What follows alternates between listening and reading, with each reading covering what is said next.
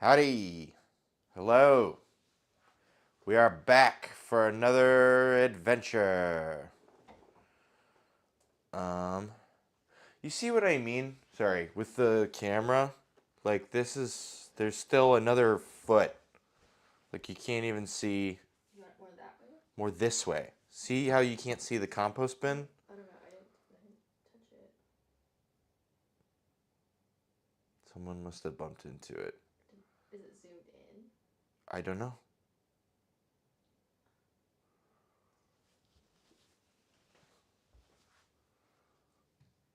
I kind of like the aspect of that a little better. Yeah, that looks good. Right, so we can see the edge of the counter comes to here, and the other edge of the counter over here, right? Okay, thank you. Producing. We're back. Sorry. We're always a little bit delayed, but stream comes up at 6:30, and we'll be up in 15 or so minutes after that, typically. Um, Today we're making chicken pot pie, and a real chicken pot pie. I hear a lot of people are out there calling just a top crust over some soup a chicken pot pie, but that is no real chicken pot pie. Perhaps my mic is a little hot. See how that's in the red? Is that bad? Sorry, more producing. How about this? Shouldn't, when I clap, it shouldn't go in the red like that. You're all good. A little bit of producing, testing. Test. Hello. Simpatico.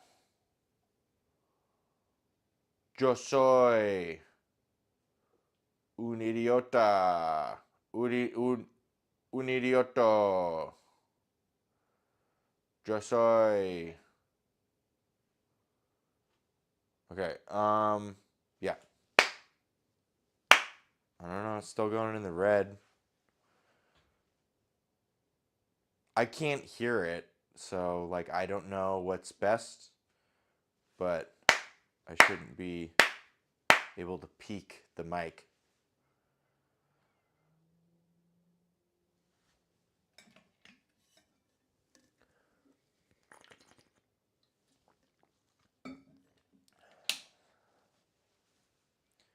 Yo. Hello. Biam biam biam. Biam. Biam. There you go. It's not, oh, a little red. Perhaps just a little more. I don't know. Sorry. All I can go off is what I see. That's probably pretty good. Let me know if it sounds good. Okay.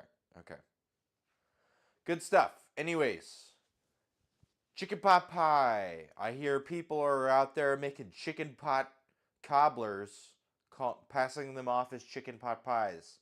Not today. We've got a pastry crust, and we are going to make some chicken pot pie for real. With two crusts, a bottom crust and a top crust. I watched a couple videos, got some good ideas, got a bunch of stuff. So there's that. And then we're also making, I got the Rancho Gordo bean book, which is right over here from the lovely Rancho Gordo people, the heirloom bean people. And I'm trying to be better about making more like interesting salads and stuff. So, we are making a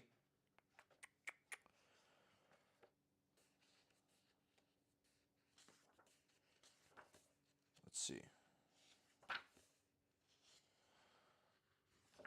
That pan's panzanella. Not the asparagus. We are making, nope, that's raw asparagus. No. Garbanzo salad with shaved red onions and fennel. Very pretty. So this should be pretty good. Another chance to use the mandolin, which would be great. And then we are also making a hojicha infused rum and hazelnut orgeat flip. So that should be an interesting drink as well, which will require us to blitz hazelnuts in water to make our own hazelnut milk, and then we'll make a syrup from that, and then we'll add a little bit of miso to that, and then that'll be our orgeat. We'll add rum and a little bit of scotch for peatiness. Anyways, the road has just begun. Many steps ahead of us. I will start with something. With music. Let's get some music going. On my phone. Sorry, I'm not playing music out loud. I feel like it is bad. It's bad, no? Right? You get like copyright struck and all that stuff. I've seen some other people doing it, but I don't know. Not currently here for that.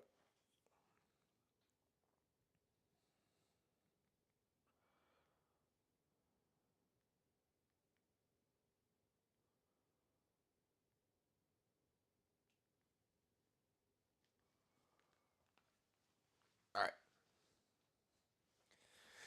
We got frozen peas.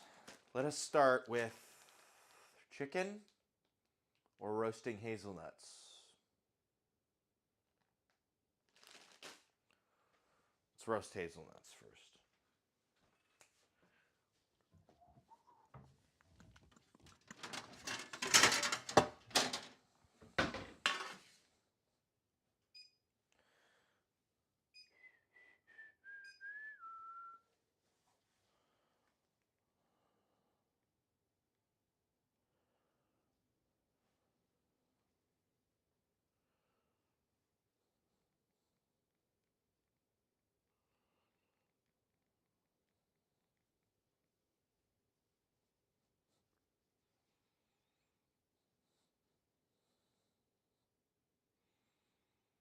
$3.50, 10 to 15 minutes. Perfect.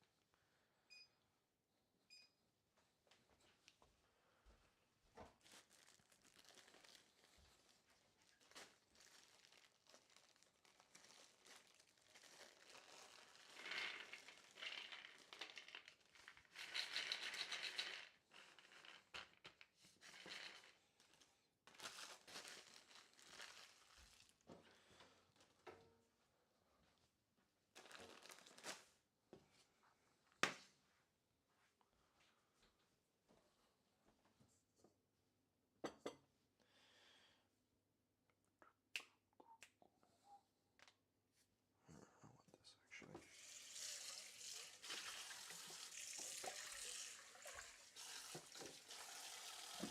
All right, there's no soap in here.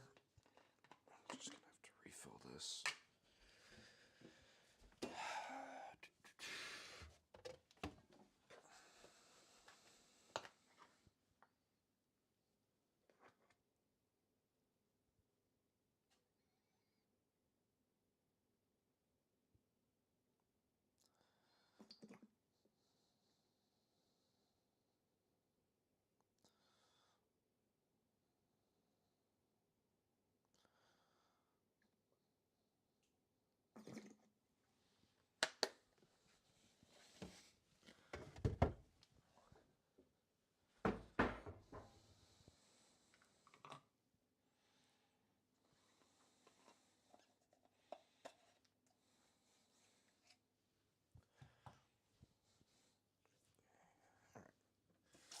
So we got a cutting board and some stuff here.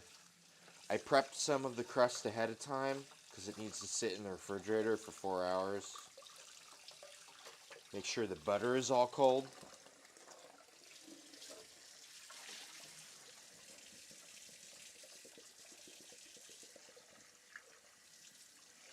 Pate messe, or whatever it's called.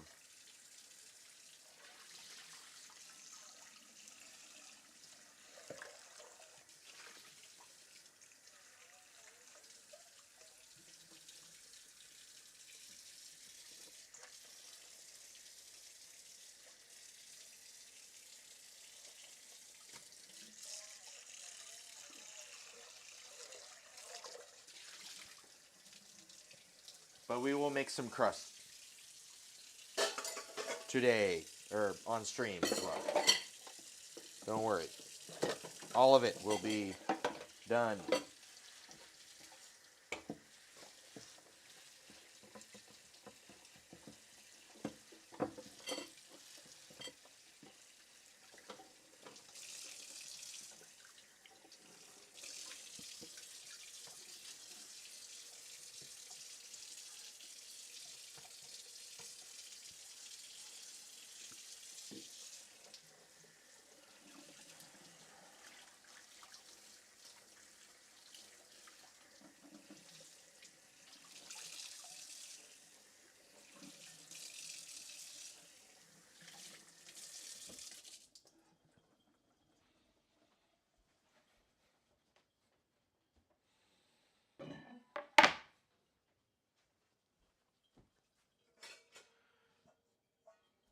Okay. Actually, don't need that. We want.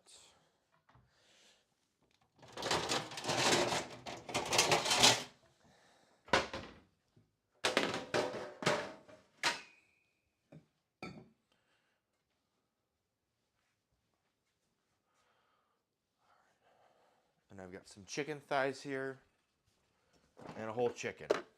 This is just going to butcher up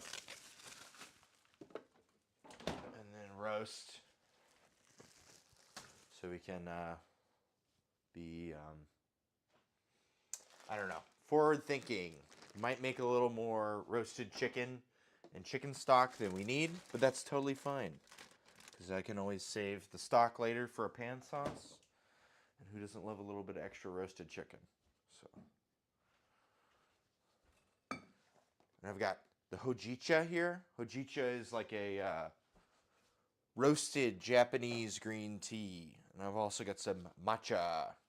Pretty good quality stuff from what I could find. So that'll be really good. Our garbanzos have been soaking. Let me just prep everything, get everything on here. I'll get a little bit of oil on it, salt.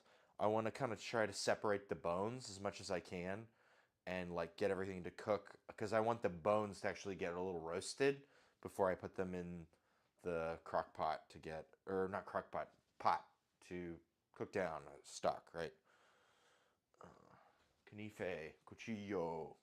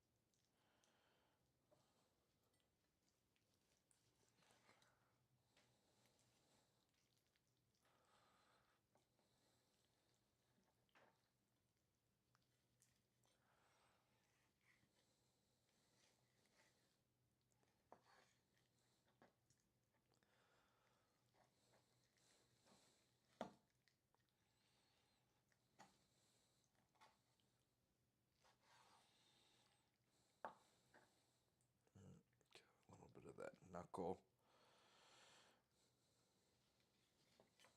I just want to try to save as much meat as possible, but I always get this little extra knuckle piece.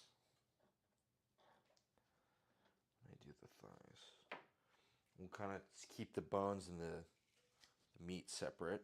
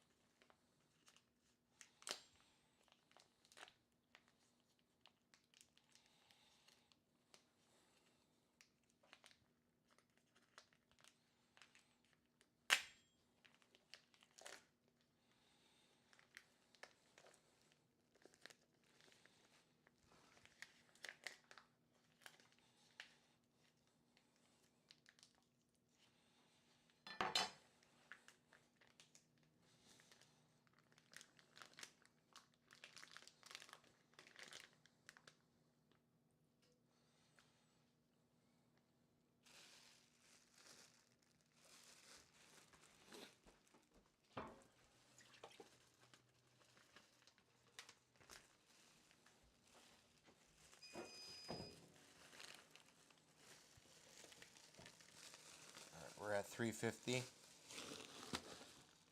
So I can put these guys in.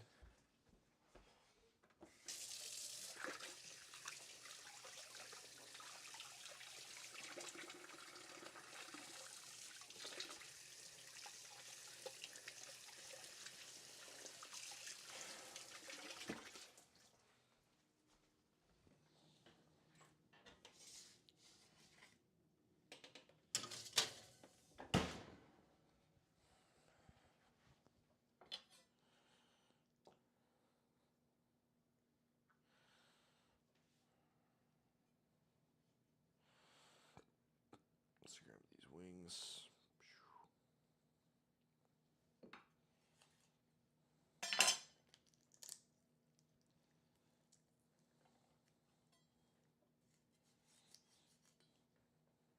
Just gonna segment out these flats from drums on the wings. We'll just kind of leave them somewhere between.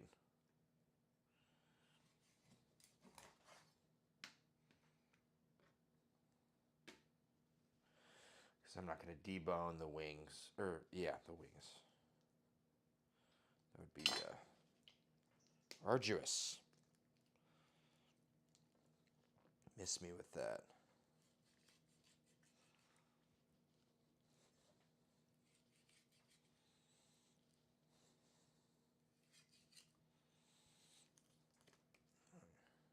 There's one wing.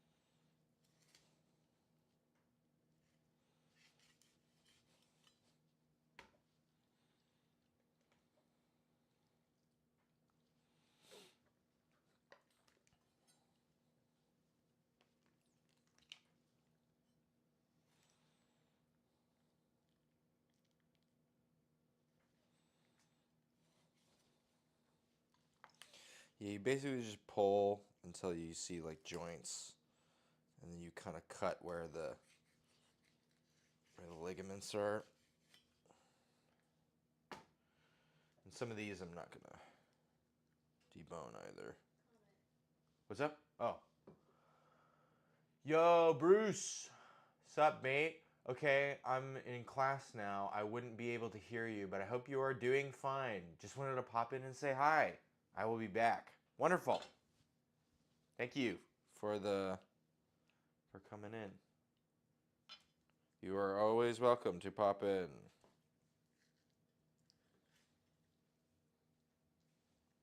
All good. Wonderful. Hope your class is going well.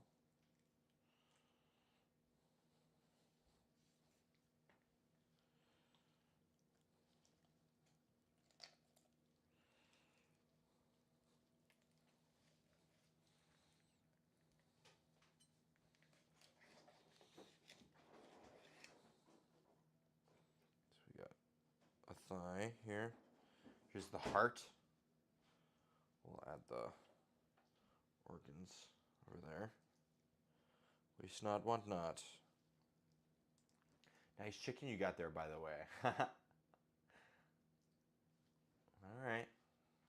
Yeah. It's alright.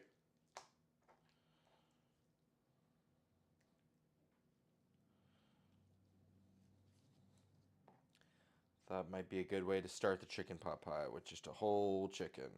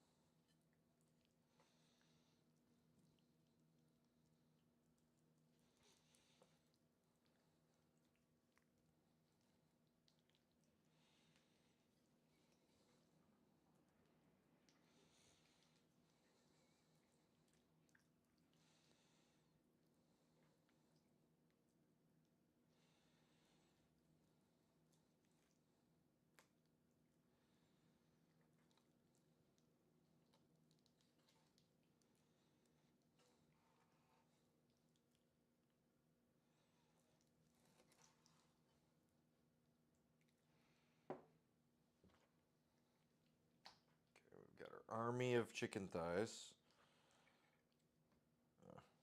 Some gizzard.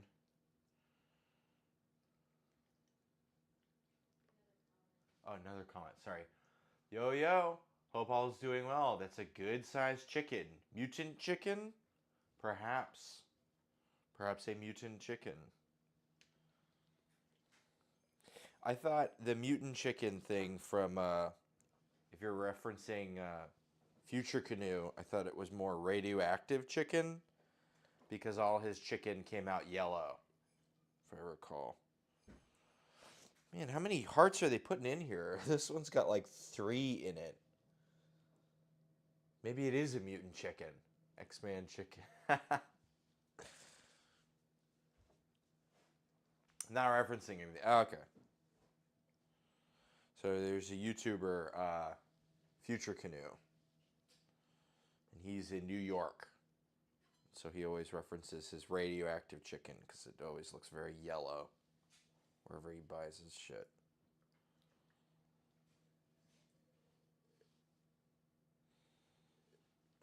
Perhaps I should have done the breasts earlier, but whatever. Who cares?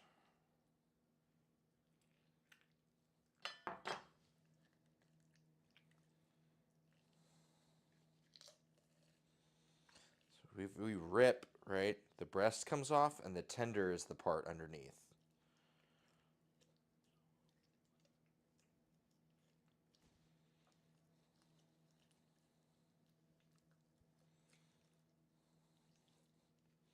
And separating everything out like this is going to make it cook a lot faster, which is good for us because this is going to get processed more or cooked more anyway, right?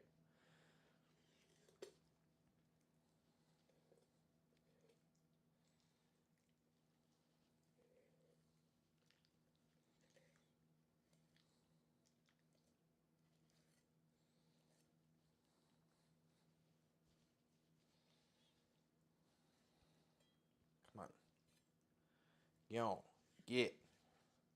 Get. Come on.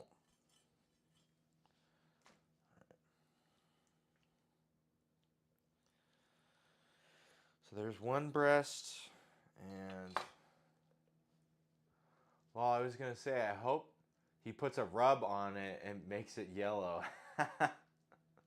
Sounds like I've been seeing some. Sounds like I have seen some skin be yellow though, for sure. Yeah. Though not sounds. Damn autocorrect.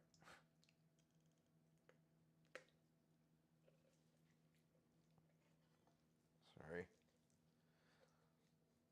When I'm doing this early processing, sometimes it's hard to follow along with the chats. But please, do chat. I really appreciate it. Your words of encouragement.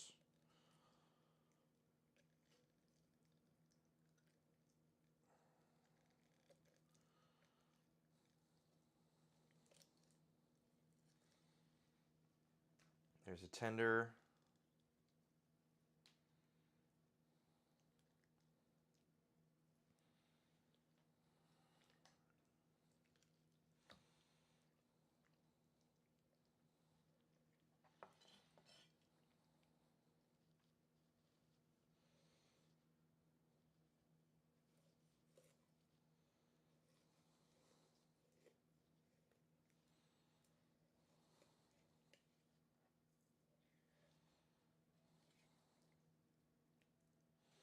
I'm just going to cut this one off whole.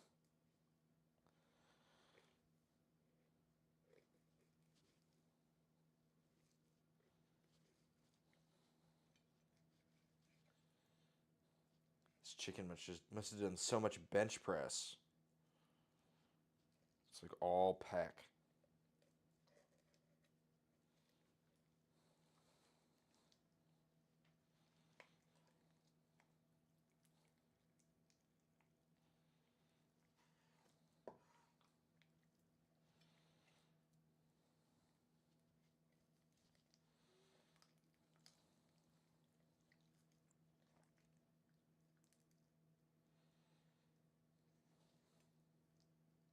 I grabbed a bone there. It's fine. We'll just cut and then remove. It'll just be easier. The collarbone. Makes sense. That's where your pec connects to. You have the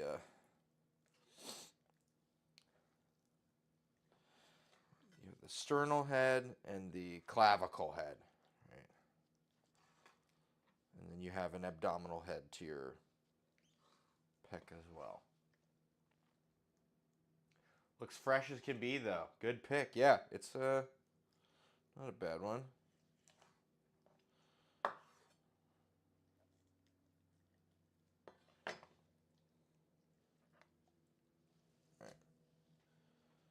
Then we want to make sure we remove the clavicle.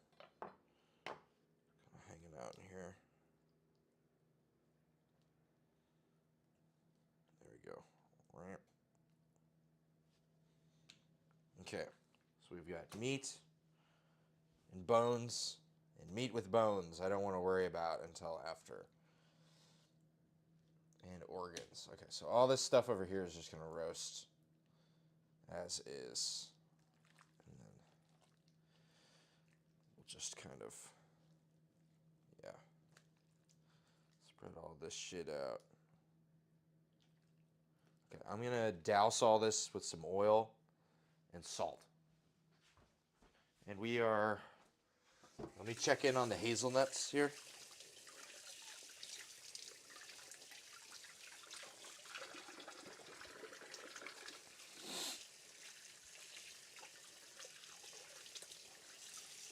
This has been a good 10-15 minutes.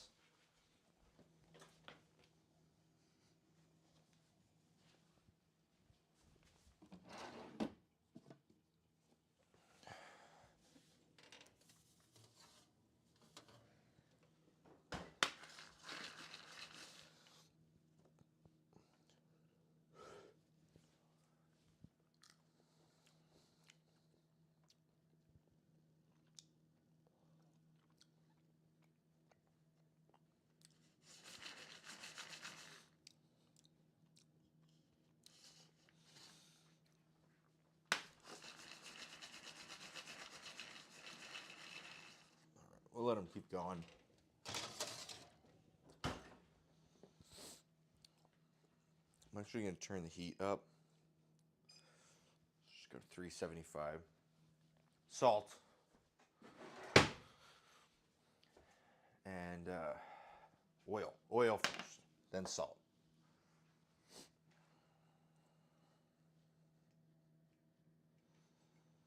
And our bones too. We want our bones to get roasty toasty.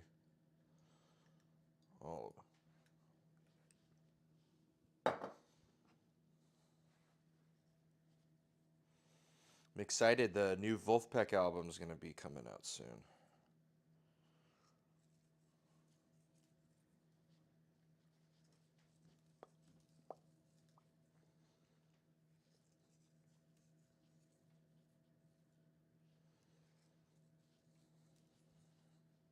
This is going to be our stock, so salt is not a problem. Especially, I've got to mix it into everything, so we're just trying to be nice and thorough.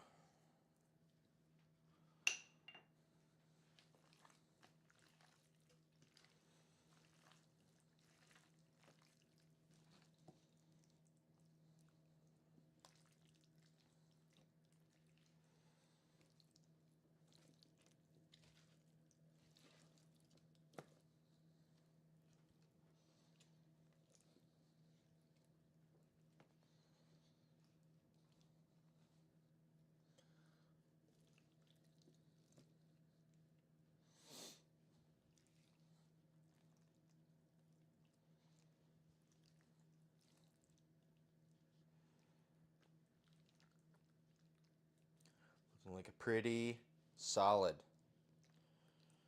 tray of chicken here.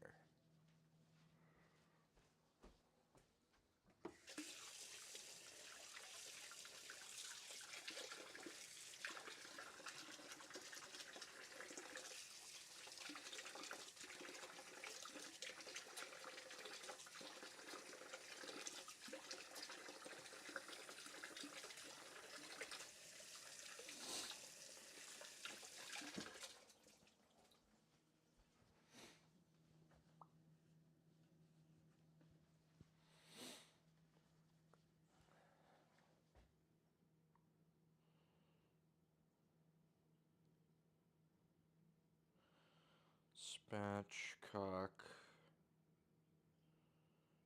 chicken temp.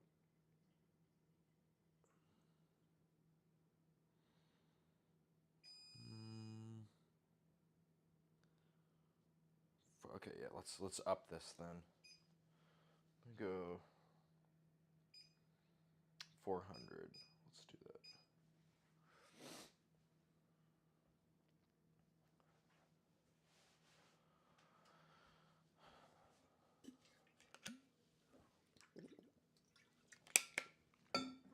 Now let's clean up our workspace a little bit. So we've got kind of grosso chicken stuff.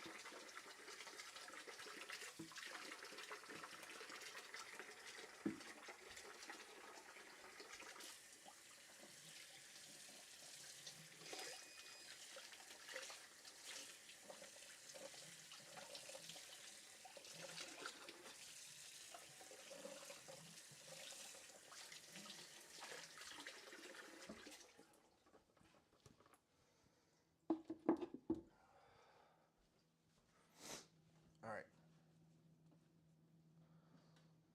I feel like I'm starting to smell the hazelnuts a little stronger. Let's wipe off our counter too.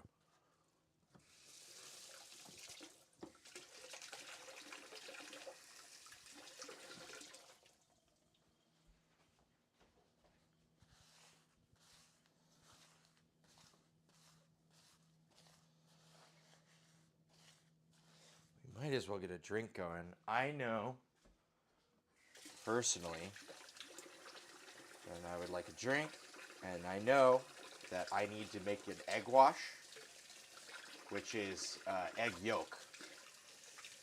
This is the most important part of it. So that means we've got an extra white that will be hanging around here that we can use for a sour. And then our flip actually calls for a whole egg.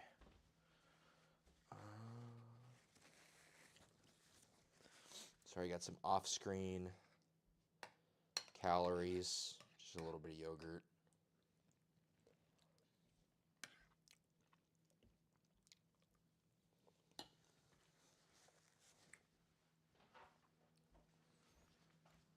So let's do up sour. One of those jasmine gin sours from last week. I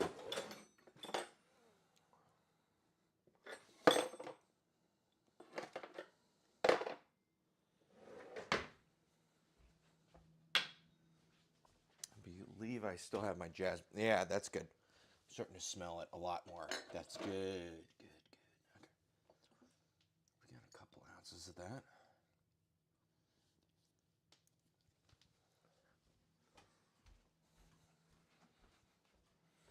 So we got more of our jasmine gin. I've got more Saint Germain elderflower liqueur. We need an egg white. Need my shakers.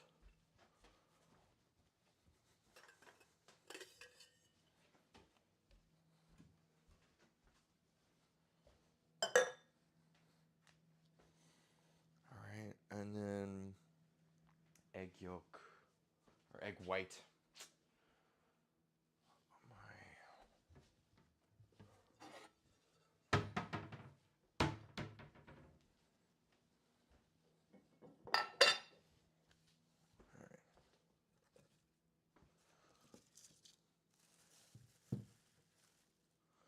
I got a couple haggard looking limes. They are demanding to be used.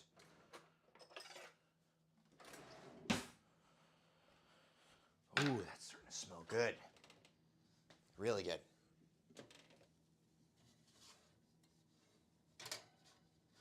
The oil's coming up to temp here.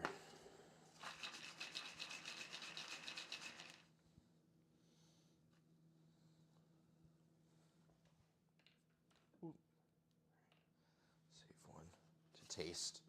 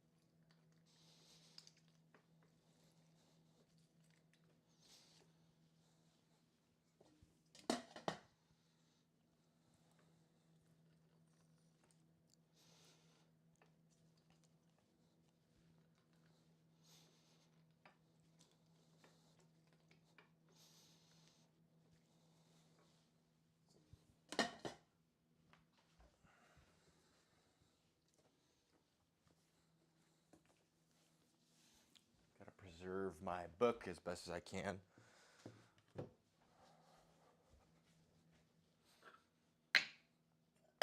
Okay, we want to hold off on our ice. Normally we want ice early with how I make my drinks because I not only use the jiggers, but I use a lot of like eye measurement for how things look, but it always starts with ice. But we need a dry shake for our sour here. So a couple ounces of our jasmine gin, an ounce of Saint Germain elderflower liqueur. This stuff is great. I really hadn't tried this. I'd heard about it for a long time. I didn't use it. And it is good. Good, good. A little bit of lime.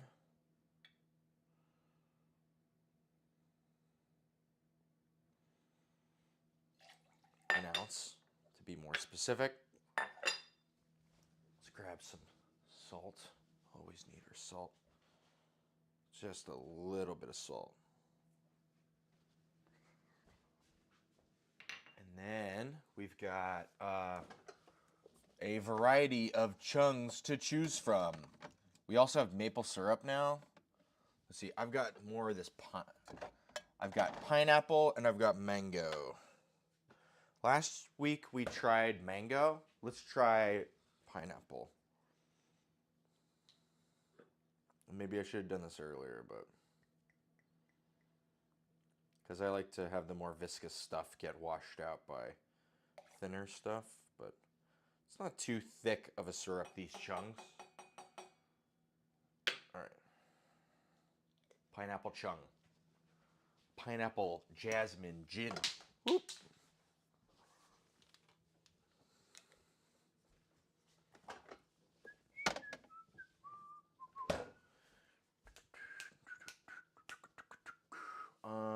Egg white. That's what we need.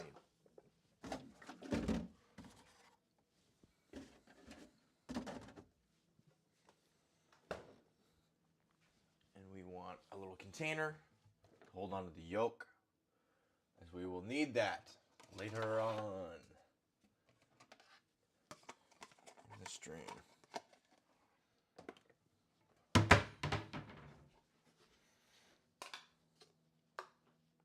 Checking. It's looking good.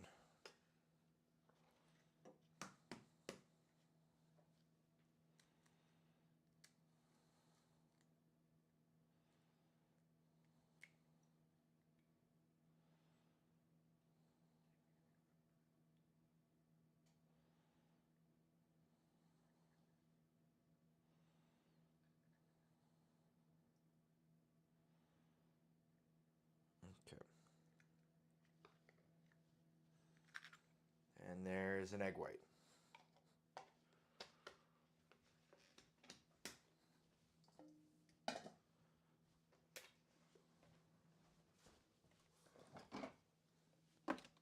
Save that for later.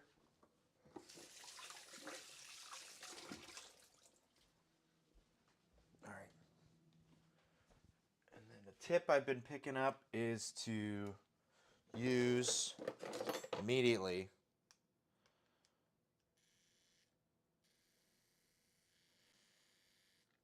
this one's kind of busted. That's better. You can use a milk frother to try and get the whites going. Like it's already, the white has frothed up in a way that's like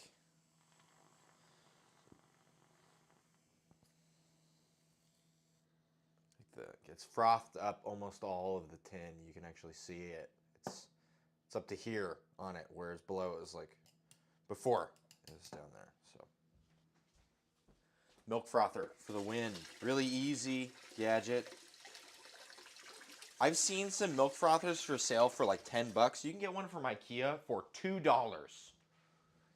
And if it feels chintzy to you, get a couple. Because if it breaks, you can always just use the next one.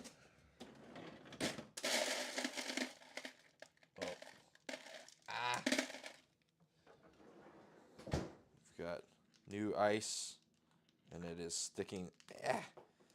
I feel like I've got like a growth. Like I'm like a. It's like the fly or something. Oh, come on. Get over yourself, ice.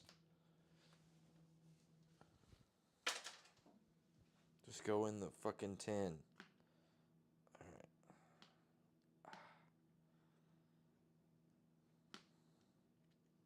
All right, there we go.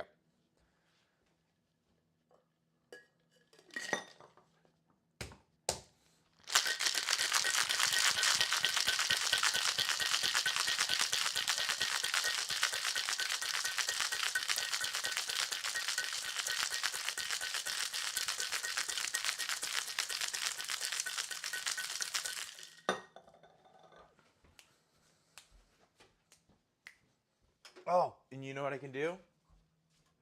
Because he dusted it with matcha before, but I didn't have any matcha. But I just got some. I might have gotten actually like a higher quality than I needed. Might have been a bit wasteful. I'm not sure what quality of matcha they like to use for drink purposes. But I couldn't find any loose leaf ones for sure. So I went with the ceremonial grade, which is like pretty fucking high grade. But it was the only one for sure that was like loose leaf. Because a bunch of them kept saying like price per packet, price per count. So Rudo, ooh, that's nice rice cooker. Yes, legit. Ceremonial tastes better anyway. Yeah, I bet it does. Big matcha head.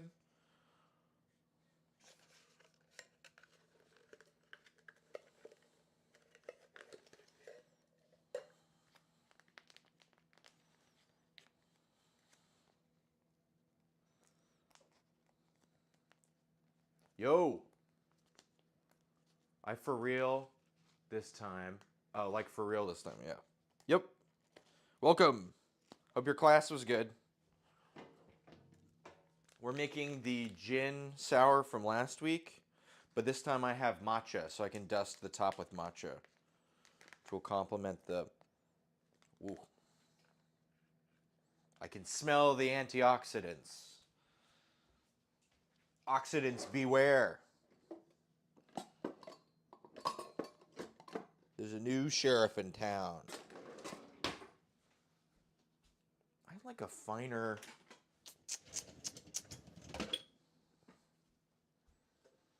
I have a little strainer.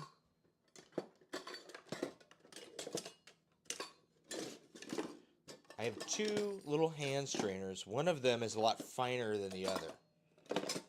And for these purposes, I'd like the finest one. The only finest strainer. Here it is. It got jammed up to the top of the tool. Top of the toolbox. Okay.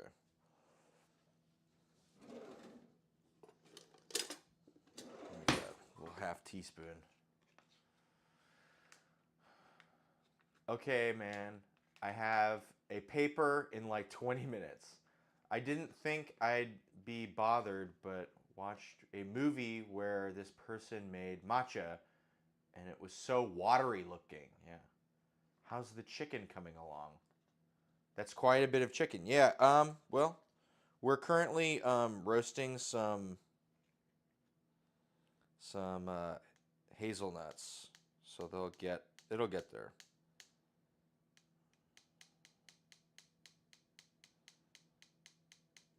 I feel like this is entirely way too much tea.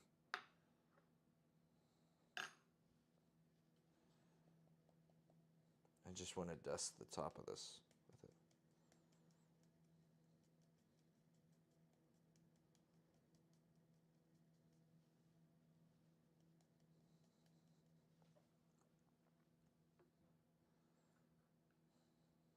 All right.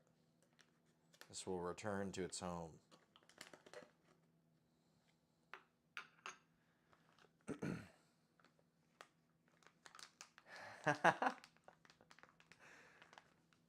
How did I get a faster? Hormones. Yeah, probably.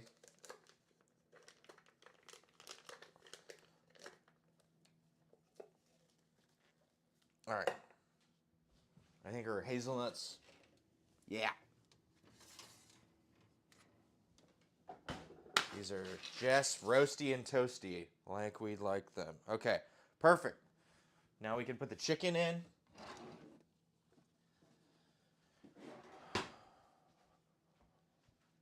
Biology class is draining me, and now I have an exam to sit for. I'm dying. Shit. Are you good at biology? Is it boring? Or is it just challenging.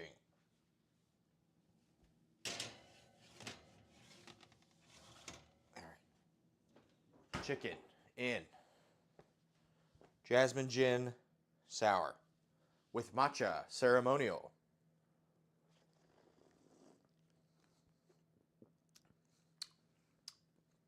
Man, all right.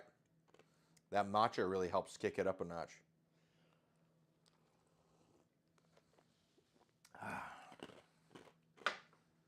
Now I have, the more I study, the more stupid I feel. Yeah, you know, that's fair.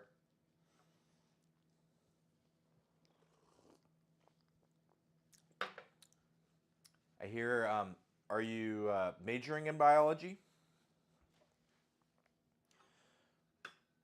Or what are you majoring in, if you don't mind my asking?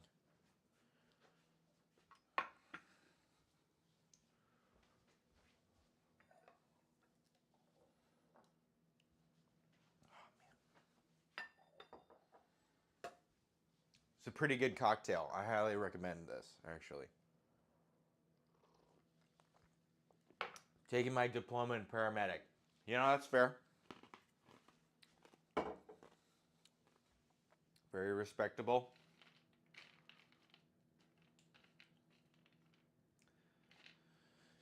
Make the bucks for studying to be a Wii U crew. Yeah. Yeah, I was going to say, make the bucks to be the front line of watching all the crazy shit happen to people. Let's see. And then we want to add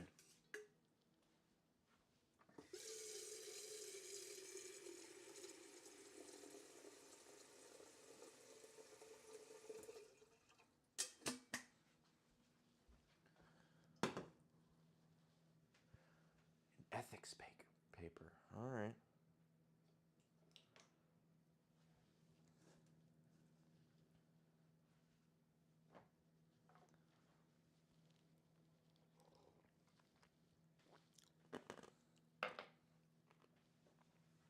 It's funny because ethics at the time was like just studying anything, right?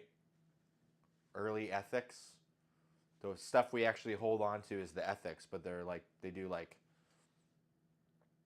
or I guess philosophy, right? Ethics is a subset of philosophy, but like metaphysics was another subset of philosophy. So guys could be like, you should be nice to people.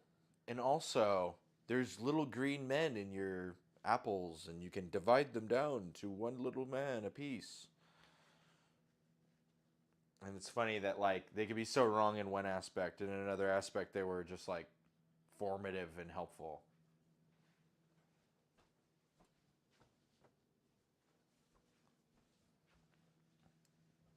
Okay, cool.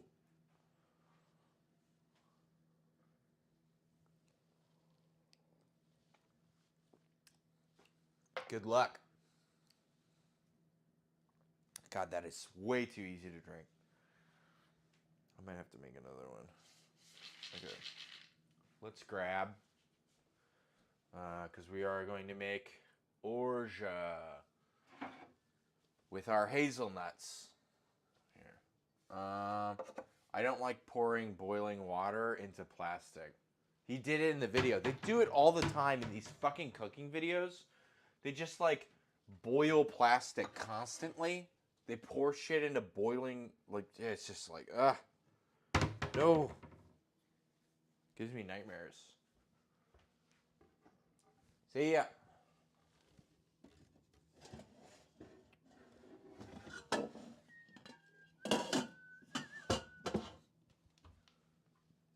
Ugh. Smoke. Must have been something on the burner. Something on the bottom of this. Last week I fried tonkatsu on that burner, so it's probably what it is. All right. How much water do I need to add?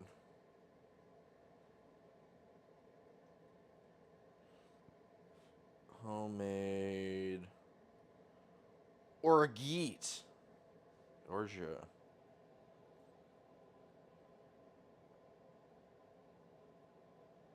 You know what? Let's not Google orgeat. Let's use a trusted YouTube person. Anders Ericsson. Orgeat.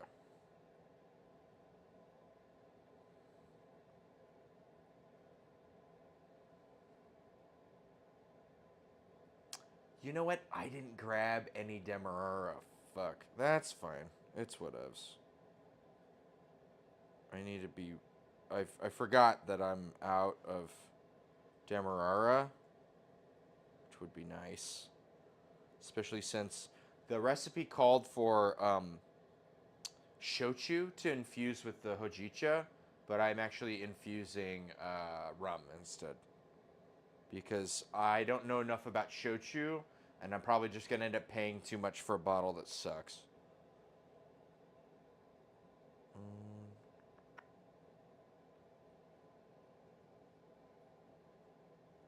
It just says almond milk. Fuck. Okay. And this is a 1.5. Okay. So let's just do the almond milk thing, I guess. Fucking dumb. Almond milk recipe. I just want to know the ratio of nuts to water. Because you basically just blend it and strain it.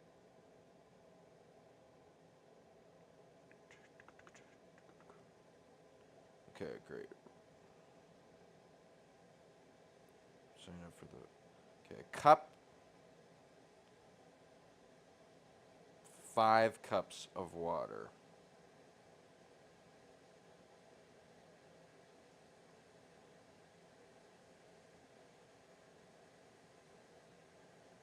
Dates. Here. Almond milk. Nuts to water ratio.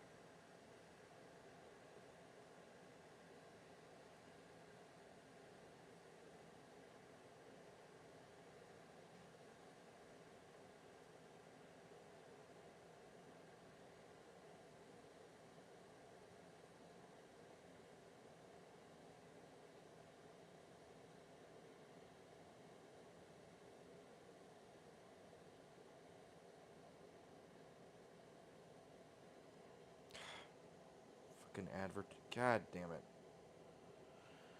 Best ratio for almond flour to water is 1.25 cups almond flour to 4 cups. Okay, so it seems to be 1 to 4 or 1 to 5.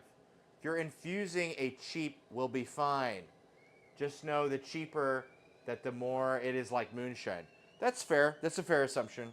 I mean, it's gonna be the base spirit in our thing, and so we want to make sure that, to the best of our ability, that we can make like. I don't know enough about shochu, but I know enough about rum, and Appleton Estate is very affordable, and will make for a great, you know, rum with hazelnut. Sounds wonderful, right? I'm actually gonna adjust the camera a little bit, or this guy. I always feel like I'm battling the camera to get everything perfect. I don't know. All right.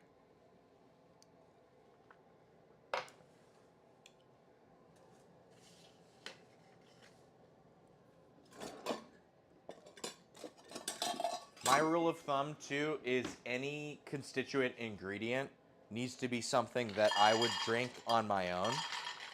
Like, I wouldn't be willing to entirely pass up. Let's call that 2 cups. So we're probably going to need about 8 cups of water.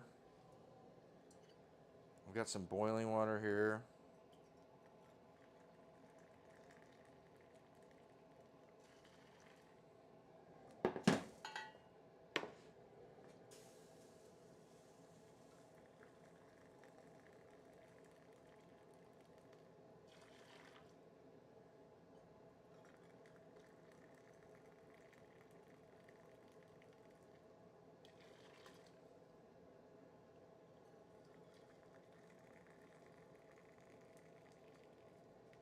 Okay, we're at 1-2 cup ratio. Let me double check the. Just want to make sure. So many times I'm doing something I've never done before, and it ends up like I just want to make sure I do a decent job of it. Right? This is what you'd be doing at home anyway, right? You would find something you'd never done before and you would try to do it.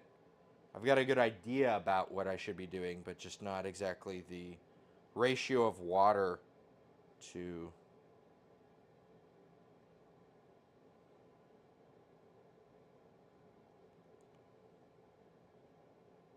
Oh, I was supposed to. It's fine. Who gives a shit?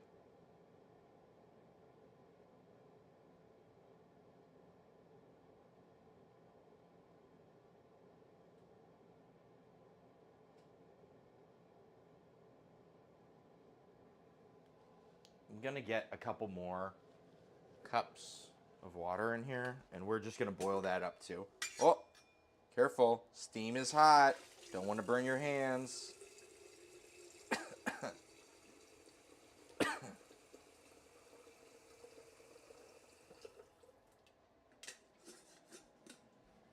Steam burns are no fun.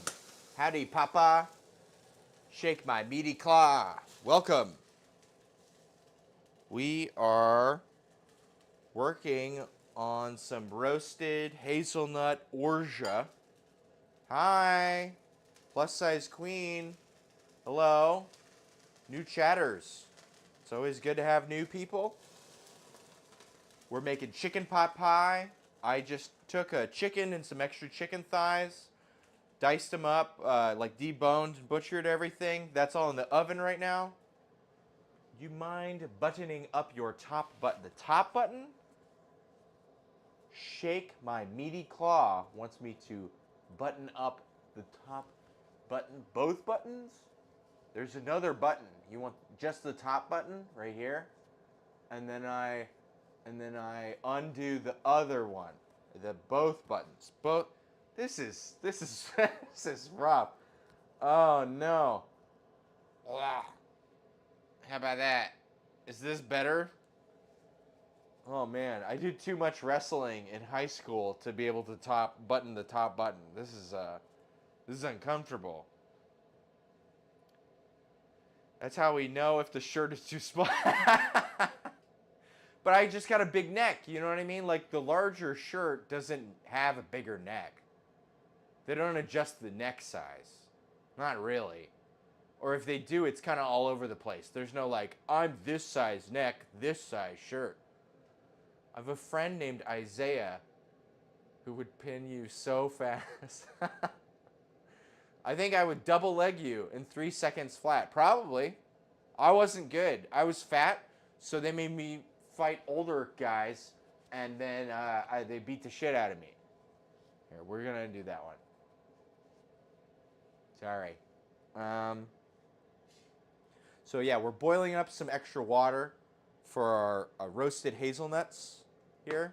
We're making an orgeat with these roasted hazelnuts. I wouldn't want to let you near a singlet. Well, that's fair. I don't want to wear a singlet anymore. You have a face that makes people want to beat that ass. All right, coming in hot. Possible ban evader. Whatever. All good. Can I see chicken thighs, please? They're actually in the oven right now. They're busy doing their thing. Unless you're calling me the chicken. In which case, here's the thigh. Here's the other thigh. Are you boozing? Yeah, I made a last week on the channel. I infused some gin with jasmine tea, and then I made a sour out of it with some elderflower liqueur. And then this week I actually got some matcha to dust over it. Yeah. So that's what's going on. How do I feel about Indian people? Well, what's their name? Who are they? Do I know them? Tikka masala is very good. I've made several Indian dishes on here. Good food.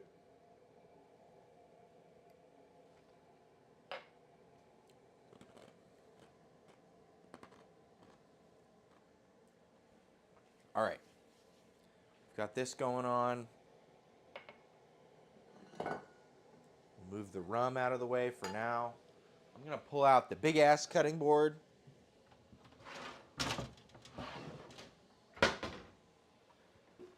Do you have peas for the chicken pot pie, papa?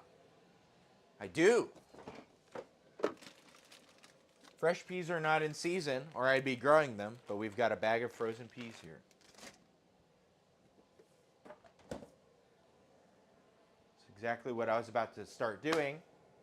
Here's the situation. You are on a bus, and a smelly, sweaty Indian man sits next to you.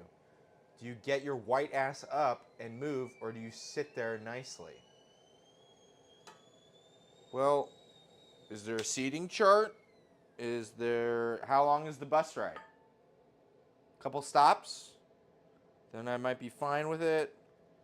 If it's a long, long time and it's an aggressive smell, perhaps I would move. Perhaps I would. I probably just wouldn't do anything. I've endured so much bullshit on buses and stuff. So we were at 4. We want a couple more. So you're trying to remember my ratio of boiling water to hazelnuts? Let's do that. 7. It's on the lower end of the ratios I found, so should be good. 100 open seats, 10 stops. He's right next to you. Well, at that point, I feel like he'd be invading my personal space. It's like that meme where there's all the urinals, and there's one guy taking a piss on one end, and the guy just walks all the way over and takes a piss right next to him. Maybe I'd probably move, but at that point, he'd be in my way, right? So I'd have to get up and move out of his way.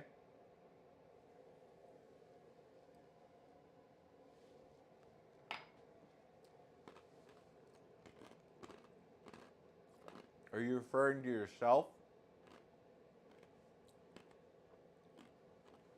Plus-sized queen?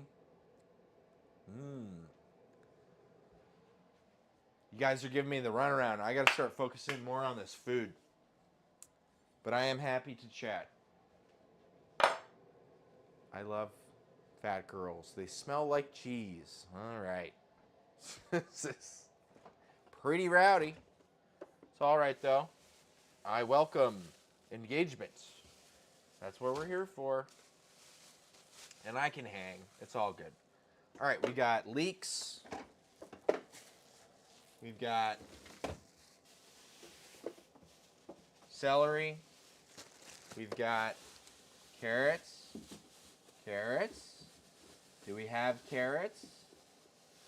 For the love of God, we don't have any goddamn carrots? No. We gotta have carrot. My bad. Give me a sec. I gotta hit up my producer. Go get some carrots. Might you get a carrot? Okay. We always get the yeah, if it's the cheap viewer thing, we need to ban those people. All good. Yeah. I thought we possibly needed a couple things, but looks like it's just carrots. And I double checked everything else. I just assumed we had carrots because we always get like a bag of carrots.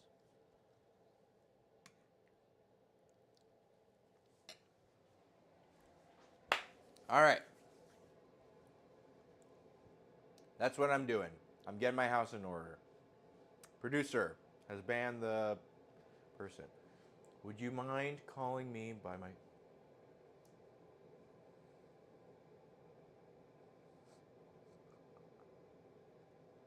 I'm all good.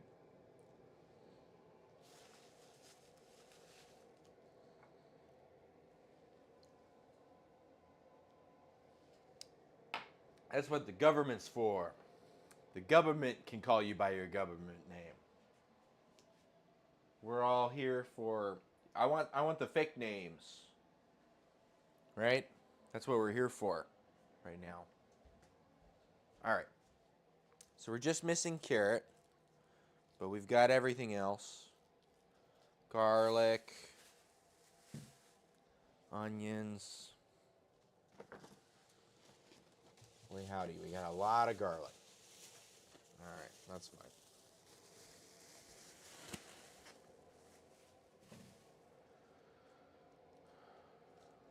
Uncle Stinky, welcome. Nah, I'm good, man.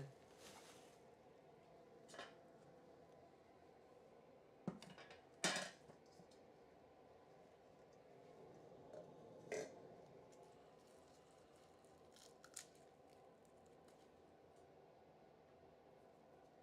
right, move this back over here and get stuff set up for our mirepoix.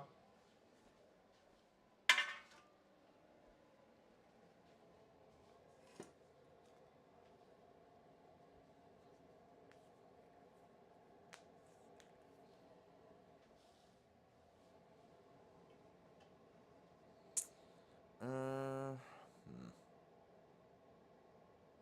right.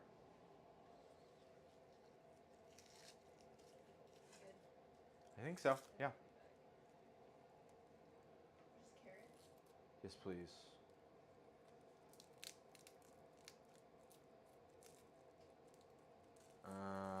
Yeah.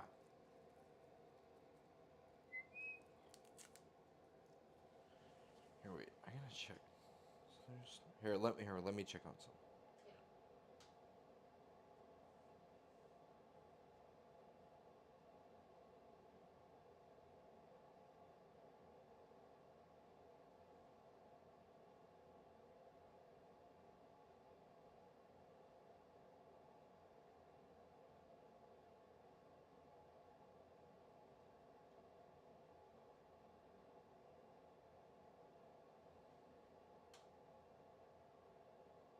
All right. No, I don't think we need it. Yeah, just carrots, please. Yeah.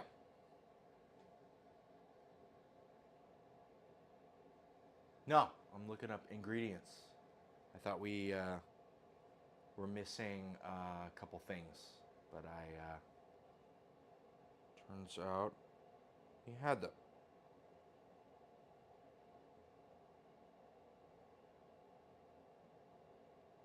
Yeah. Okay. All good.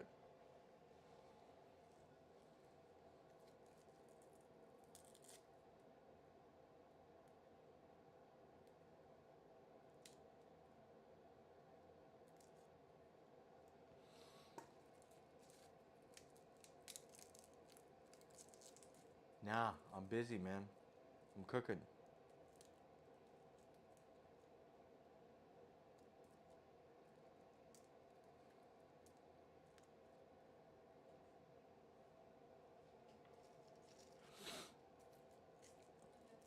Yeah, go for it.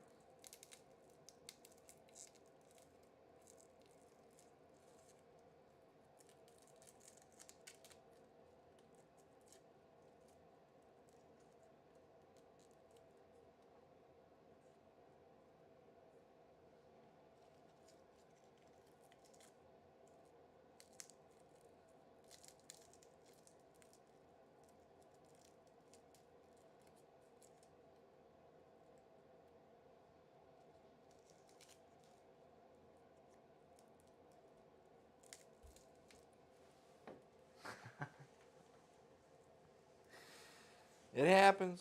It's all good.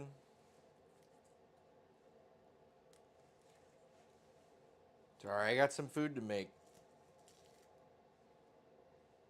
Happy to hang and chat, but if you're just spamming the chat, you know, it's hard for me to get shit done. Oh, that's not fun. No, it can be fun, but maybe not this place is kind of fun. What's up? That's all good, yeah. Nothing's for everyone. I'm honestly more down to clown than you would expect. But I just got some shit to do.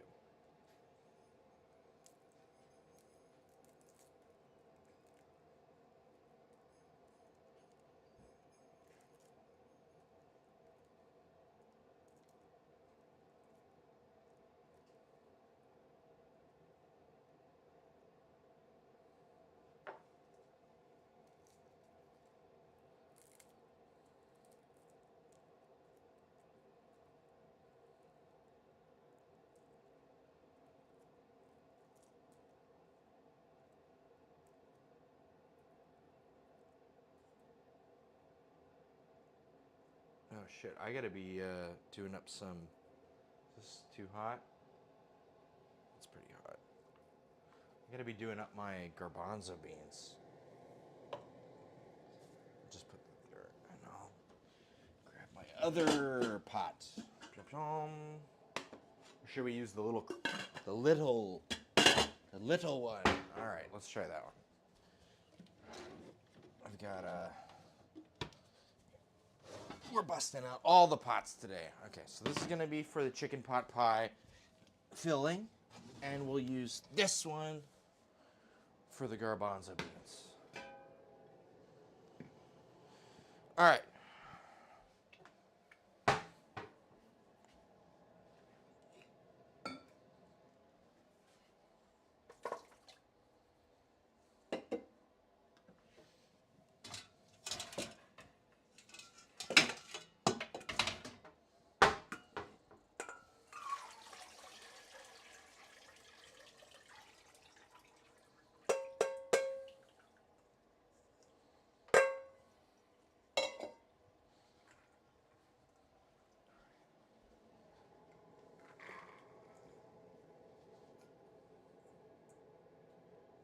All right.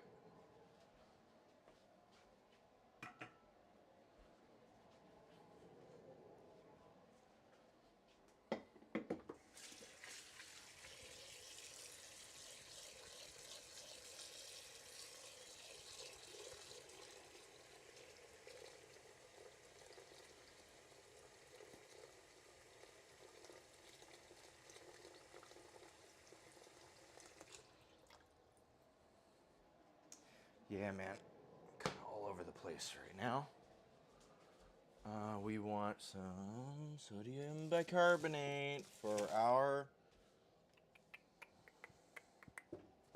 baking soda. Baking soda. ¿Dónde está la baking soda?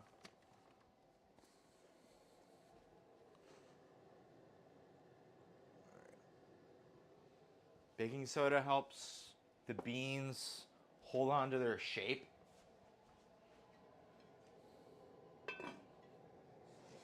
So it's helpful in that regard.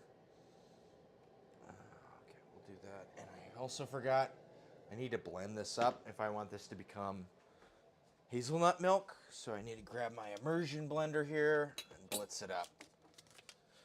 It's going to take a lot longer steeping without blitzing.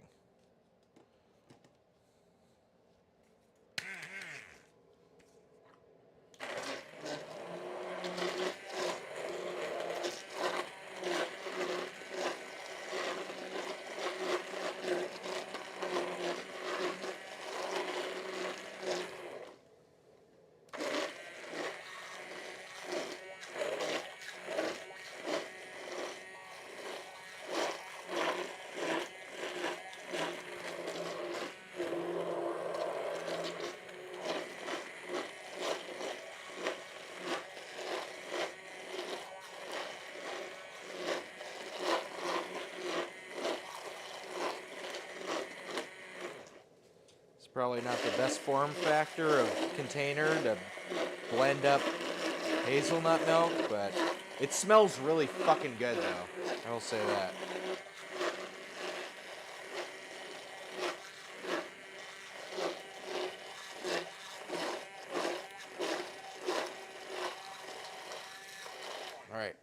we've made a mess.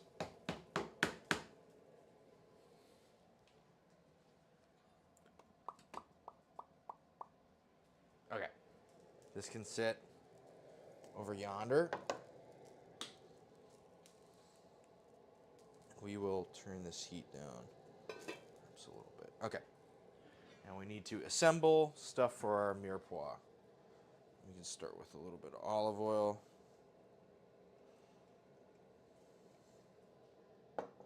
And perhaps a little bit of butter.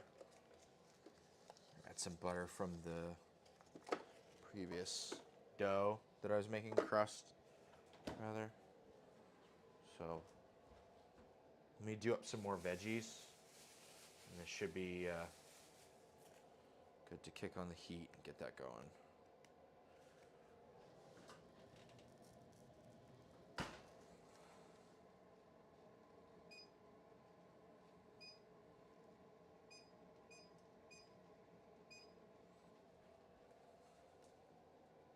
Today's stream has a lot of moving parts.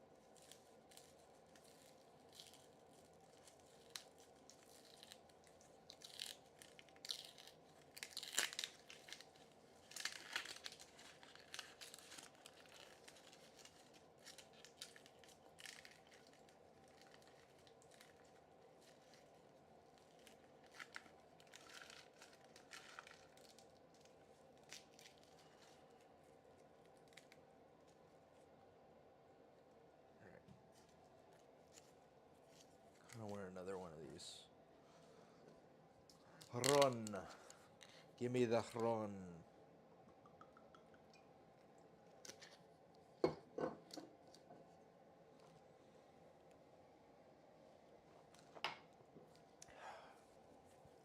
Good stuff.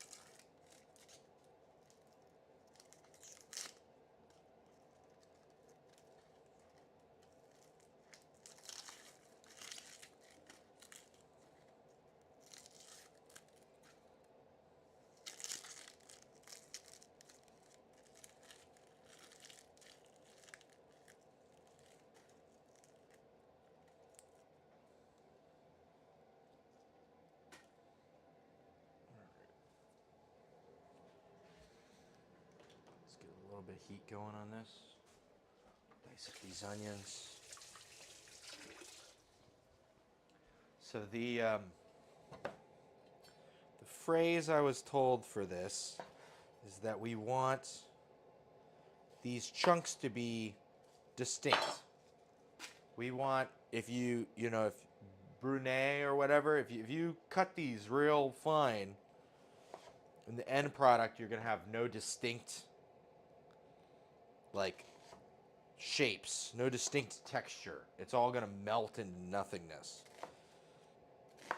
So I'm just going to go for, like, a nice loose chop, kind of. The biggest pieces are, like, about this big. And we'll see how that goes.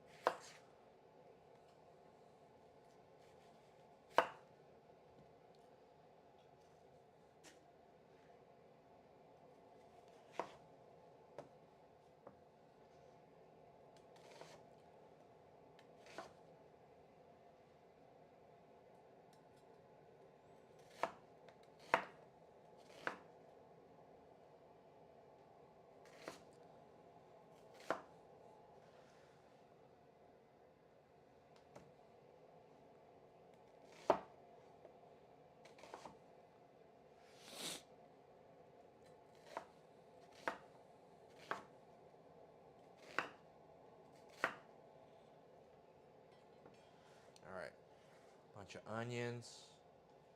Onion. Do our celery here. And then we're going to add some leeks and some mushrooms, which are a little atypical, but the video called for leeks, and leeks are, something I need to use a little more of.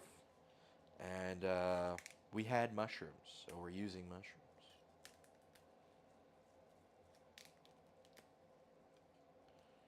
Just gonna take all these little guys. It's always good to use a full deal of celery because now I don't have to fucking keep this shit in my fucking refrigerator. Can we all admit that celery just kind of blows until you need it for something that's like officially celery coated?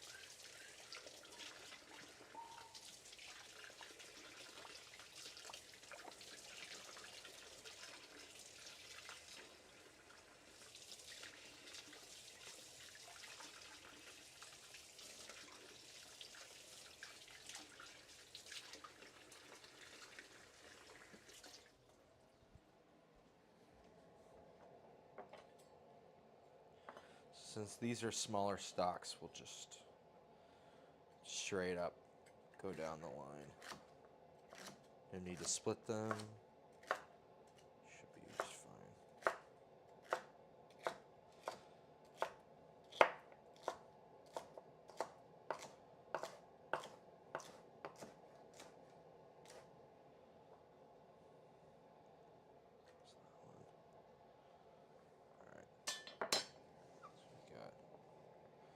Most of our mirepoix is our oil looking. We're getting there.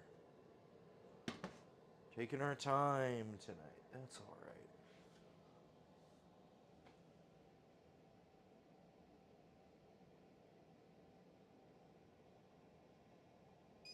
Why is this in preheat?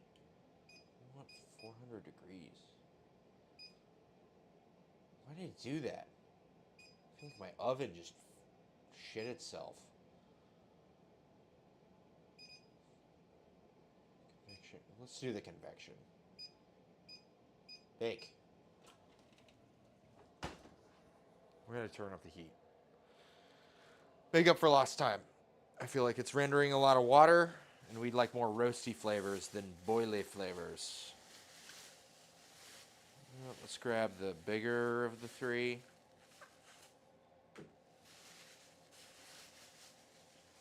I have to find something to do with these leeks. That'll be interesting.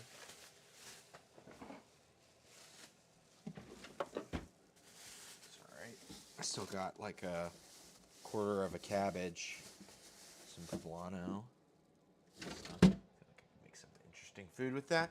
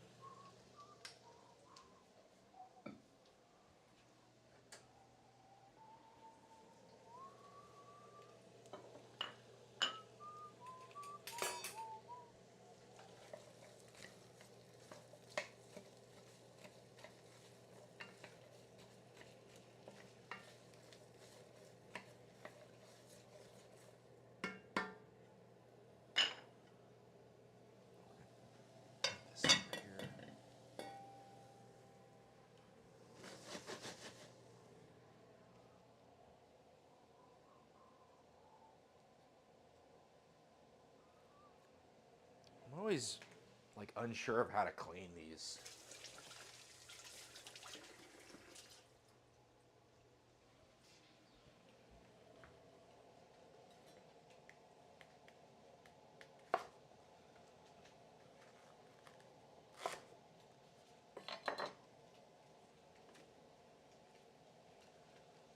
There's always shit on the inside of these. This one's got pine needles in it. Oh, that's where this is grown. Okay.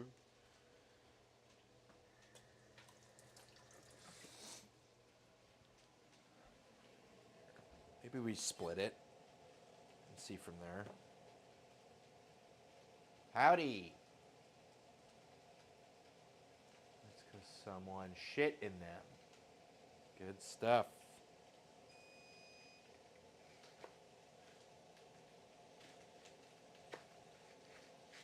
Well, someone must have been eating pine needles then.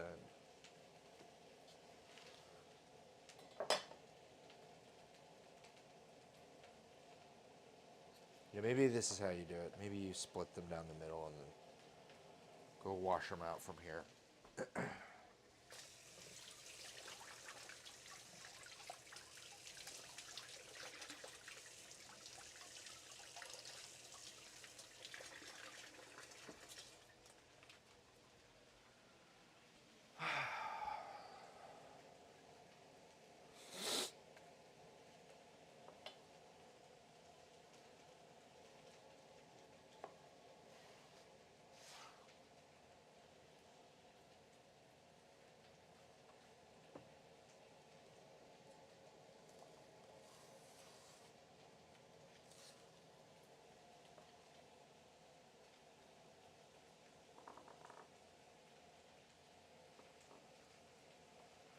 Leeks are delicious. Still without the grub, you might have another name for them. They make you strong. But they do. Wonder if there's some like Northern European coated Popeye that eats leeks, where even the spinaches don't grow. Somewhere up in Finland.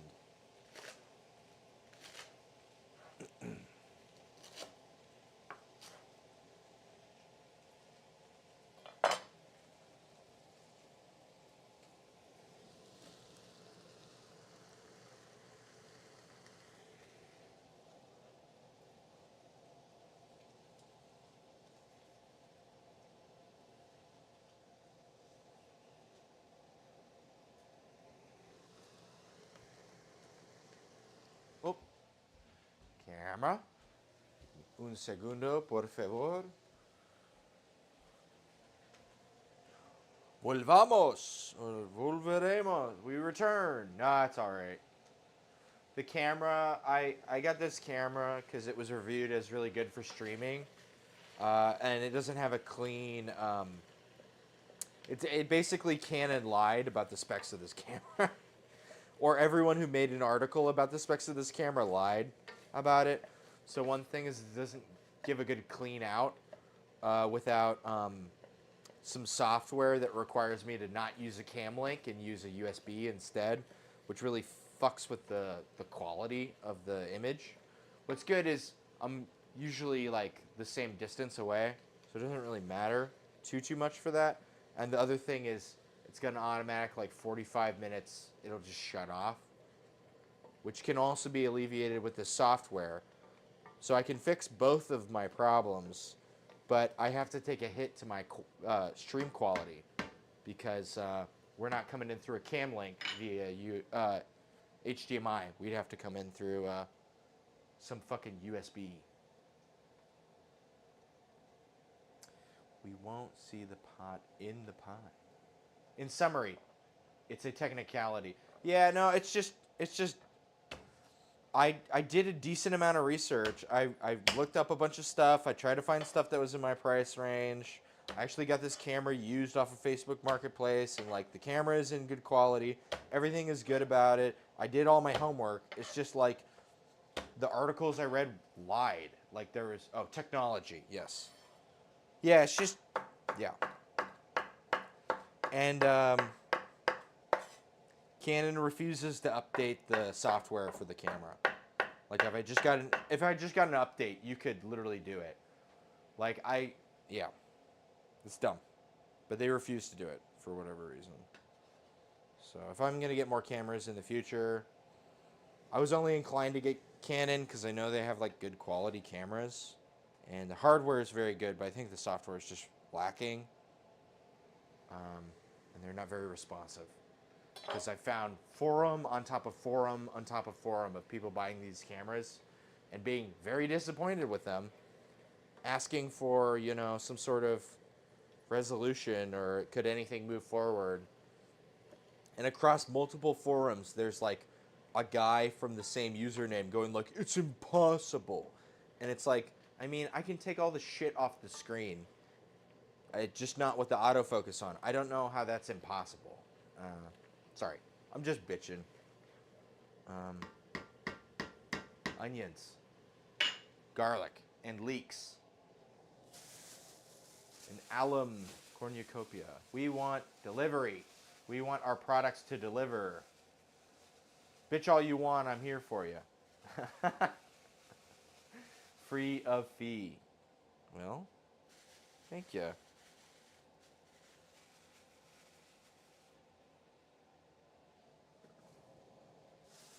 I think I'm going to save this bell pepper for the salad.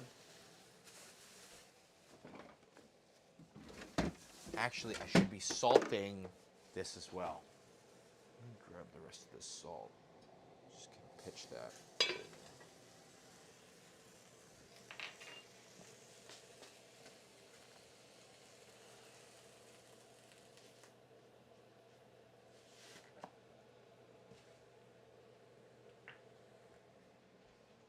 All right. We'll wash these. Add our mushrooms. And other than that, I think we just need carrots for it all to come through. We can top off our compost bin.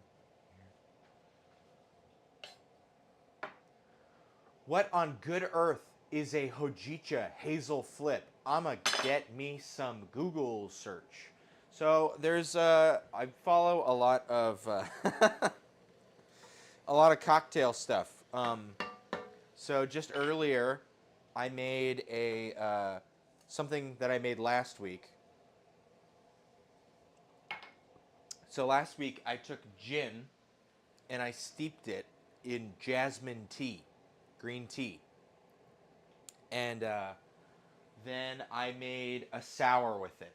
So I used green tea gin, I used elderflower liqueur, Saint Germain, and then I made a sour, right? So lime, and then some sort of simple syrup. I have been using lately homemade pineapple syrup, which is actually super easy to make. I'll get back to that. So the syrup, and then you use like an egg white to froth it up and then shake it. And I got some, last week I didn't have this, but this week I have ceremonial matcha. So we dusted some matcha on top of it. Very, very good. Wonderful. Super tasty. What was I going to say? Oh, yeah. So I've been making chungs. It's like a Korean syrup. So instead of like making a simple syrup by cooking things down and adding sugar and blending it in immediately. Oh, producer has some carrots. Ba-bom.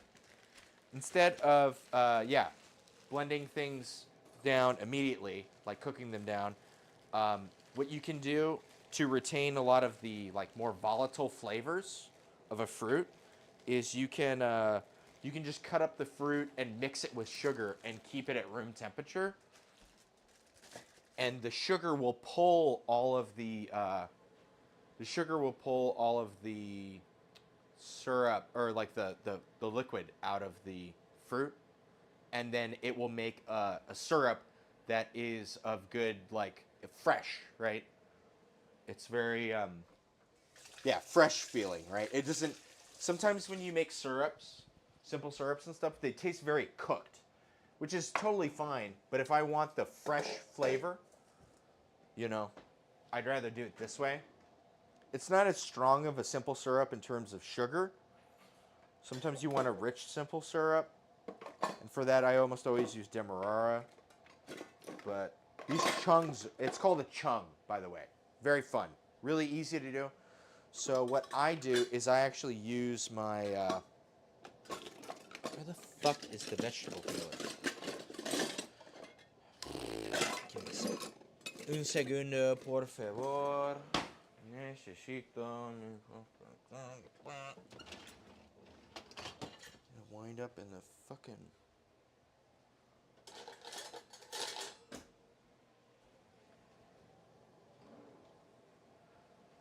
Sounds complicated. I'm gonna stick to my Diet Coke. So the thing is though, you can here it is. So I made a pineapple syrup, right? I made a decent amount of pineapple syrup actually.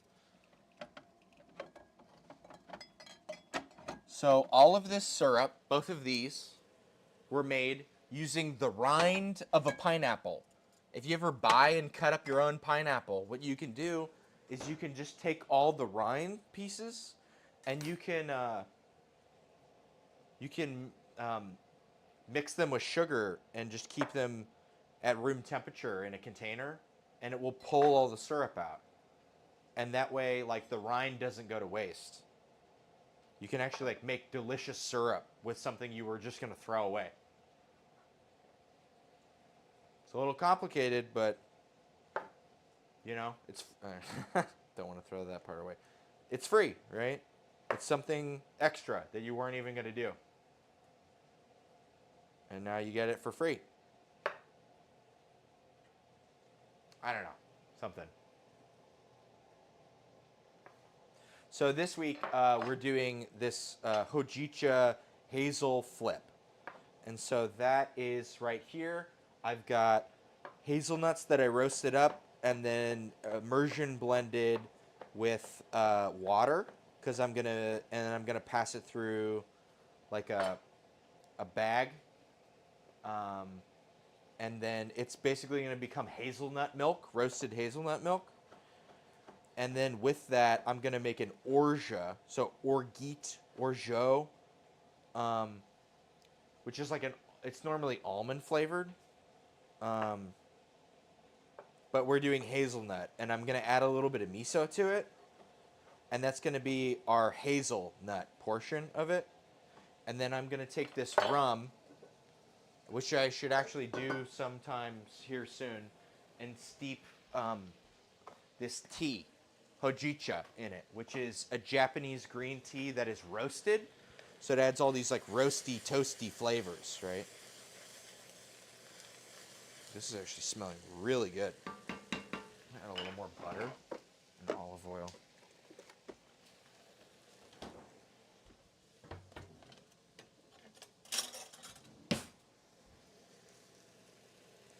Yeah, and then a flip is a type of drink that is like eggnog is like a flip.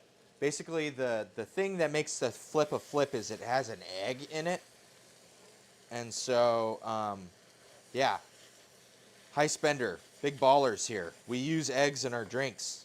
That's how rich we are here.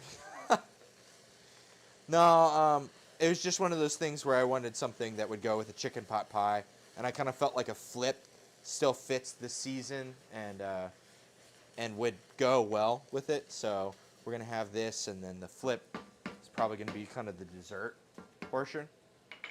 Man, these leeks actually smell really fucking good. Wow. I need to use more leeks, man. But yeah, basically you take the our tea infused rum and our hazelnut orgeat, and then we add a little bit of scotch for peatiness, and then add some chocolate bitters, and what else? Something else, I feel. I don't know. And then the egg, right? And we dry shake it, and then we wet shake it with the ice, and then I was gonna add some nutmeg on top because I don't have extra powdered hojicha because I couldn't find any at the store. This just comes in tea bags. I'm gonna flip my lid. If I try and make one of those.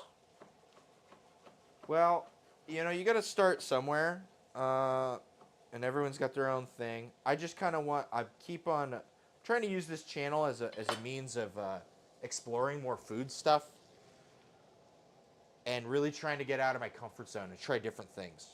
And so it kind of fits the whole ensemble with the chicken pot pie and the salad that I'm making and the time of year and everything. And it looked fairly doable and somewhat straightforward. A lot of other stuff on that guy's channel, more savory goods, it involves like even more shit. Is the pie baking? No, we're actually roasting the chicken right now.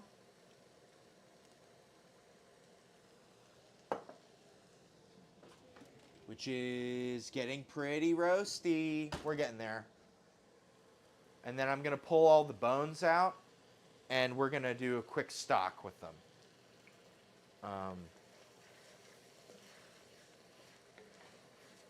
That will end up going in here. And then, yeah, it'll be good. But we're going to make pie dough here on the stream, but it actually needs to sit for at least 4 hours and mostly overnight. So I have some dough prepared because I make all my food for my Dungeons and Dragons group, which is tomorrow. And I don't know about you, but making a chicken pot pie the day before and then cutting a slice out of it and waiting a day and bringing it isn't very good. So we're going to do a little demo with a smaller pie tin. Or this is a tart tin, actually. And then we've got a bigger tart tin over here.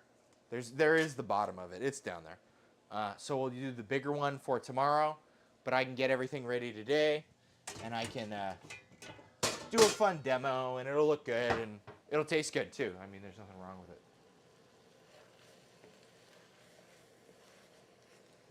Yeah, I mean, I normally start around 6:30.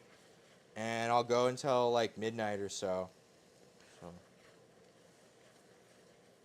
We're in the Pacific Northwest, by the way. So. If you're wanting to know. Let's turn the heat down just a tad. That is loving the heat.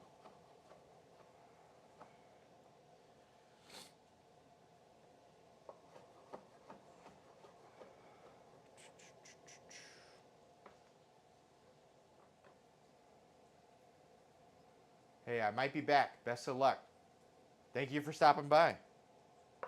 Sorry if it's a lot. I'm just this channel is kind of a window into some exploratory sort of stuff. I'm just trying to do a good job of everything. Thank you for stopping by. Consider coming back.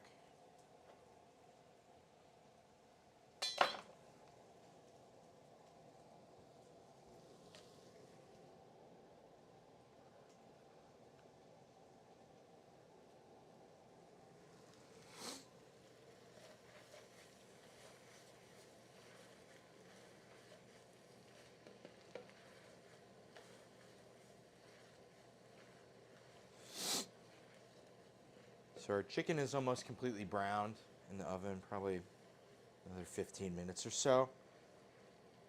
And then, yeah, we'll be good. Get all the stuff. Let's make another drink.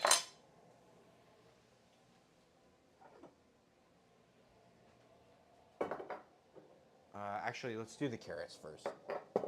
Sorry to disappoint.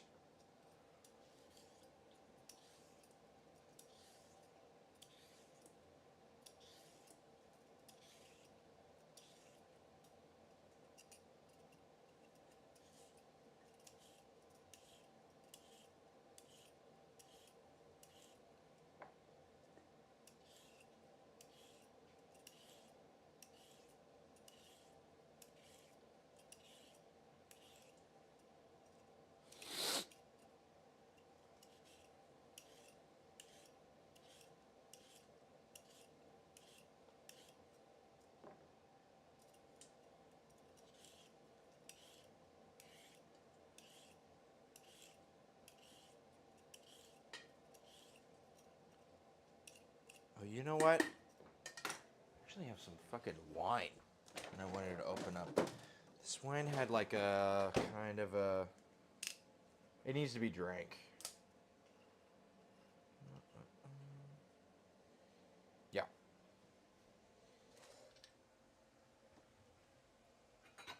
Let's just do that.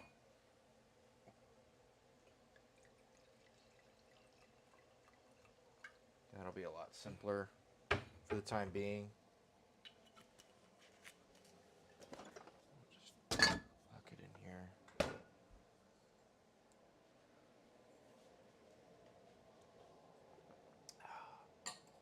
Yummy.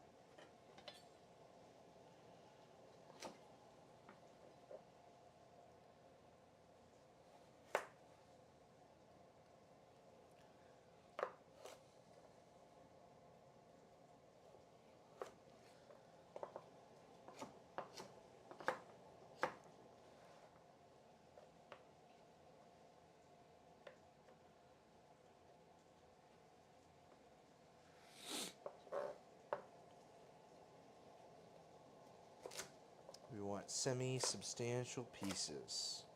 Something that can be cooked down for a while, but still retain its shape. I'm actually going to add some vinegar to this, I think would be good. Let's add some red wine vinegar.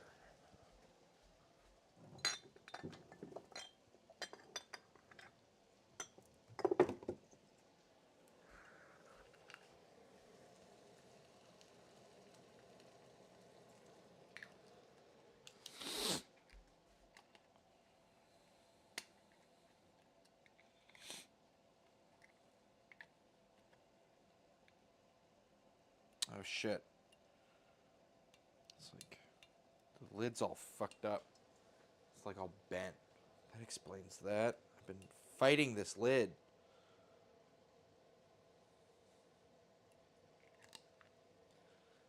Alright.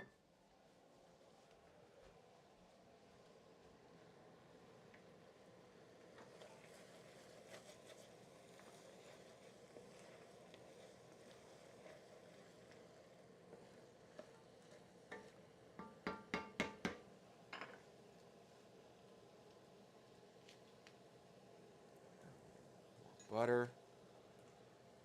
And I'm just going to turn the heat way down. And we're just going to let this slowly move in its own direction. Alright. Okay. We know.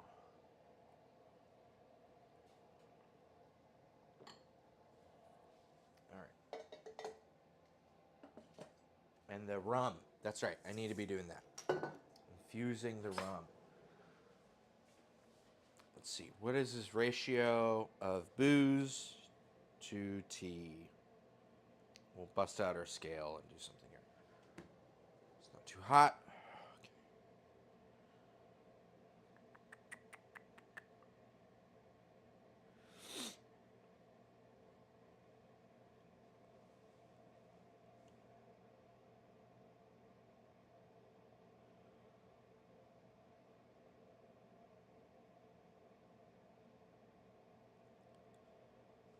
He doesn't describe that, but I think he does in the Jasmine Gin Sour.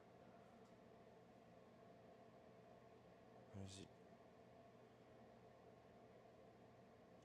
So what is it? 20 grams of tea for every liter of gin. Okay. Let us grab a vessel.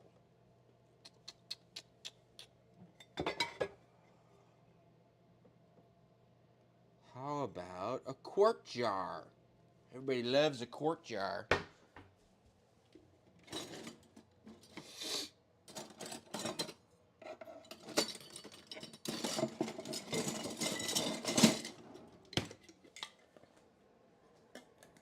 All right. So 20 grams of tea for every liter of gin. Yo, Bruce, I'm back. Held a message for aggression. Ooh, wait, no. Here. Allow. Auto mod. Allow. There we go. Dude, I think I fucked my paper. Oops. I'm sorry. No. You can swear. We're just slowly filtering what is allowed and what is not allowed. No. Please, cuss away. And we will allow the auto mod, and then it will slowly learn what level of things. I think we like cussing. I think in general slurs are probably not appreciated as much. But it's for adults. You can cuss. All good. You think you messed up your paper?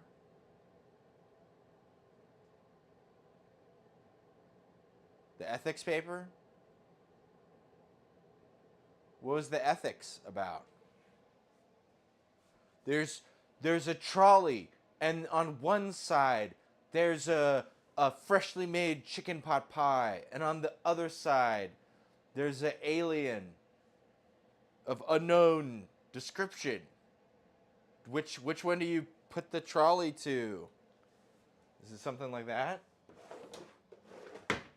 Which one do you crush with your... Where the fuck is my scale?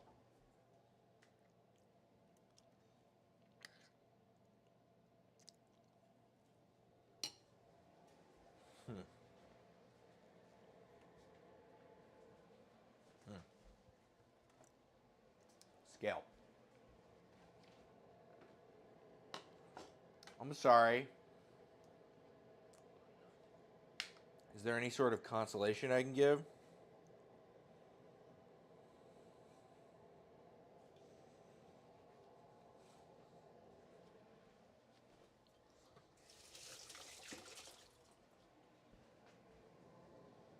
Aw, I hope you're doing all right, man. I don't mean to be, Sorry, there were very combative people in the chat earlier, so I'm used to being double extra rowdy to ward off any untoward comments. If you're not doing well, I am sorry.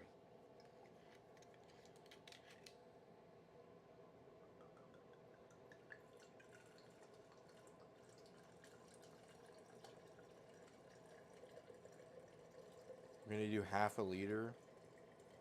And so that would be 10 grams of tea. Or, yeah, 20 to a liter. So half a liter would be 10 grams.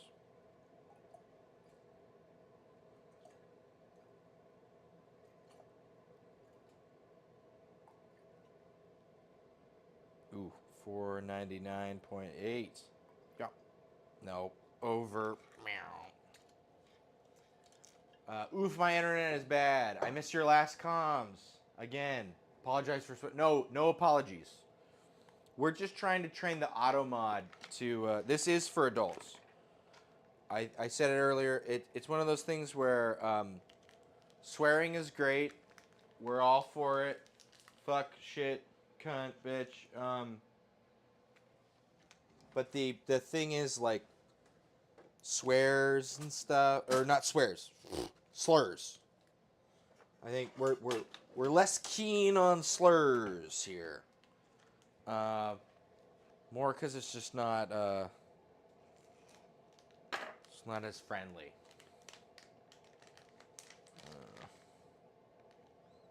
Okay. There's all these little tea. Fucking. I hate Whole Foods, man. This is the only hojicha tea I could find in the area. I went to a couple stores. And I'm just gonna bust out fucking scissors. Skizzers. Give me the skizzers. I need 10 grams.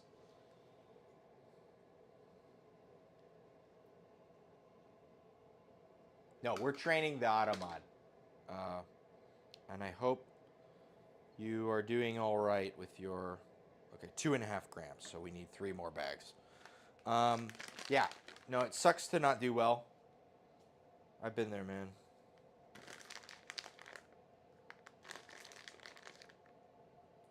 Okay.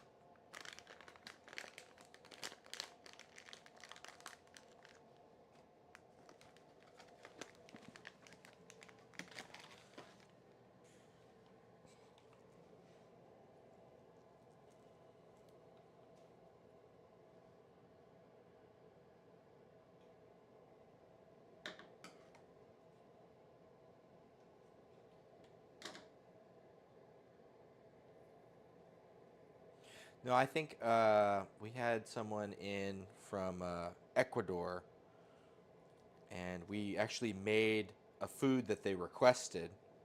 It was really good, encebollado, and he said gringo, and it tripped the fucking sensor thing. It's so frustrating. Fucking gringo. Gringo's not allowed to say. We can't say gringo.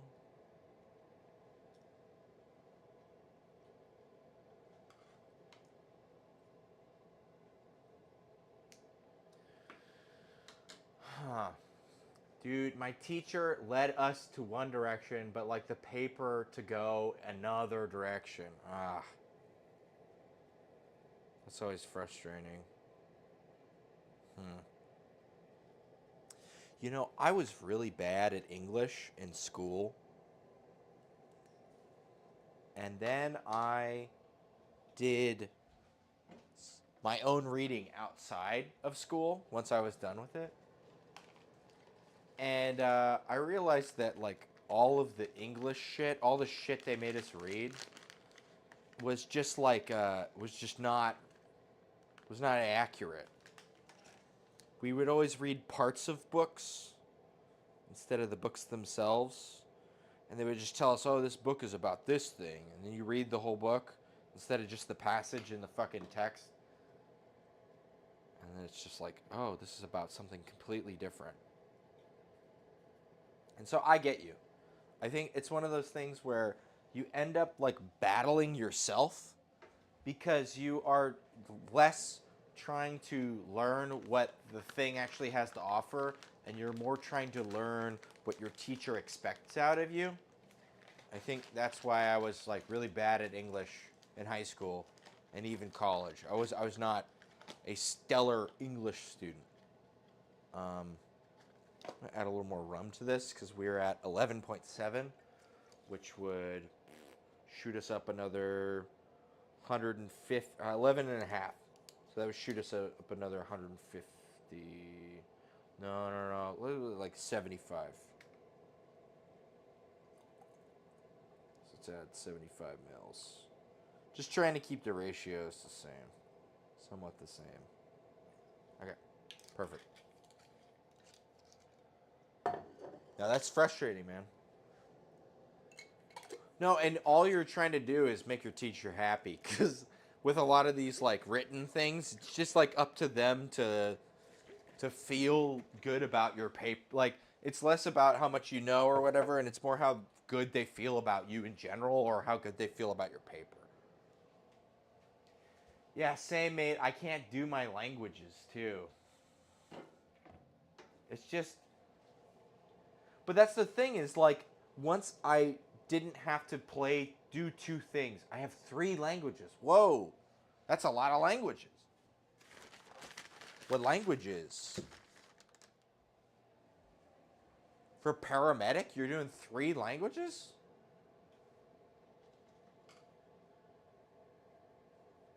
Or you already got some languages? But yeah, you're just doing 2 things at the same time, man. It's not like you're taking one class. You're doing 2 things. You're trying to actually assess the work for what it is, and you're probably half getting there because the other half is just trying to fixate on what the fuck does the teacher want me to write.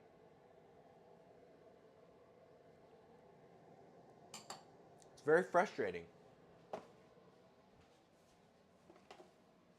That's why I gravitated towards more quantitative subjects. Math, science, physics.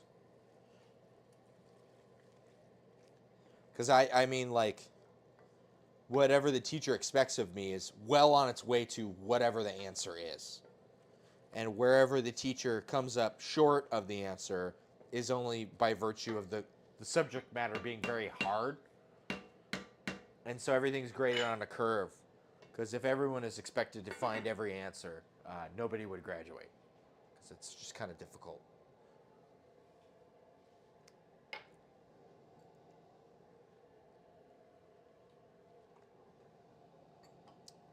All right. So we've got our garbanzo beans going.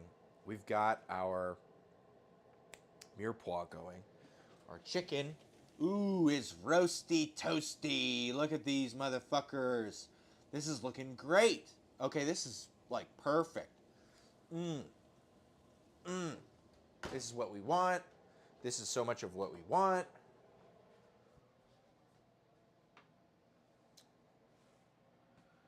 We are gonna occupy rare moment where we have too many burners and we need more burners.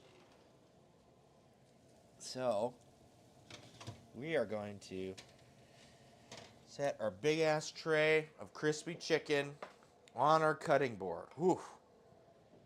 Sacrilege. I'm always cutting shit up. What am I supposed to do now? That's all good. We've got some things we can do. This was with garbanzo beans. I'm going to add the chicken to this, and the bones are going to go in a pot. And the pot is going to cook on high until it's done. Because we could add stock around any time. So English is my first language, Chinese is my second, and Malay is my third. We are making dinner. Are we making dinner for Miss Producer too? Yeah. She's around. We always make dinner for Miss Producer as well.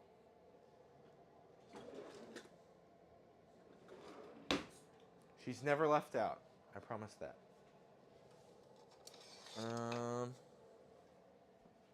Man, English, Chinese, and Malay. That's a lot. Yeah, there she is. There she blows.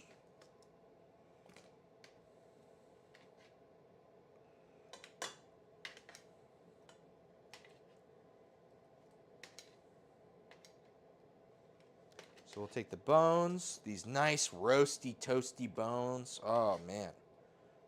Some of the organ stuff. And that's just, we're going to add some water to this and just get this boiling right now.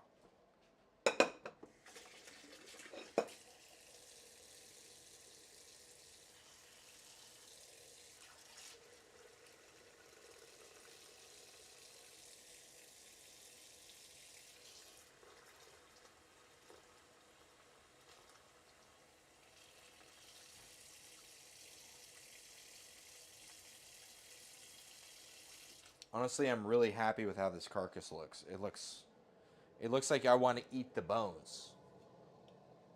And I'm not even going to eat those.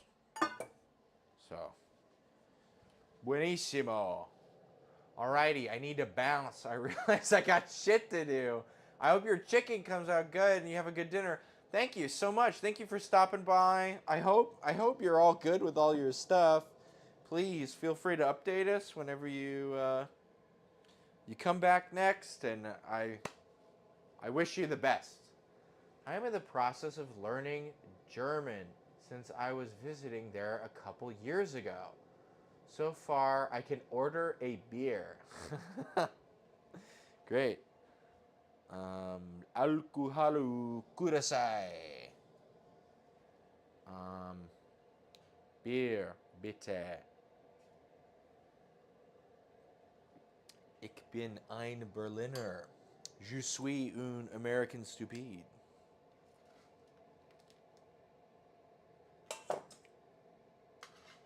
Good luck.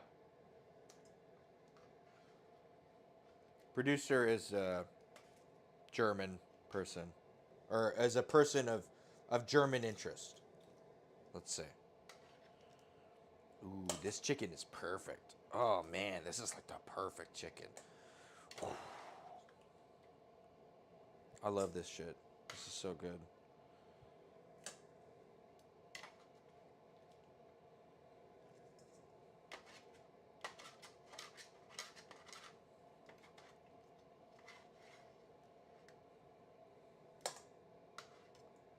All right. We've got a couple things here that need to cool off before I can take the meat off the bones and then add the bones and the meat accordingly. And it's kind of hot. I'm going to pass it over here off to the side. We've got some room. I got a little table over here. All good. In no rush. Everything's fine. Oh, thank you. Producer, be producing.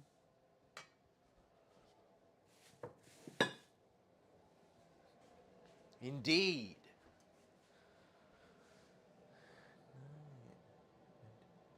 I will plead American stupidity a lot there, lol. Lol,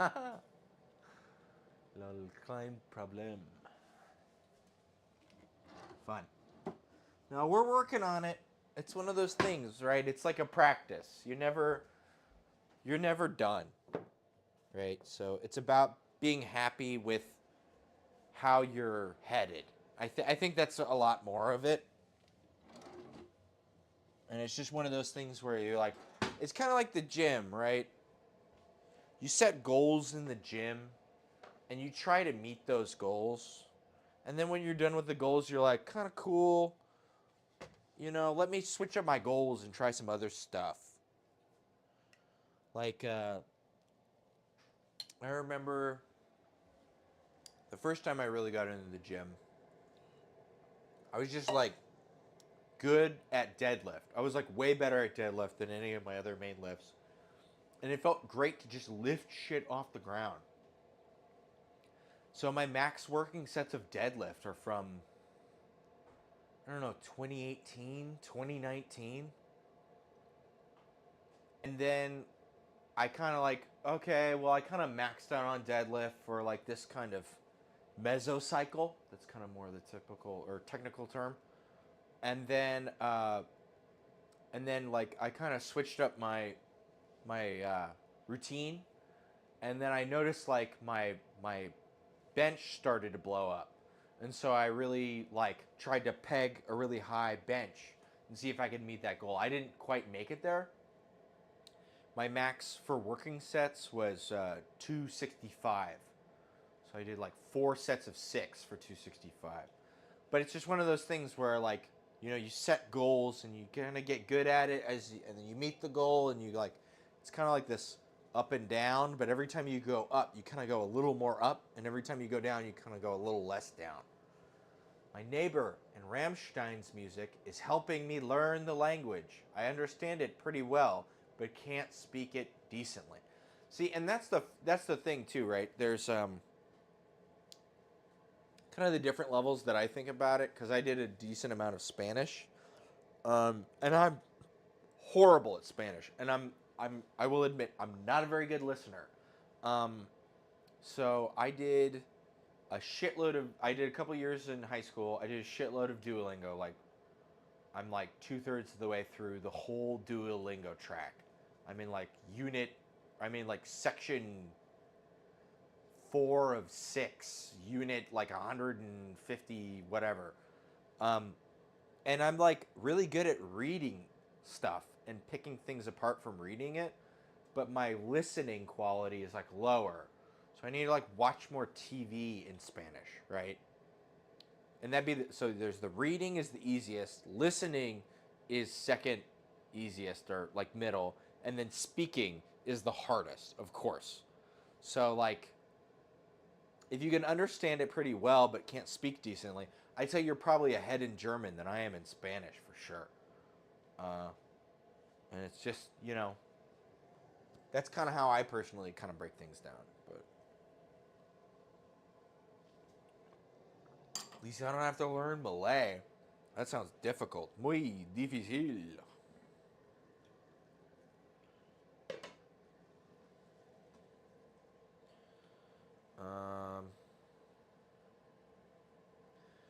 I'm going to make some hopscotch with these pots.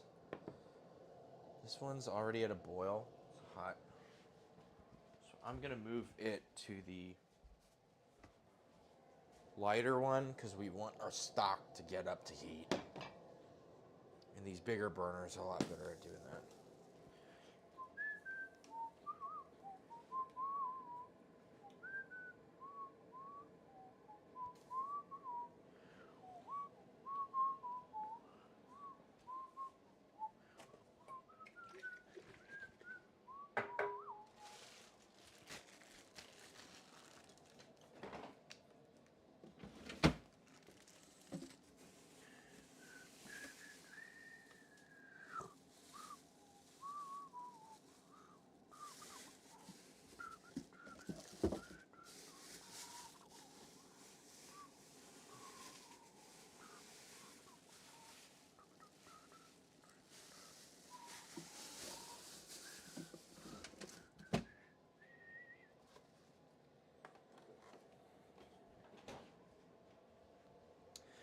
But yeah, I think focusing on it as a practice is like so much more helpful. And you have short-term goals, but it's mostly kind of just trying to raise the tide, which takes time. It's a lot of effort.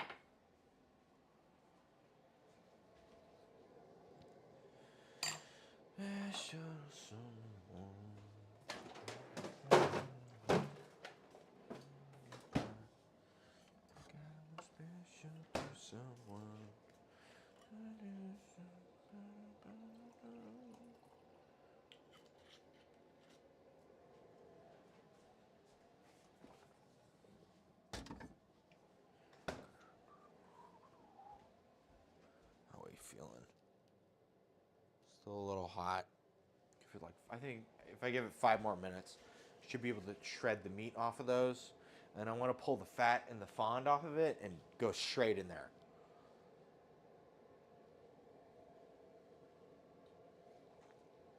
And even if this stock isn't the strongest of stock, we can take some liquid off of it, add it, and then reduce more and try to get a stronger stock out of it. Save that for later. So I think how much stock do we want? We want pictures, screenshots. We want 2.5 cups of stock. This is definitely going to be more than 2.5 cups of stock. So it's all good. And there's like it asks for a bouillon powder. Kind of add that in later. We all good.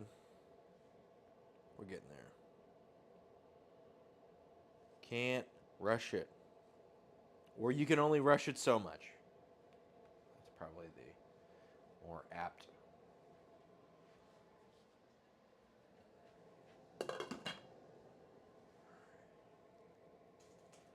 Let us strain this. I think it's time for our roasted hazelnut milk.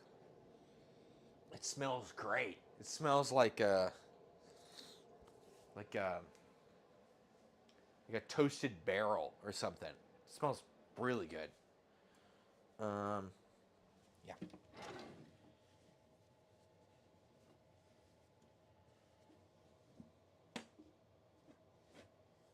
I feel like we had more cloths than this, but this is the cloth that there is, so that's what we're gonna use. And we've got this one. Okay, cool. Bet. Cool.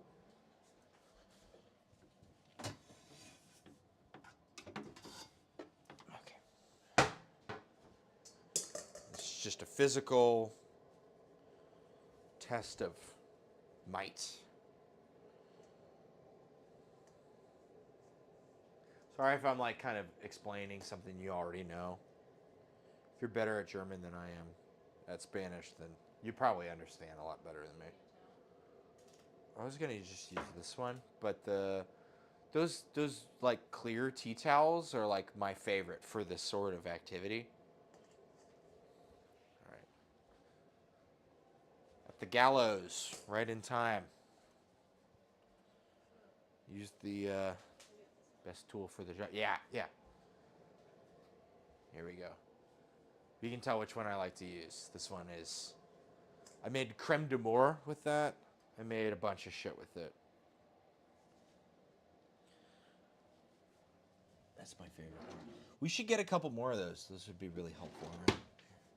I always feel like I'm like looking for one. I like these better. I have cheesecloth. It's gonna rip apart. How do I strain this with cheesecloth? Tea towel. These blank tea towels are the best. It's like making tie-dye.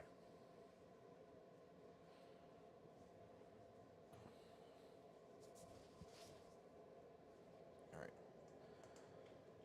And you can pretty much double layer them. Like double layer them, so it's like 4 layers. Ends up with a pretty decent strain. With enough slack to like really yank on it.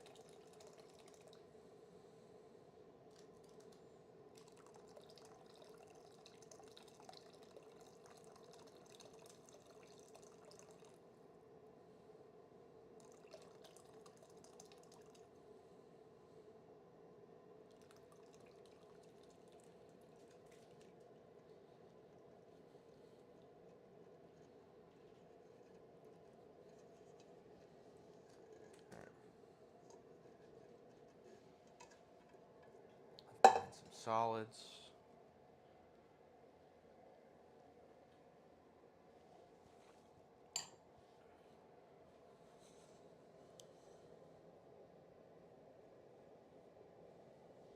Ah, there's our problem.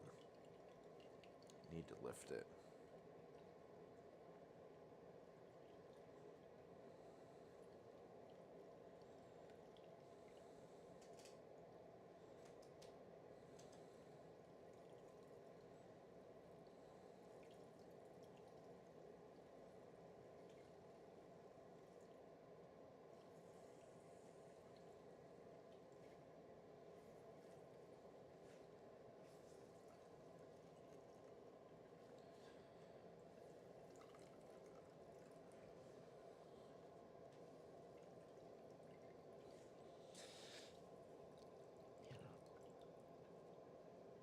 All right, I feel like I did a pretty decent job.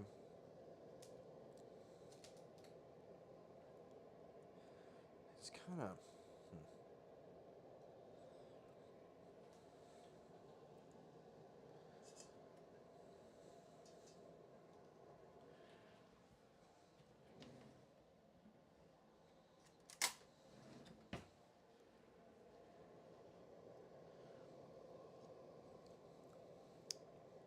I mean, that tastes pretty good. I wish I used less water. I really do. That's unfortunate. Cool. We're at a hard boil for our stock. Un segundo. Need a second opinion.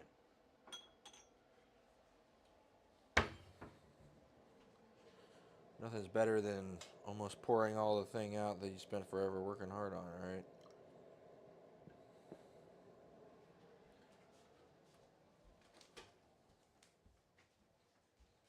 Would you like to try this?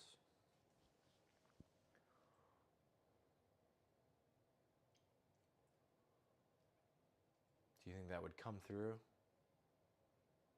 If I made a syrup out of it? I kind of wish I used less water. Should I boil more water off? Because it was steeped in boiling water, so it's not like whatever flavor's there is going to go away. I can reduce it. Should I reduce it? Yeah? Maybe add a little salt. I mean, miso's going to get added. Oh, okay, yeah. But water is like, it's sitting on the mid palate a lot more firmly than I'd like. Okay. Cool. We have resolved to reduce it.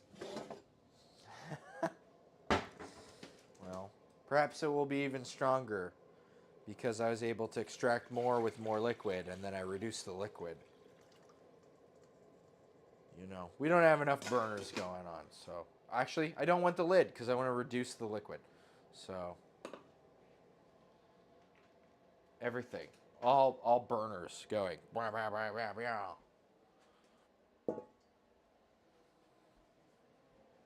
All right.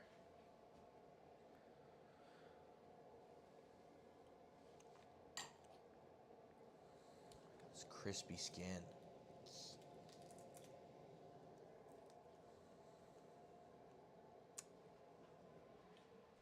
Chicharrones.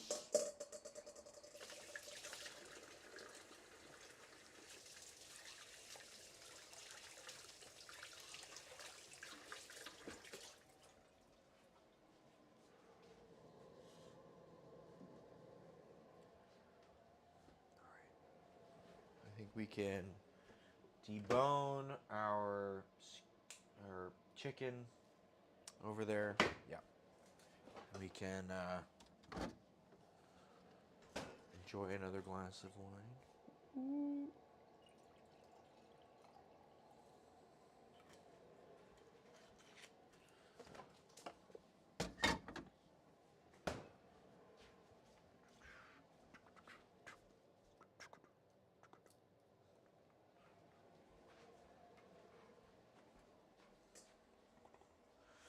You know what? This is going to be our designated reusable bowl.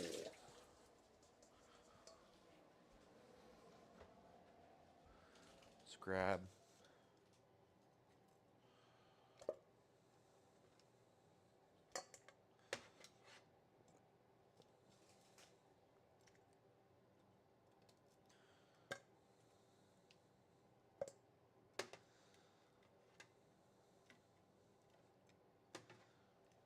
All right.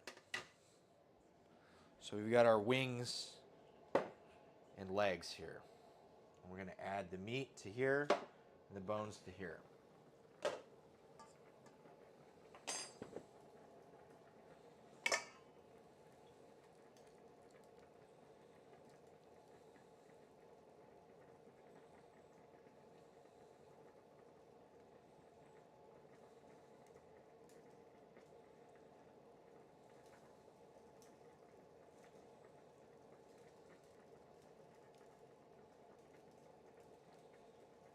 Yeah, it's pretty easy to go through.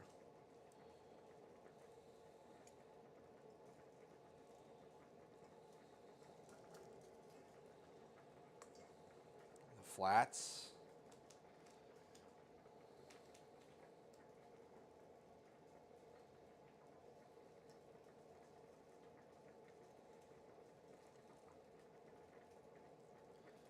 Pound for pound, the flats have more meat. To bone ratio, I will say. But the drums do have more meat overall. I think the drums are just a bigger piece. But they've got more bone to meat and more to like work with and gnaw around. All that shit. I don't know. I know a lot of people are, I get the flats. I like the flats. And it's like, I don't know, man. I just like the food. So.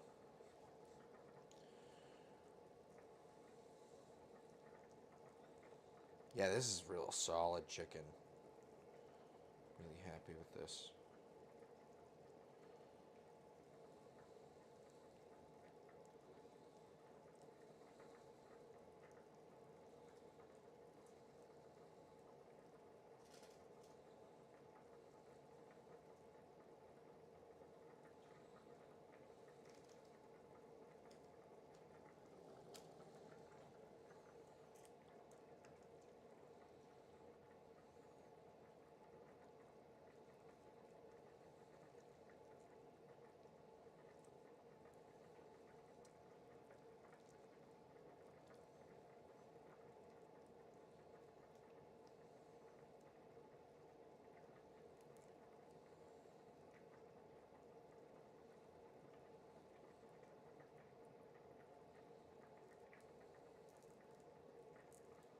piece for me.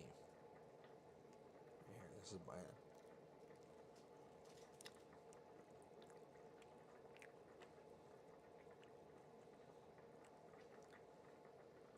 Damn. It's like chicken bacon. It's fucking great. All right, great. So we get that. You know what?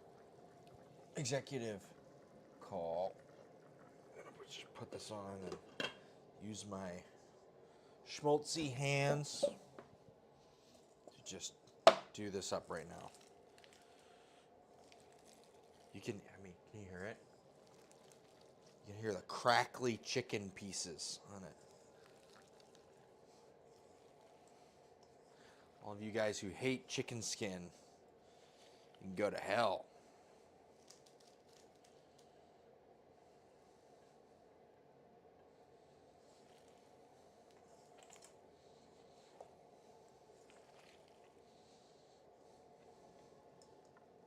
There's a whole breast on the bottom. Ah, fuck, it's hot. Okay, well, I guess we'll wash our hands and try again later.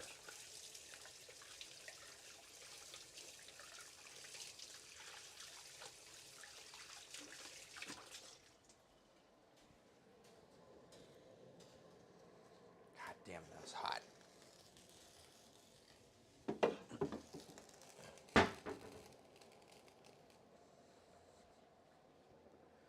Alright, and we've got our general multi-purpose.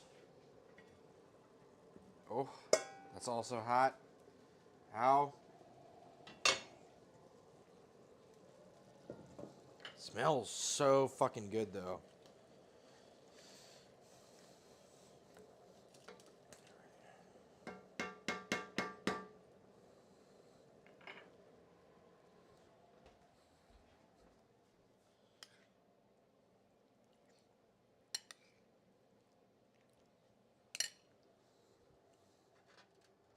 Alright. Before this gets too solidified, I want everything on this pan to go in that pot.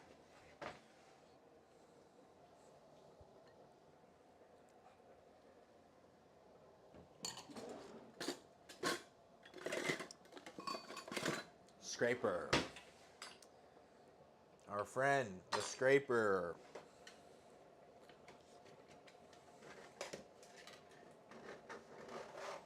Yeah, look, it's already getting like jelly-y. Yeah, this is all, we want all this.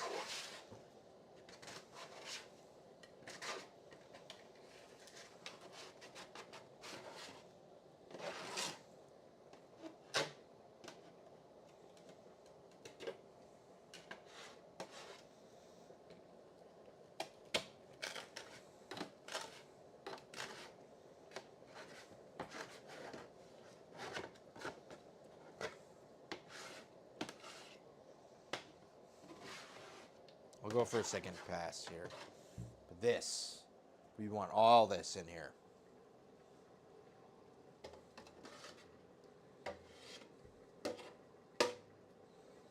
Mighty flavorful.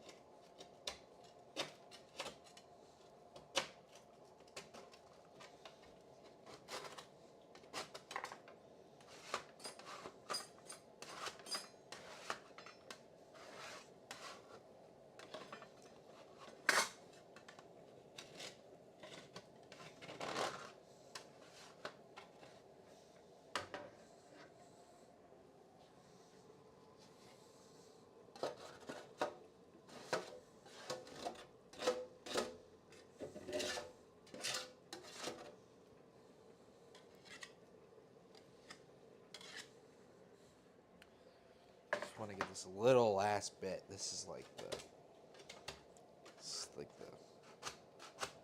the peak of the flavor is all decided to be in this little corner.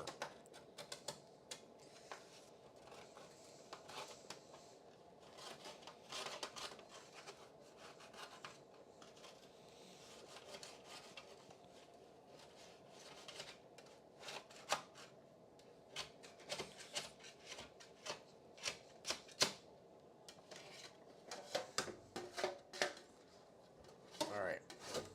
I think that's all the fond we can get off this thing.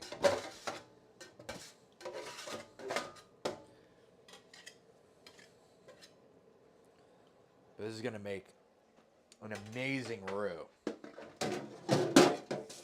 So we want something that's thick, right? I don't want soup in a pie pan. Trying to go off of the recipe I found, and he's got some axioms, right? One of the axioms is, you know, it needs 2 crusts to be a real chicken pot pie, right? We're not doing chicken pot cobbler.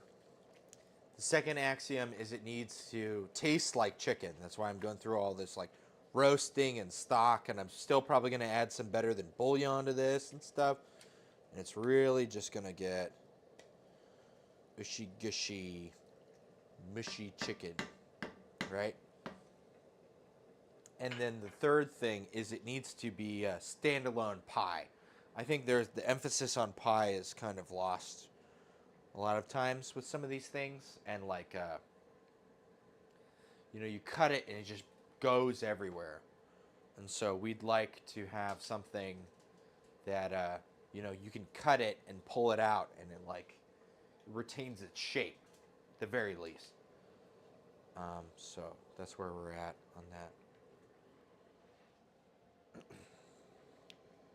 Boil this off a little more, and then we got to add our sugar and miso. I got to add 2% by weight miso, so 4 cups to, or 2 cups. So let's just go 2 cups to 2 cups. A spoonful of miso. it breaks down to a spoonful. 2% by weight. It's a spoonful.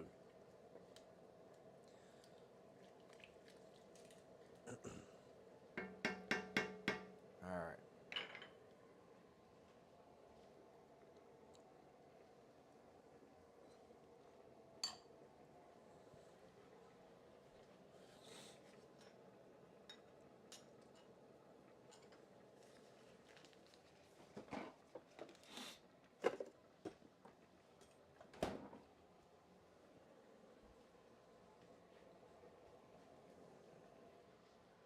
Let's grab this.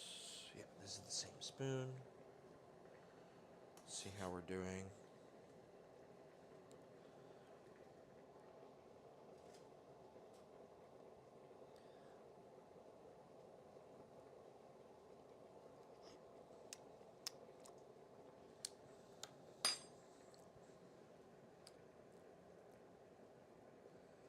Yeah.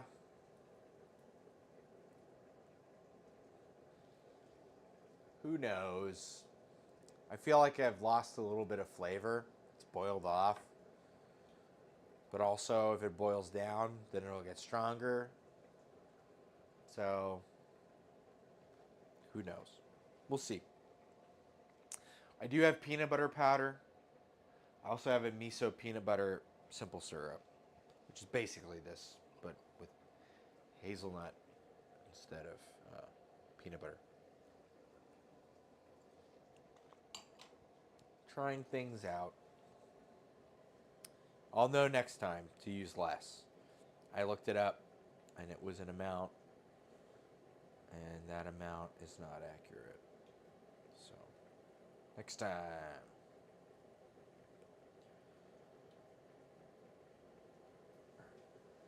There's that.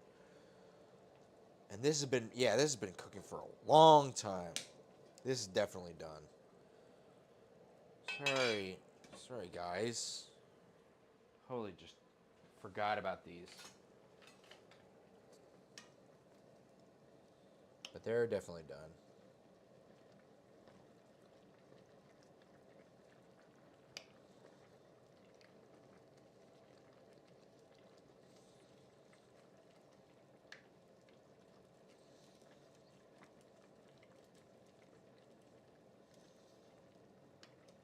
right? And I cooked these for a long time, and they still retain their shape. So that's always good. I think the baking soda also helps them kind of slough off the outer lining. It's like a multifunctional deal. So.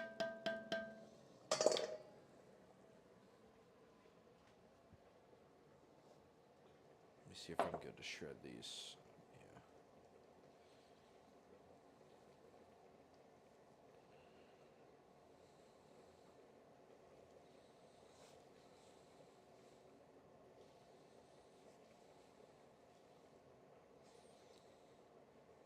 You know, we don't want it to be perfectly shredded, but we don't want it to be just massive pieces either, right?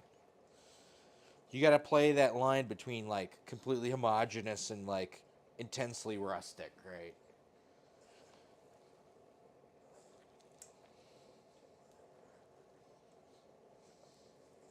Especially when you're making something like this.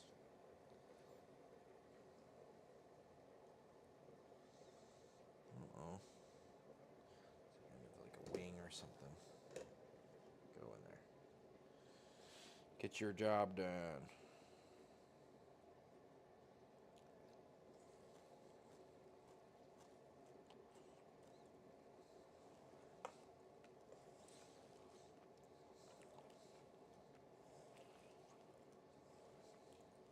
All right.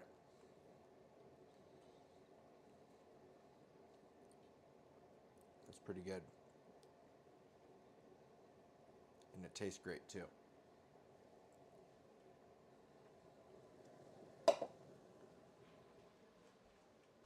Perhaps I should do some cleaning.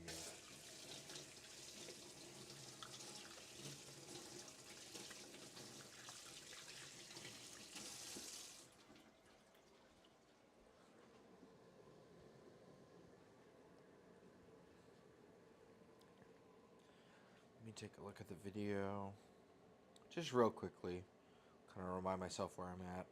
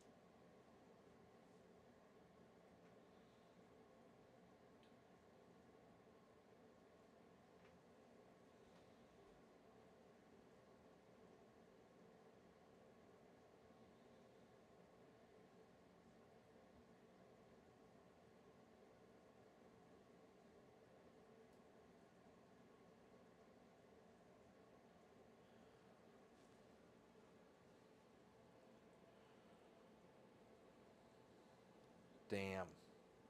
Whoops. Forgot I was actually going to reuse this pan. Sad. Alright, well, it's still got some of the stuff on it. It's been doing its own deal. It's all good. Okay. I feel like I might have cooked this down a little too much according to the video. But all the chicken and everything was made ahead of time. It's all good. This is going to taste awesome.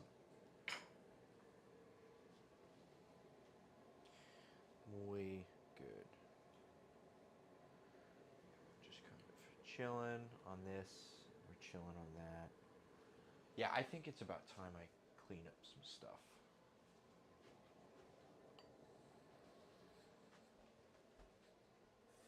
And then we'll finish up the filling, and then we can do the make the crust thing. There's a bunch of shit we can do. Yeah. Okay. More wine. Always good.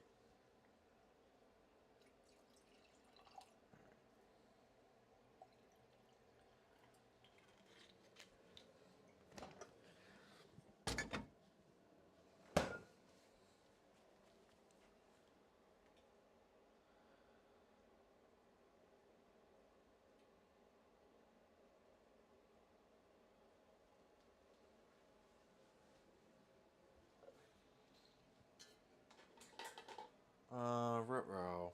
My fire's friend guy. Fallen soldier. The insert fell in the thing.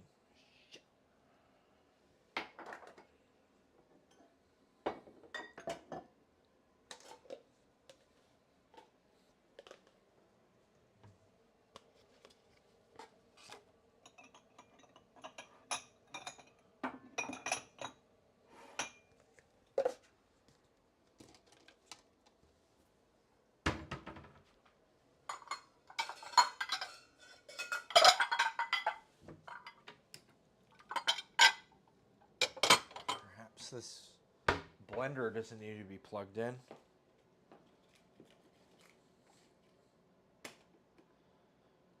Plug back in the espresso machine unless we need something else. But this can hang out over here.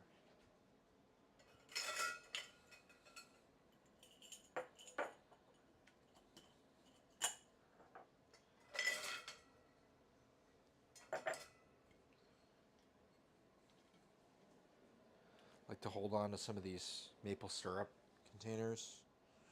They're really good for like doing up grenadine and other stuff. Although I have too much grenadine, so it won't fit in this. But they're fun. Little, they're very ergonomic.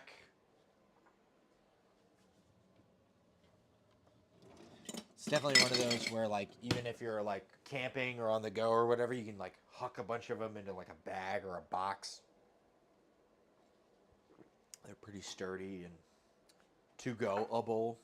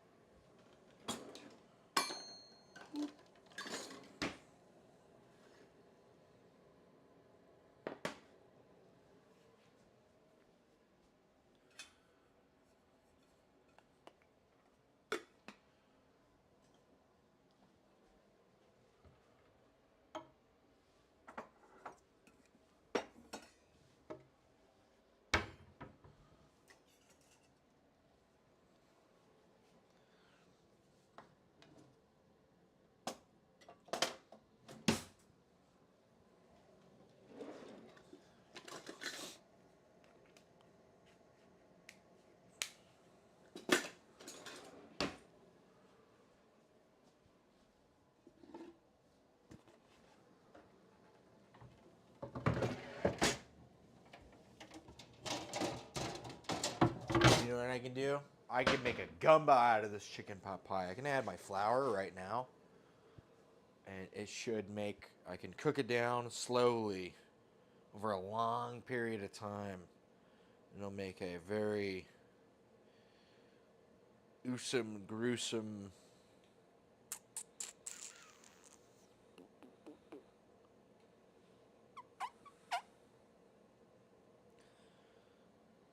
Yeah. I'm actually gonna add some. Actually, I'm gonna go outside and I'm gonna grab some fresh spices. I've got some rosemary and some thyme outside that I'm gonna grab. Producer, would you like to help me go outside?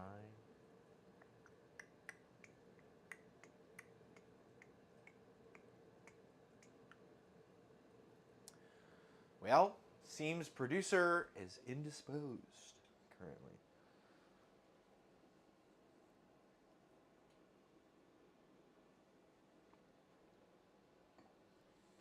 But basically, I need to grab some extra spices to add to this for with the flour to make the or to make the roux, and then we can cook down that roux for a long time, right? And it should be able to make for a very tasty. It's all good. Delay. All right. I will go outside right about now.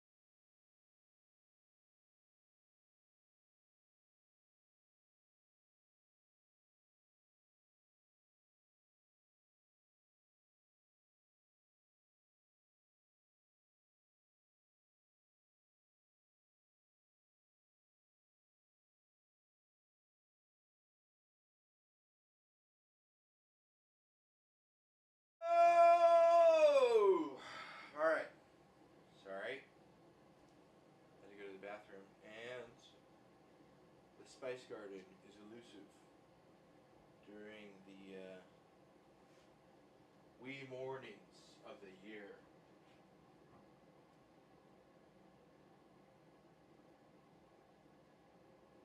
Got some rosemary and some thyme. I purchased some sage. Because honestly, I use rosemary and thyme so much more than I use my sage. My sage. I don't have sage. For that exact reason. So I could be growing like lemon balm or something else. Or thyme. Rosemary. Oregano.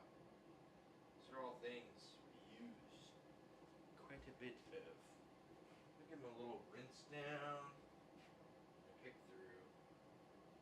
And then we'll just get them in there. I'll grab my sage from the refrigerator. The bottom of the store. Perhaps I should find a place in a shaded bed and add some sage for the off chance. You know what? Let's do it over here, and then we can mince it down into smaller pieces. Thank you, everybody who's been here so far. Maybe a little bit of a lull.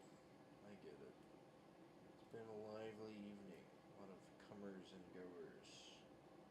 For better or for worse. So, it happens. We'll be here every time. Rain or shine.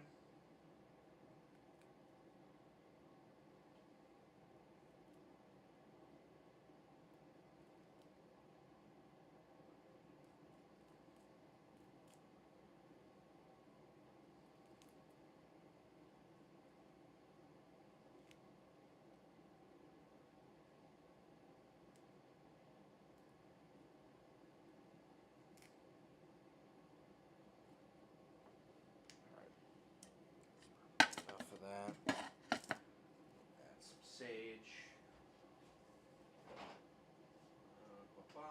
We have sage, and we also have fresh mint from a week ago.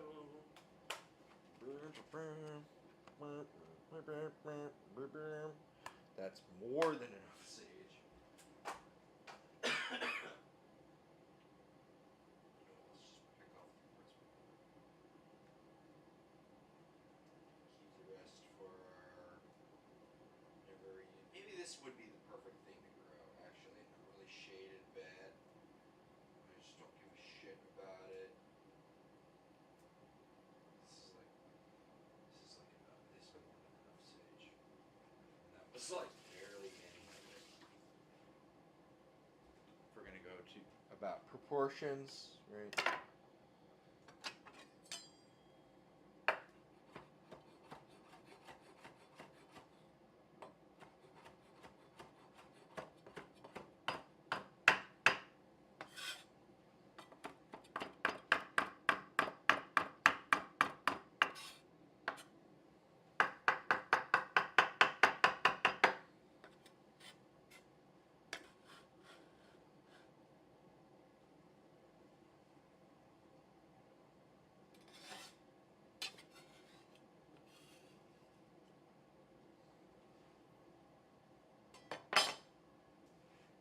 I think I might omit the better than bouillon because I think I honestly went overboard for even the video's amount of chickeny goodness.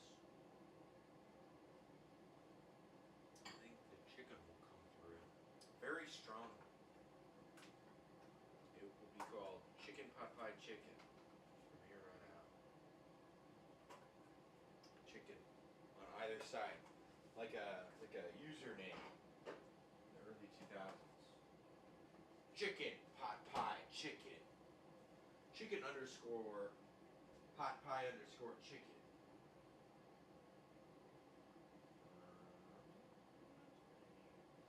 I need black pepper, and then yeah, and then brew the shit out of this.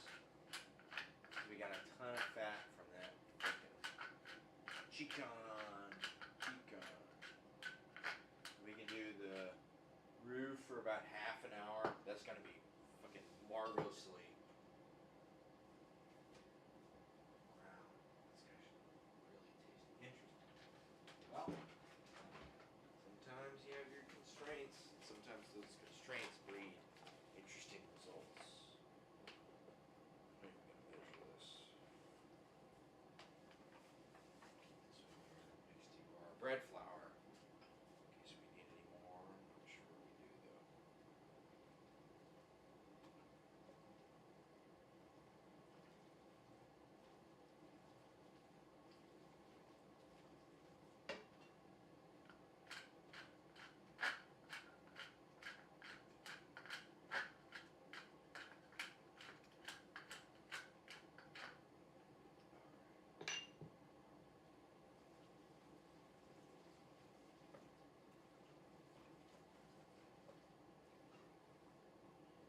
Slowly just gooify this brew.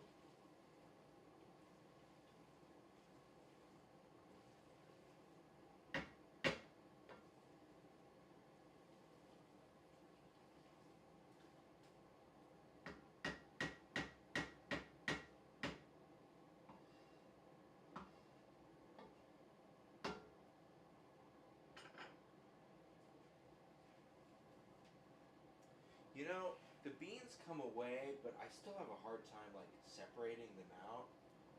If you look at it, like they're distinct, but like if I put it through a colander, there's still gonna be like the shit is gonna still be in there. Not shit, but like the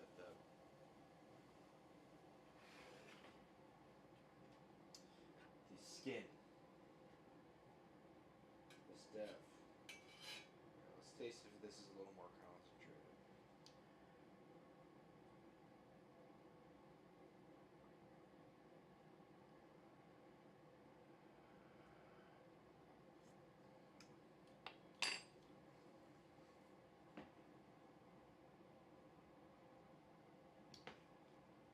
Honestly, feel a little bit like it was more intense earlier. What are you gonna do, man? I don't fucking know. Let's add some sugar and call it a day. I got my fucking 50-pound bag of sugar. Let's grab our. We got a half cup here. Let's add 1.5 cups. Let's see, we've got about a cup of liquid left.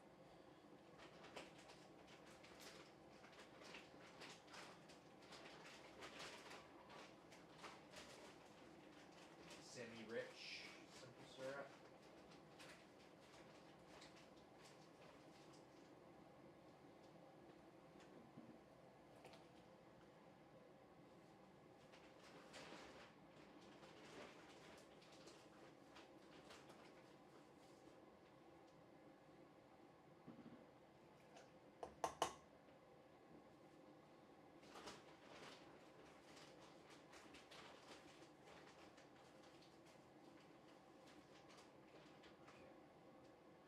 We're at something like semi-rich with that.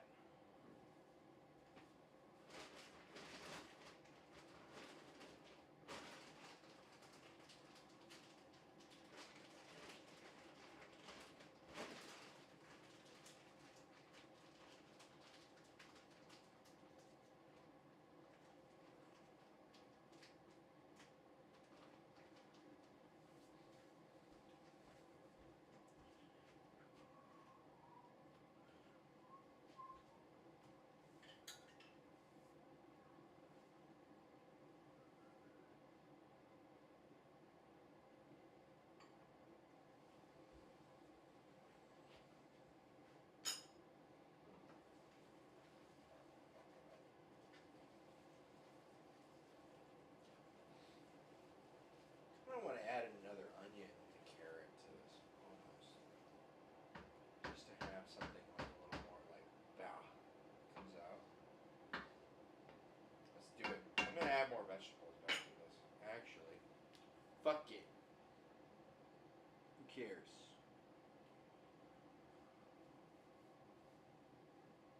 So things will have a variety of textures. Actually, might be interesting.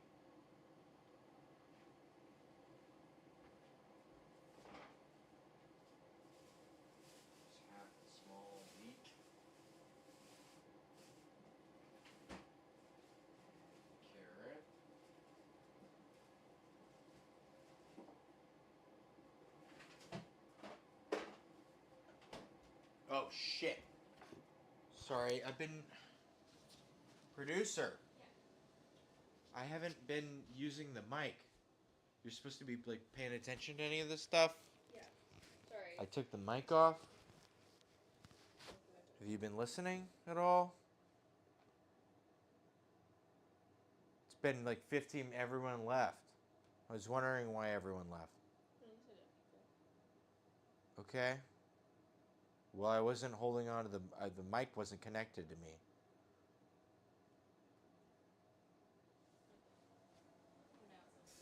Sure. Great. Thank you.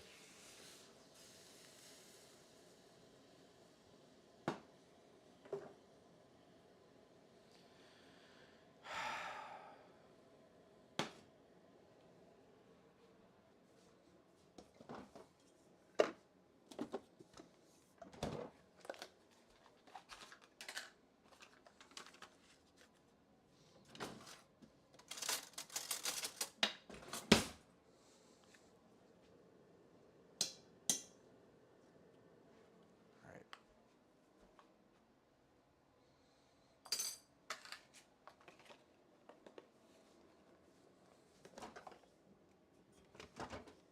Sorry.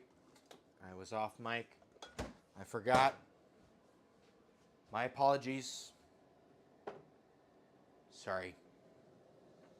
My producer is here and didn't realize that I was off mic and never thought to ask me about it. So that's my bad. My fault.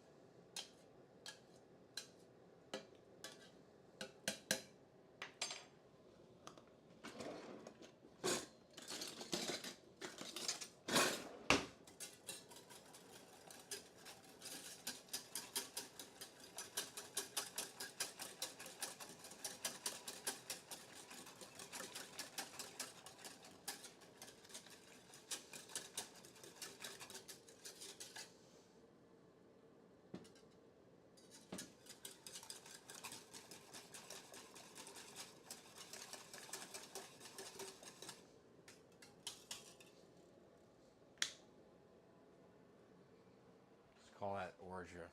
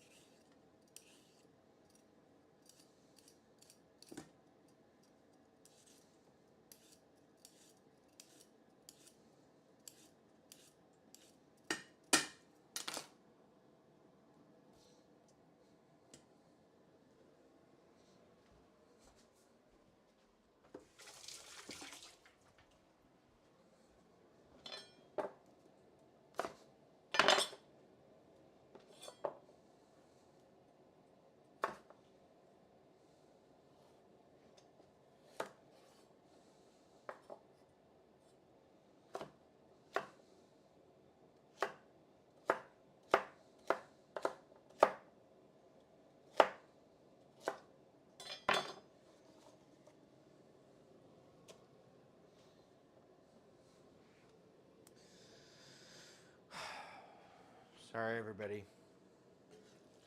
I don't know. Just working on a lot of stuff. It's hard to keep track of everything.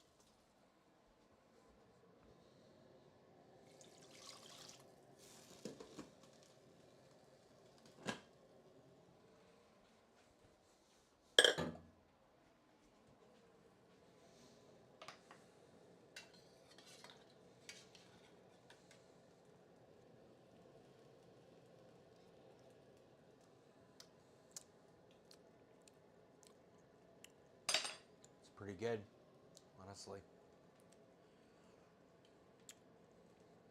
I get the hazelnut with the miso. They're kind of equal partners. Whereas when it was fully roasted, you just got to use less water. If you ever make anything like this, and you're making your own whatever milk for mixing into some sort of orgeat or whatever, you should use way less than anything that's ever advertised for almond milk or hazelnut milk or oat milk or whatever. You should make a way much more concentrated thing because when you boil it off, you end up having a lot of volatile compounds that kind of boil off, right? There was a very roasty, toasty quality that is not quite there anymore, but it was much waterier, which is not the case anymore. So, give and take, but live and learn, I guess, too. Pretty damn good, I would say. We're working on it. I like it, honestly.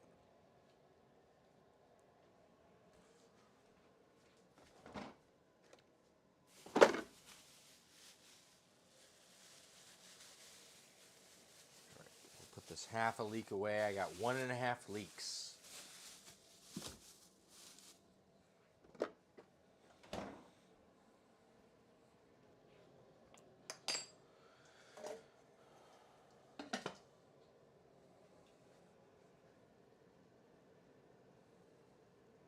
That's off. Okay.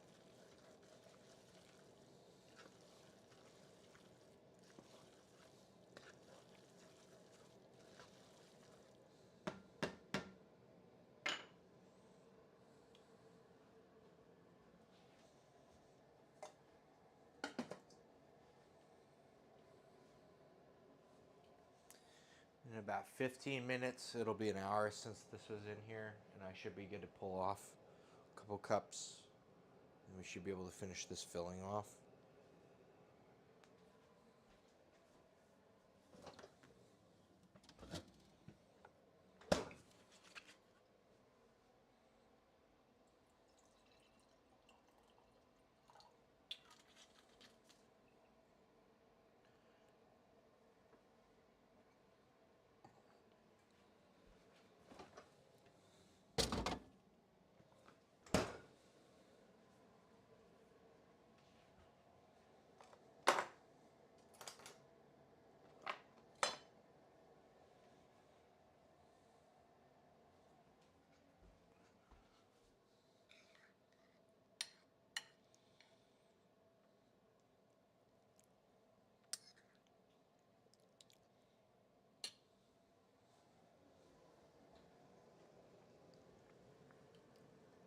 All right, let's deal with the. Here, let's do some of these dishes first. Actually,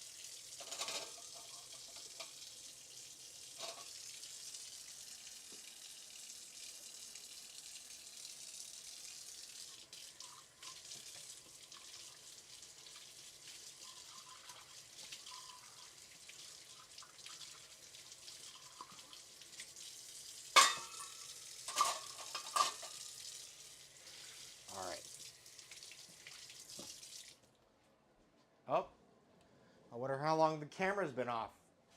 All right. Do it. Never mind.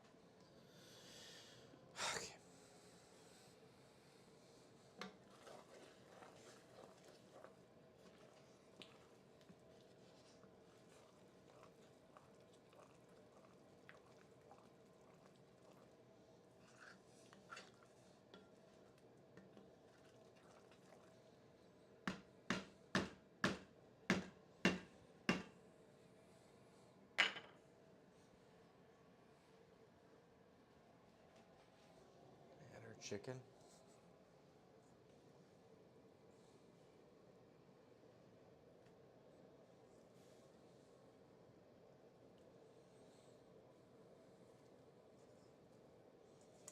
Just grab another handful of chicken. That's probably enough chicken. Definitely, hopefully.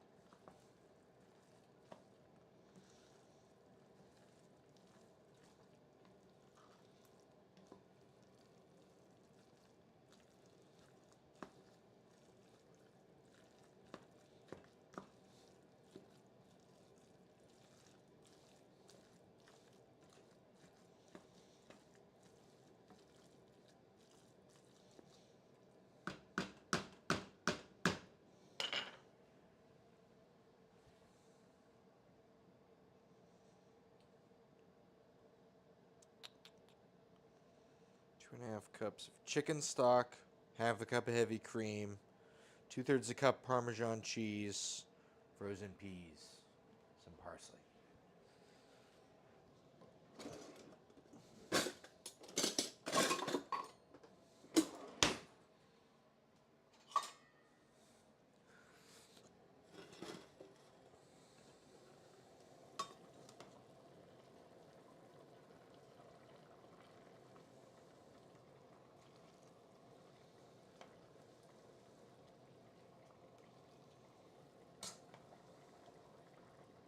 Let's call that 2.5.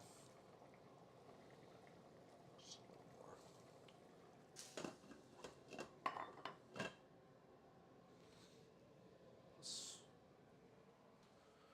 What was it? 2/3 a cup of cream. Half a cup of cream, 2/3 a cup of Parmesan.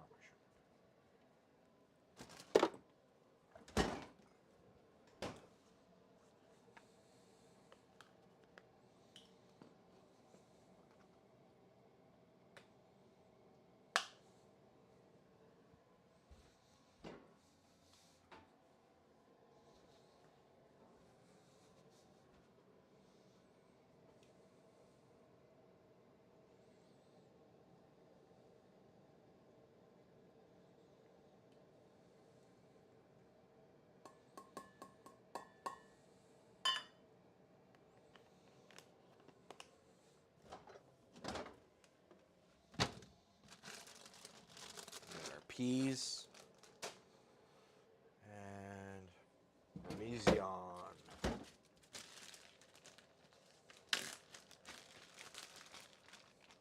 And I think actually a little bit of mustard is called for. I've got some Dijon, some stone ground. You know what, I think we can clear out this Dijon reliably well.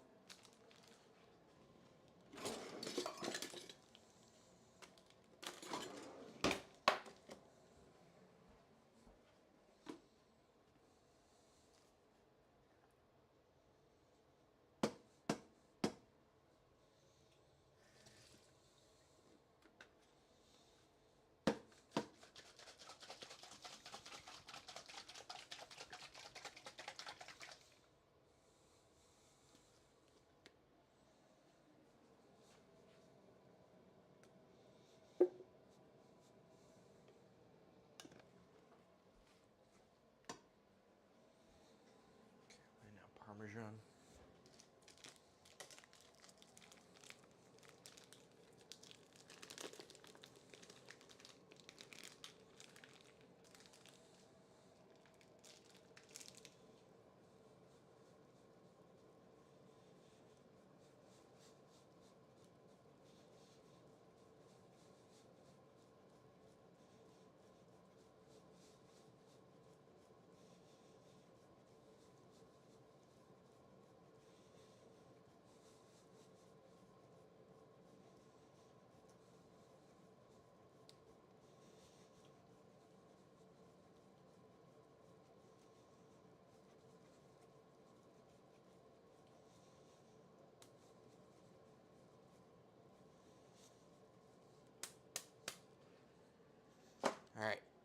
Parmesan.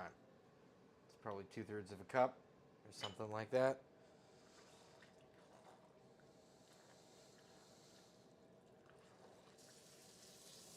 Whoops.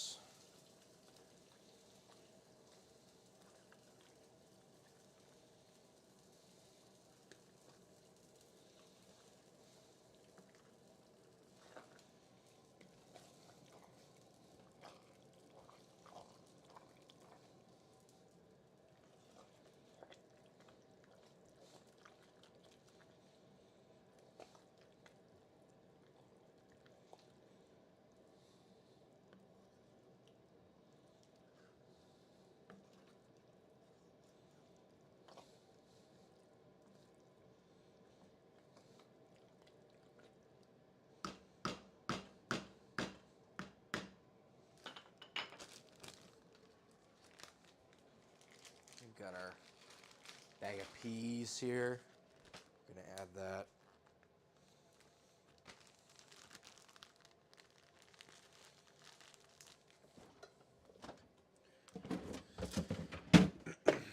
And then basically turn it on low, and we can just add our stuff, our crusts, all that.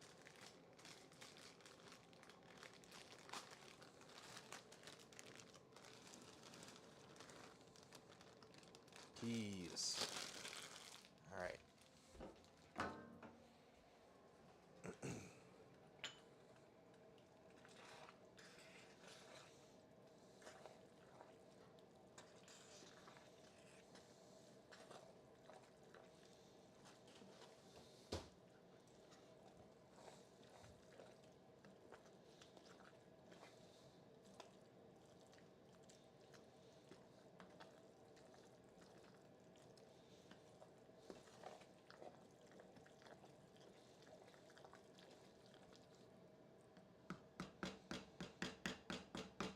I think I'm gonna go to the restroom here.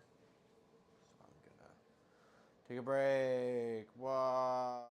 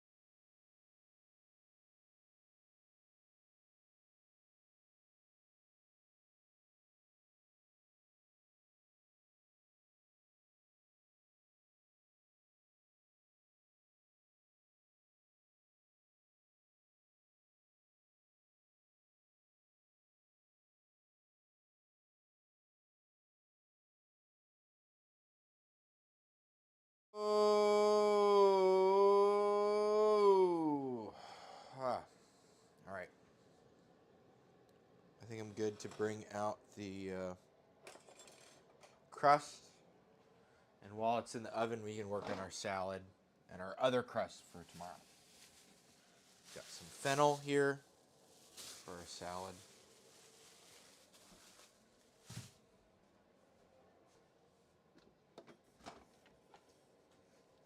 Here's our crust.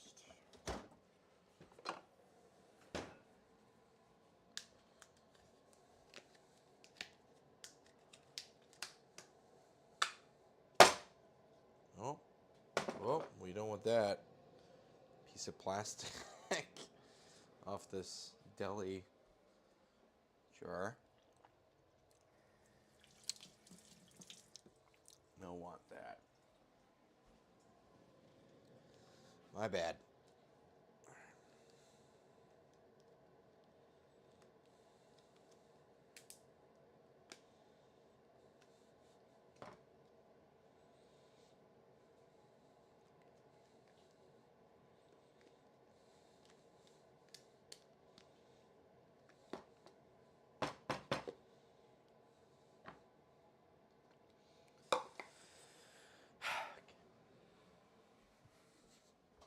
So we've got our mini pot pie tin.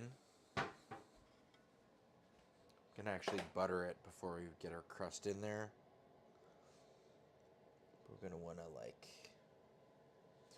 do a little over half for our bottom crust and a little under half for our top crust, a little over half for our bottom. Sorry. Just kind of beat it out.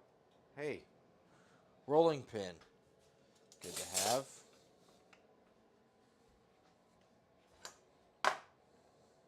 And then, what temp do I need the oven at? Actually,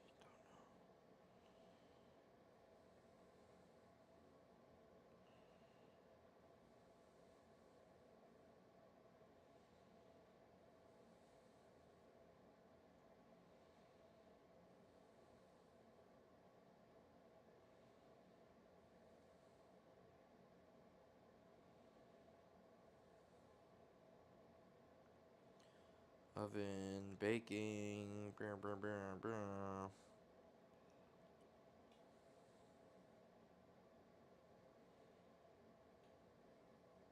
400 for 40 to 50 minutes.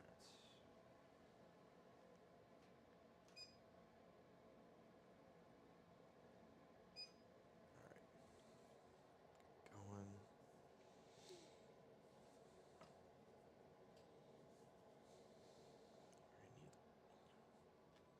Almost like flour this out.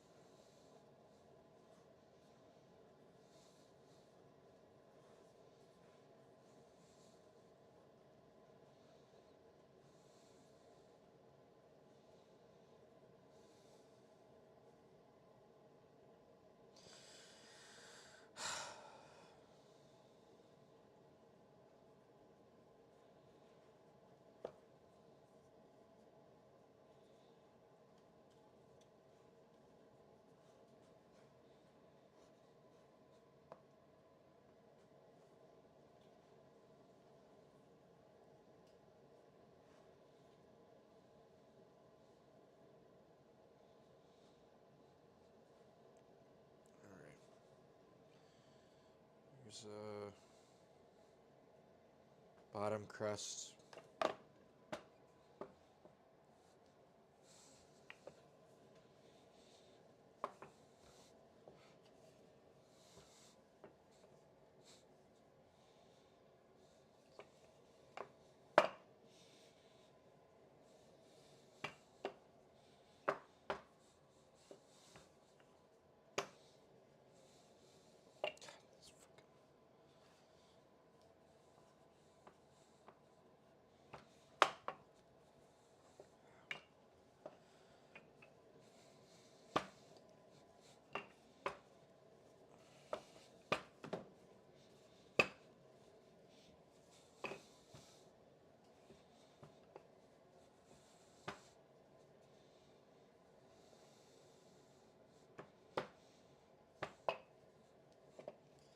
Just trying to make it a circle shape that kind of fits our thing. A little bit of overhang is appreciated. We'd like it to be even if we can help it.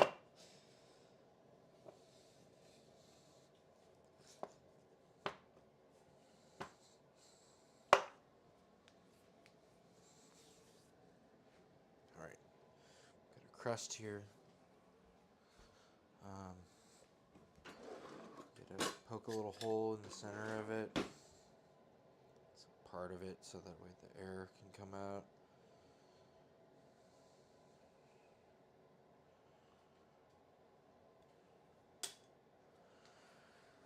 Okay.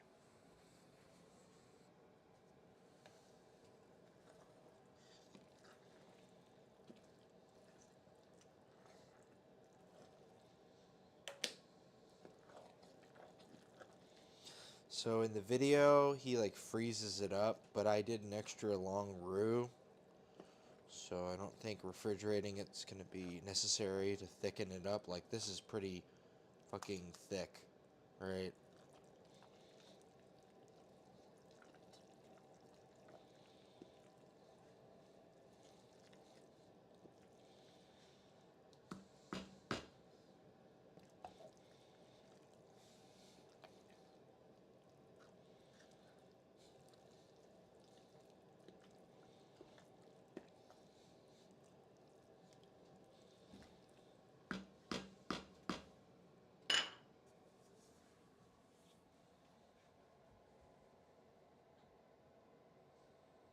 We're waiting for this to come up to temp.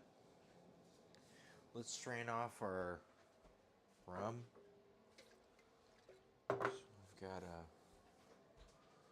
container over here. Good bottle I could use.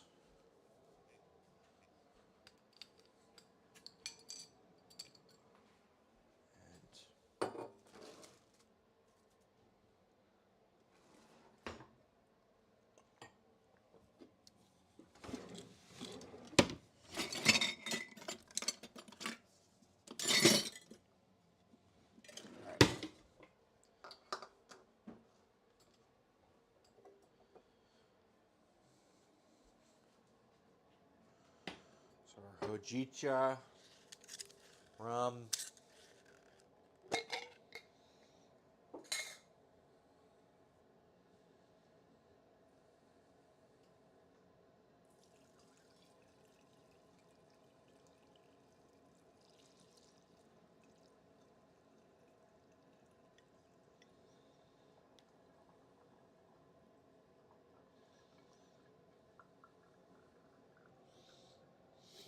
This is a toasted green tea rum. If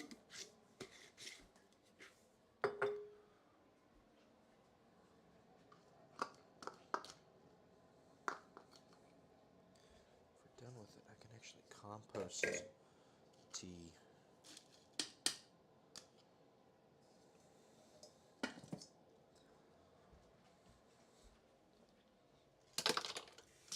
Wow. That is an interesting flavor. It's definitely not bad. It's not as like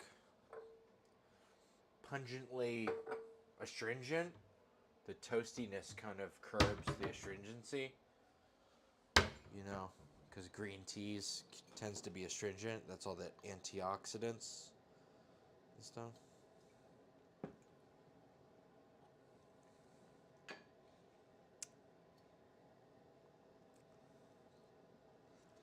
Seems that there are some particles suspended. I need to restrain this.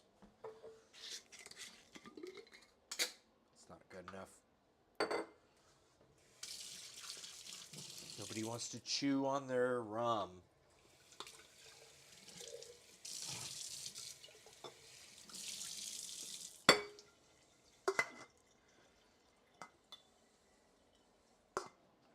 All right, let's try again with a finer strainer. How about this one?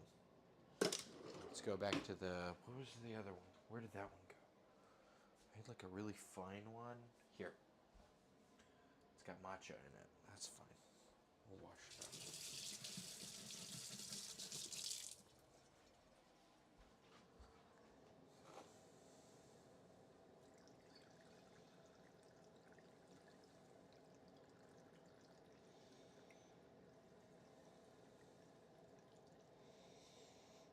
Honestly, that's probably a better form factor for it anyway.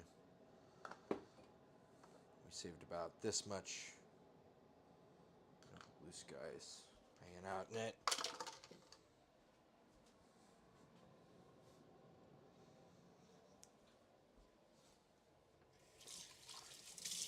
The tea comes through very cleanly though. It's good. Roasty, toasty, yummy.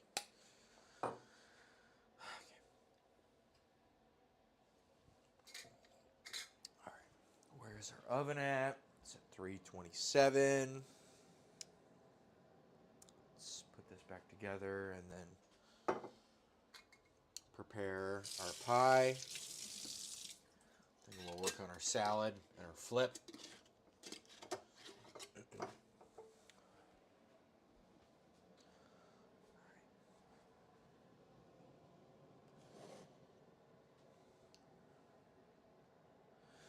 I'm just going to grab a spoon.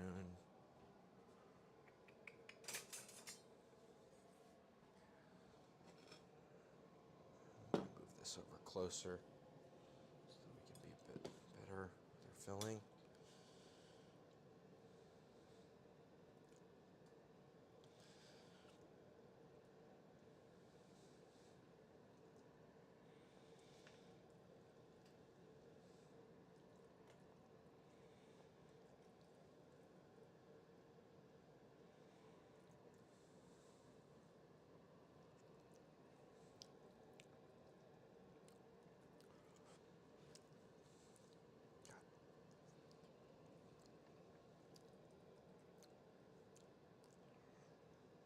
Gloopy, gloppy.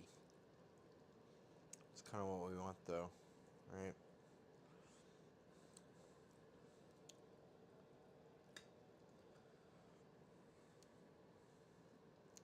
Maybe next time more spices. It's a bit muted. Probably should have been tasting it more. It's all good though. I'm sure it will taste wonderful.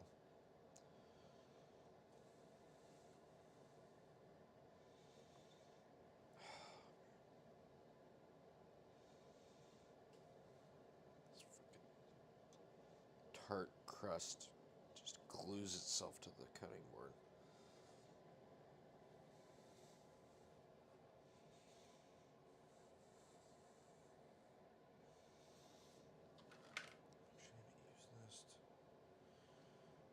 We're supposed to crimp around the edges to make a consistent edge.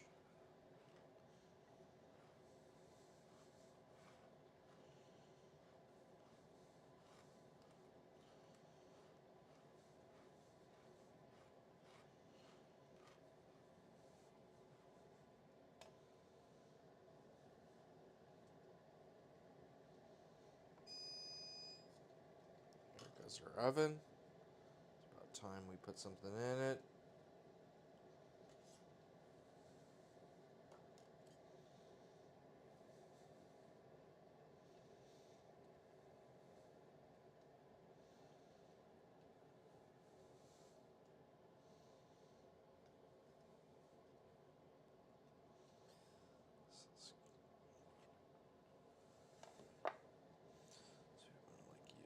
thing and like try to do like a. Maybe we should have left a little bit more overhang on some of these bits. Kind of like a flared top to the pie. Well, to my pies in general. So if we can do that.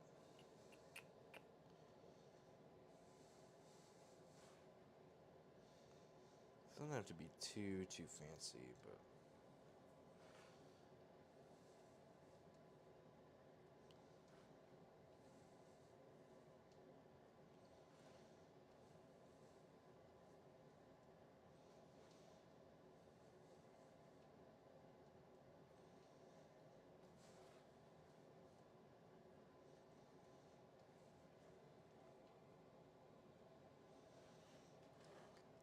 These like spirals.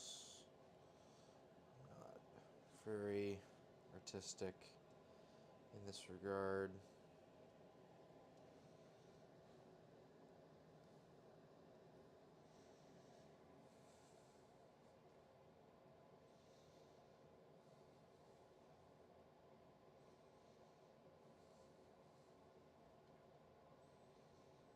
I don't know.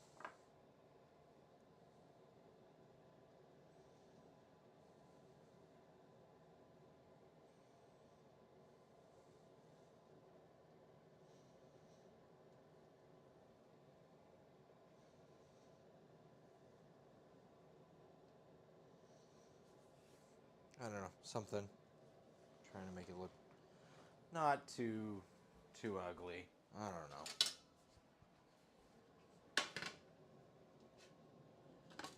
Whoop. Needs to get a bigger one. My bad. The bigger one. Okay. This goes in for 45 minutes. Oh, you know what? I didn't add the fucking egg wash. Because I'm an idiot. Here's the egg.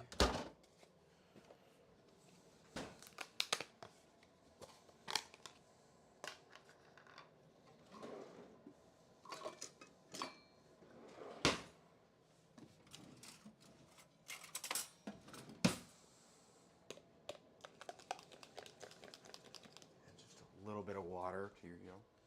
William.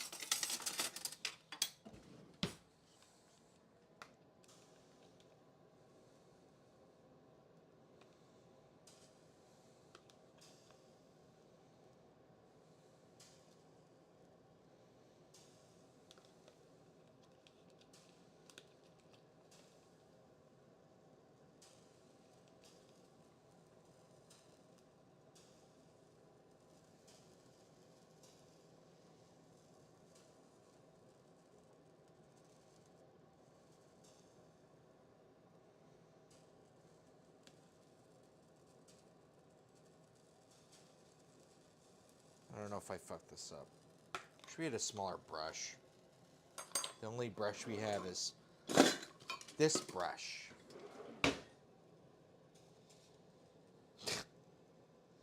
Yeah. Yeah.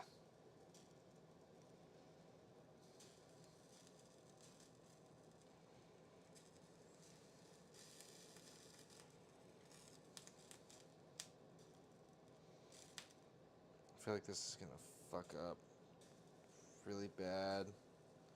I don't know. I'm tired.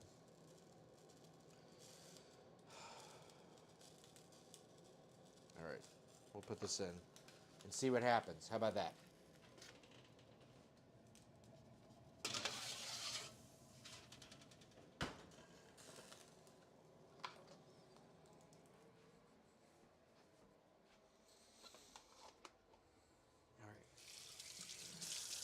Time to bust out the mandolin and make the salad. Just gonna add the extra dough to the thing. And I was gonna make more of the dough tonight, but I'll just make more in the morning because this is becoming too many things.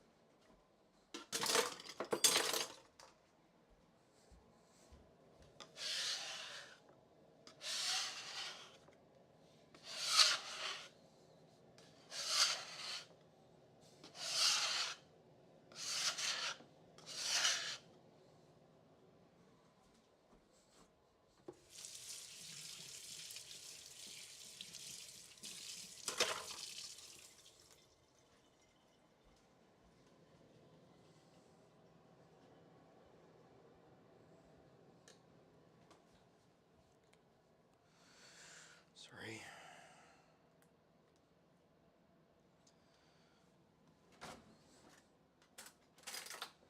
I actually took a good taste of this.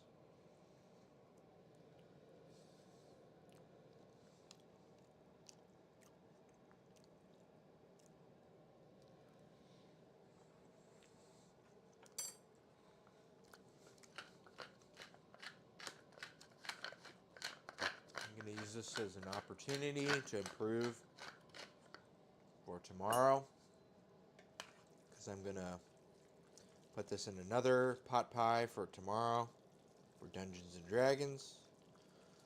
So it needs a lot more pepper.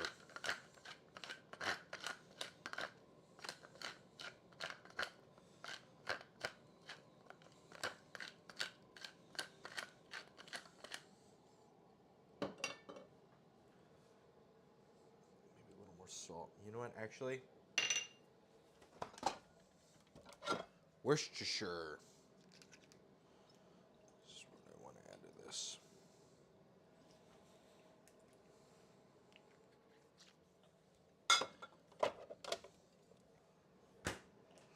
Worcestershire. And then, what else?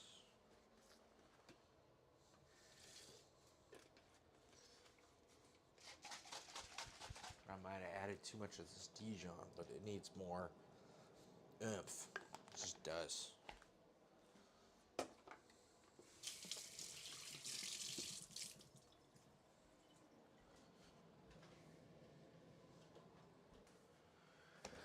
All right. And what else should I add to this thing?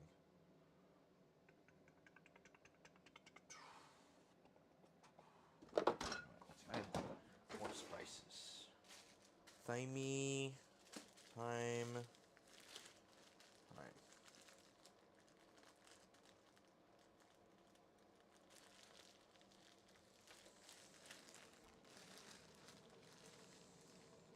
Should have done more tasting. Too many things to do. That's how it be sometimes.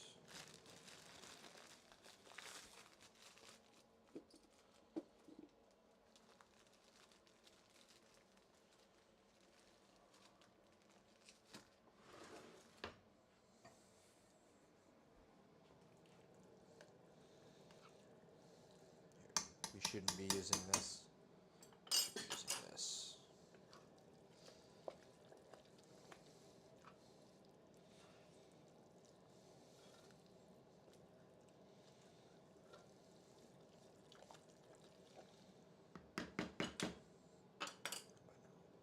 What do we taste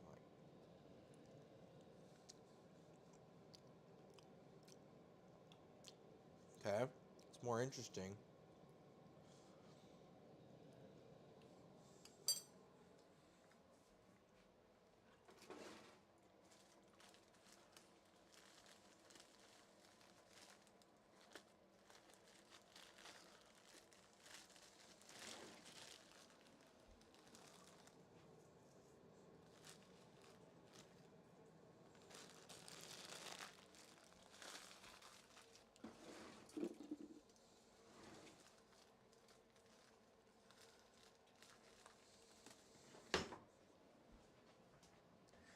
be willing to go get a little more rosemary from the plant out front?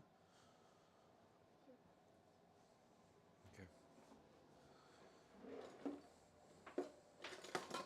So it's just over yonder on the right. Thank you. Another sprig or two would be wonderful. Thank you much. Much appreciated.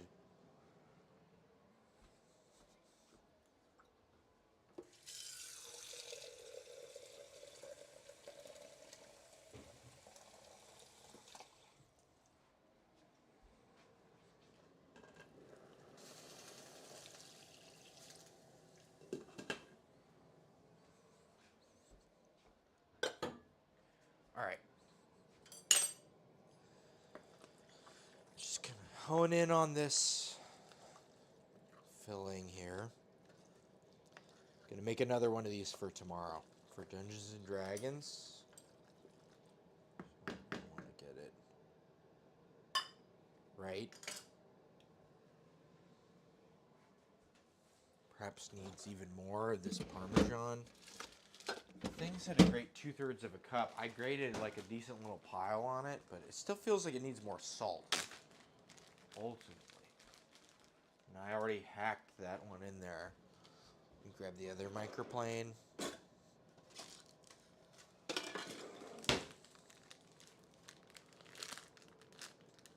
Whatever.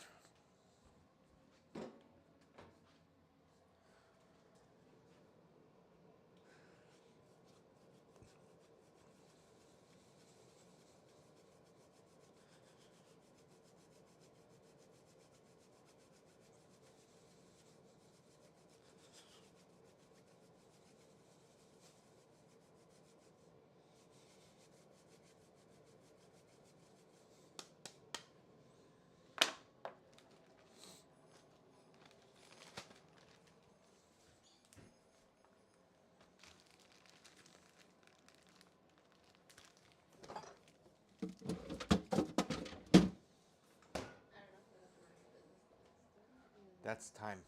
Oh, I said next door. yeah. Next door?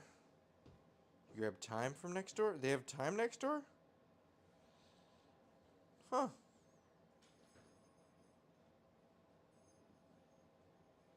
It's alright. Woodcraft. It's hard to spot your herbs.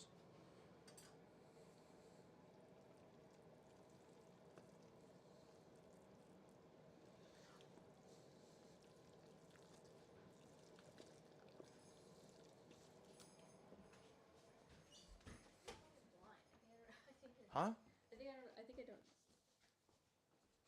That's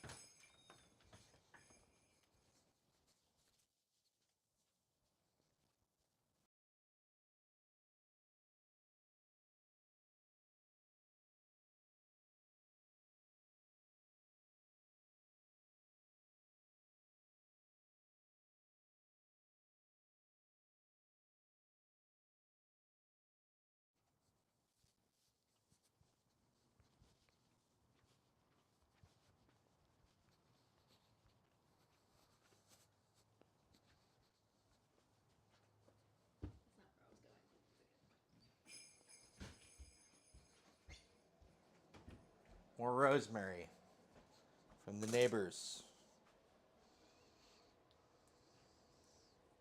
Stuff is a little bit overgrown, so there's like kind of old dead stuff from the years previous kind of on it. Not like it's bad, it's just like there's, you know, has not been pruned, has not been used. Plenty of usable material.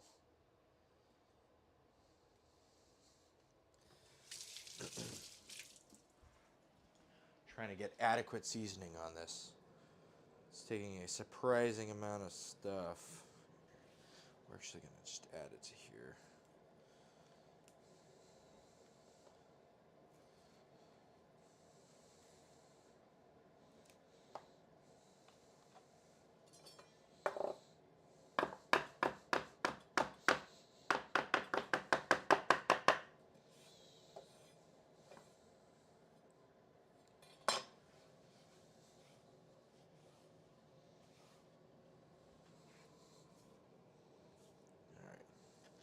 We have a rosemary plant, but it's very young, and I've already plucked a considerable amount of it off for winter time, and so I'm concerned that if I took more off, I would impede the plant's ability to be a plant. We'd like to use more of it later. And the neighbor has rosemary, so, and they're obviously not using it. I'm not even sure if they could identify it.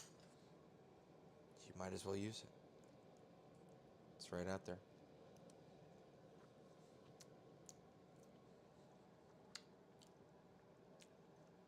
Alright. This is a lot more flavorful. Still think it needs like a little more vinegar.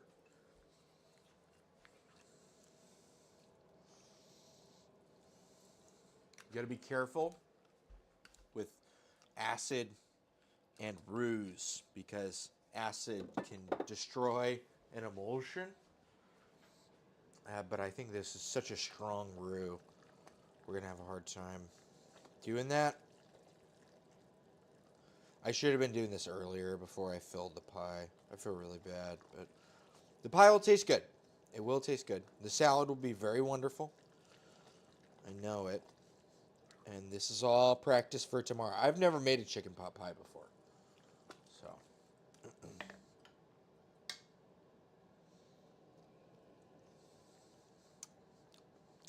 Like that. That's what we want. This is good.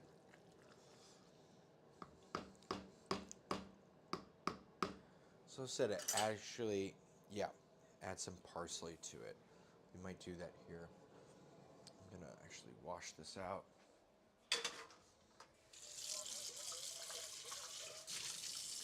And we'll make our salad in this.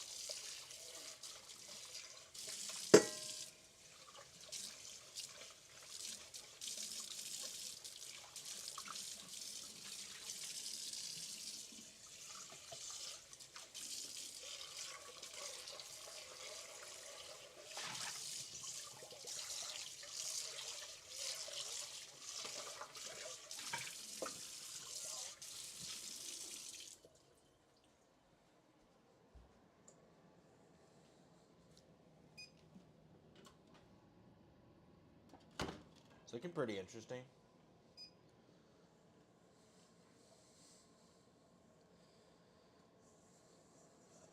All right.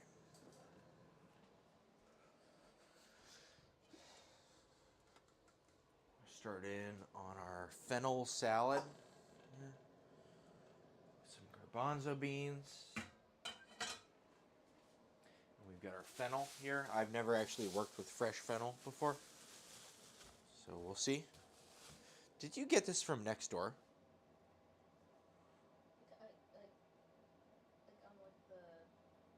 The stuff I planted? Yeah. Okay. Just didn't know if they had time next door. I didn't see any, so I was surprised when you brought it back. Okay.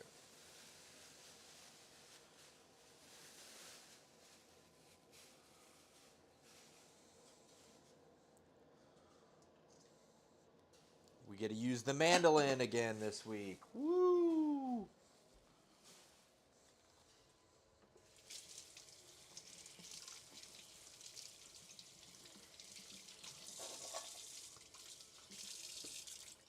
Okay.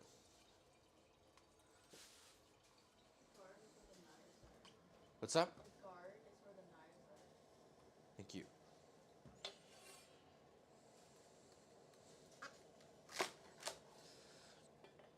All right, the fronds are coming off. I was told to reserve them for later. I don't know. That's going to end up happening, but here they are. They're over here.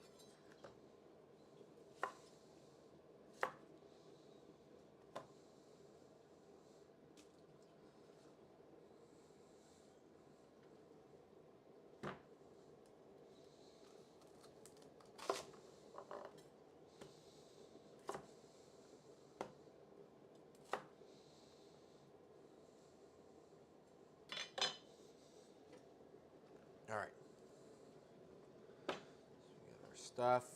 We're gonna mandolin this fennel and also some red onion.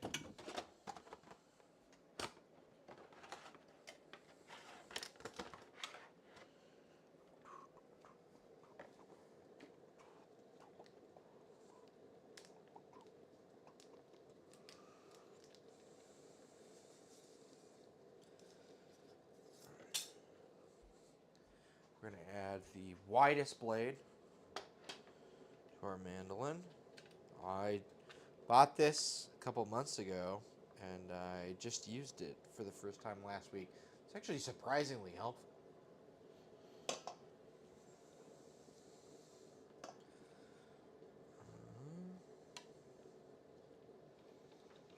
I'm going to do the coarsest setting with the lowest. Or should we do a little higher than the lowest?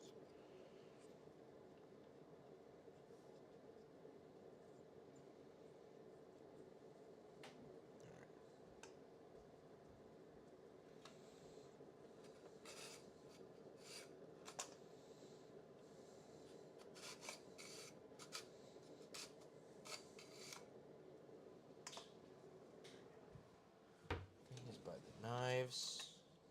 Here it is. Alright. I'm gonna get a good grip on this fucking thing. You can just. Yeah. Yeah. Yeah.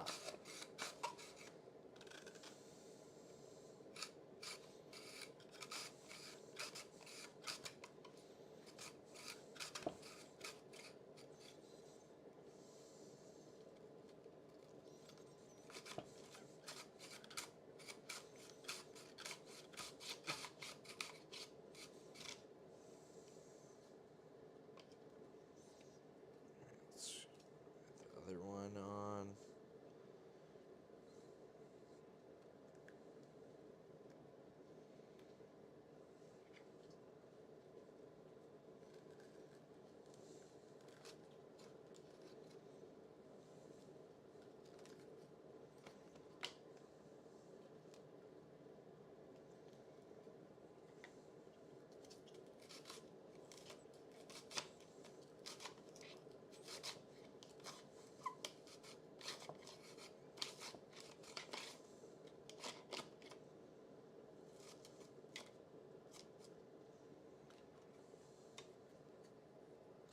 Hey, how's it going? We are many hours into making chicken pot pie and a bunch of shit. And it is going slowly but surely, as always. This is my second week using a mandolin, so I'm just trying not to cut myself.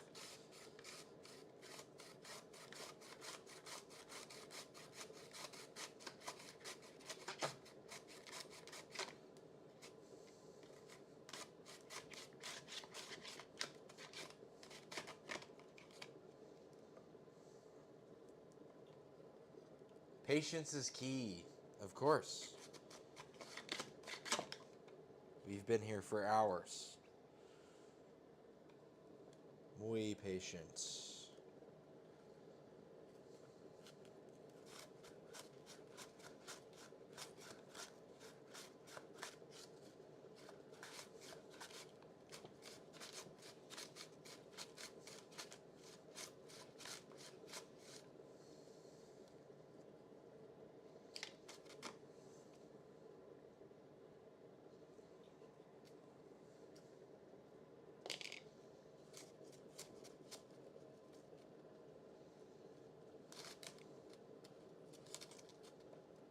Yeah, that doesn't really work that way.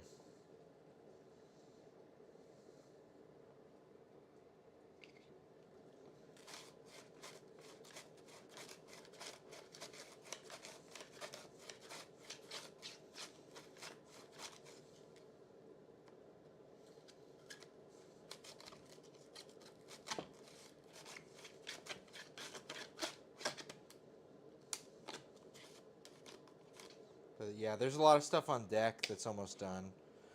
I got this fennel salad we're making. I've got fennel salad, chicken pot pie. I've been steeping some rum in hojicha, which is a roasted green tea. And I'm going to make a flip with it here. And I made orgeat, but instead of almonds, I used hazelnuts and some miso. We're going to do a thing with it here, hopefully. A lot of good stuff. No, there's nothing bad. It's not like we're throwing ourselves against the grindstone for something that is subpar. For sure. Everything is going to be very tasty. It has just taken a lot longer than I thought it would.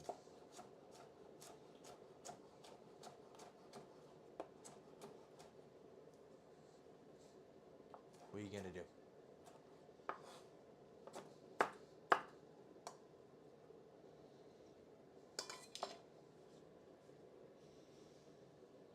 All right. Fennel.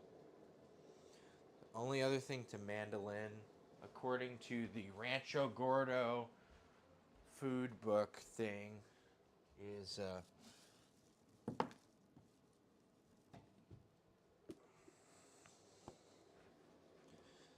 see.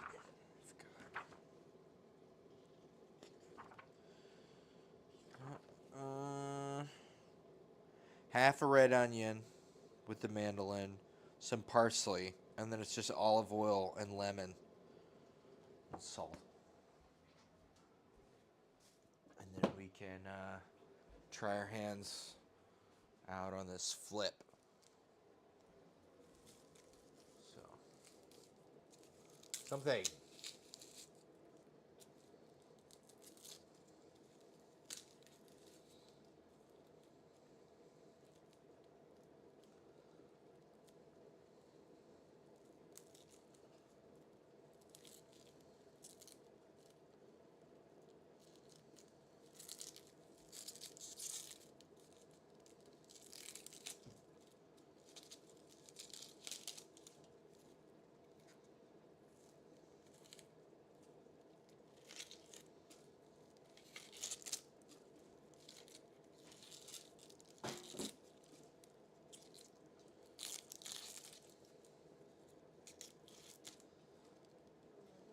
Huh? Yeah. One more mandolin.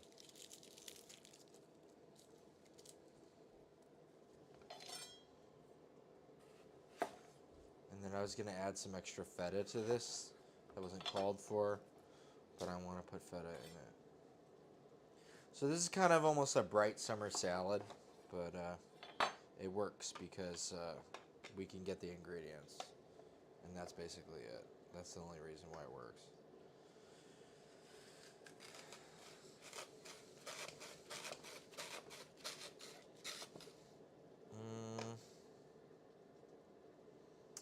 I don't know how to use the... Let's try to use it in a more long way. There we go. We want longer slices.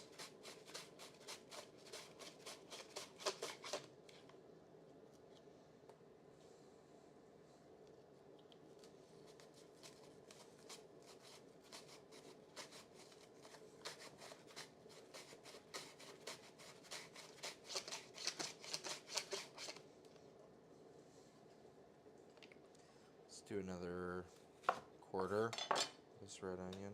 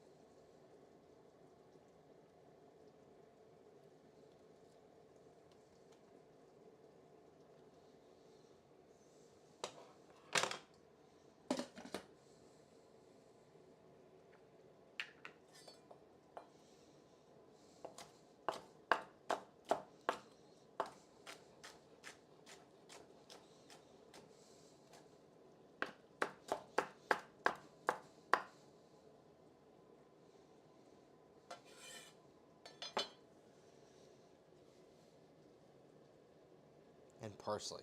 We need to add parsley. Unfortunately, I think it's pretty non-negotiable with this one.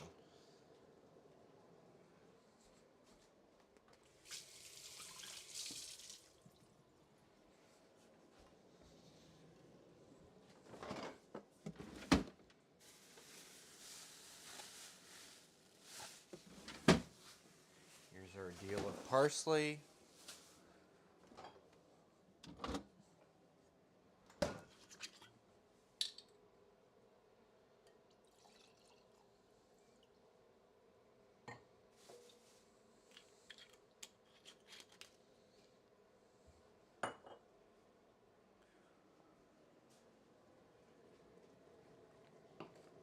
All right.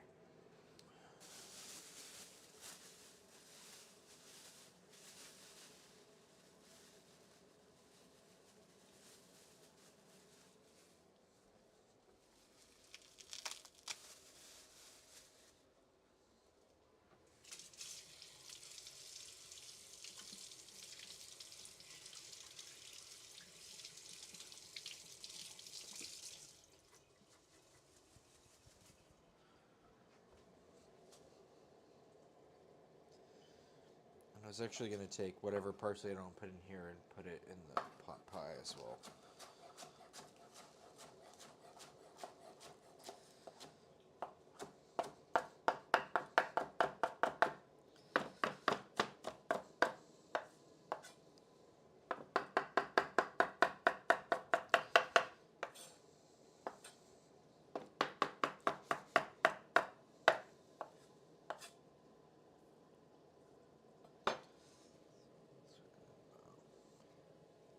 Half to 2/3 to this, and the rest to pot pie filling.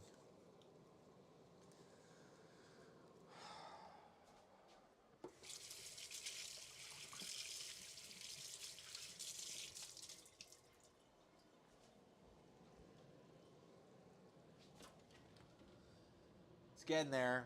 It looks way shittier. It looks not great. I will say, it doesn't look the best, for sure.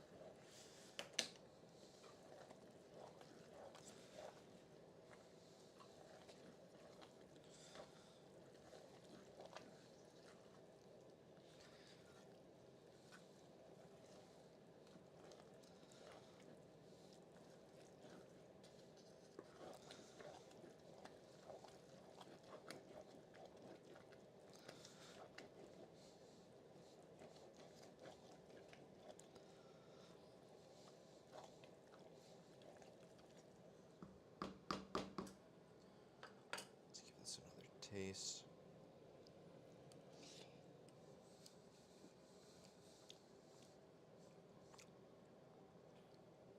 Banger.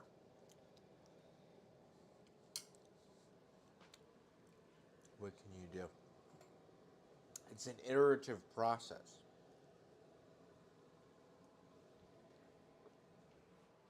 All right. Done with that. Parsley. Everything. Okay.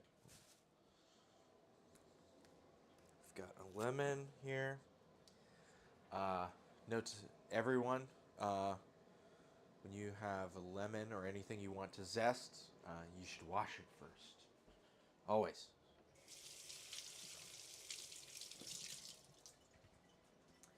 I'm just going to use this extra half an ounce of lime or so.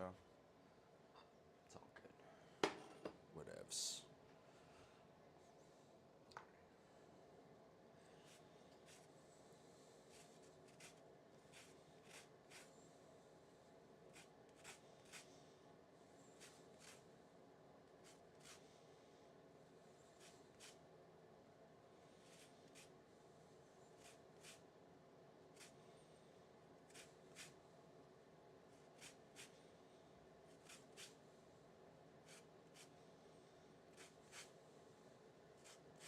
I know there's a way you can do this a little faster, but I'm not sober enough to be that coordinated right now. or patient either. I feel like I would just rake my hand across this thing. And I do that pretty regularly anyway, so, just one of those. Whoop. There's no water in this thing. Should probably add a bunch of water to it.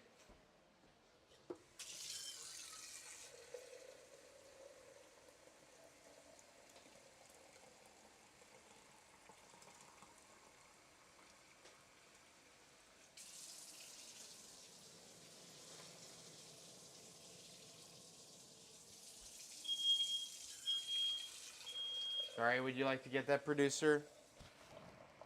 My apologies. It's probably all the steam.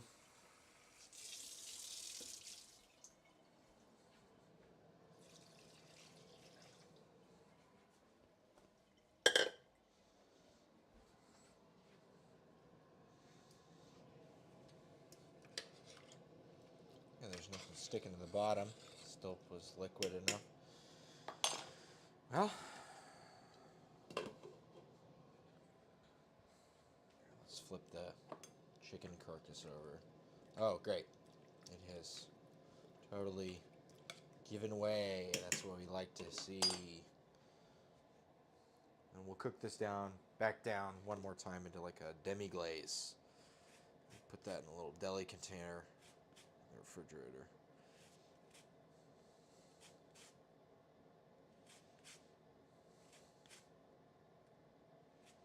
Alright. There's your lemon zest. And our lemon.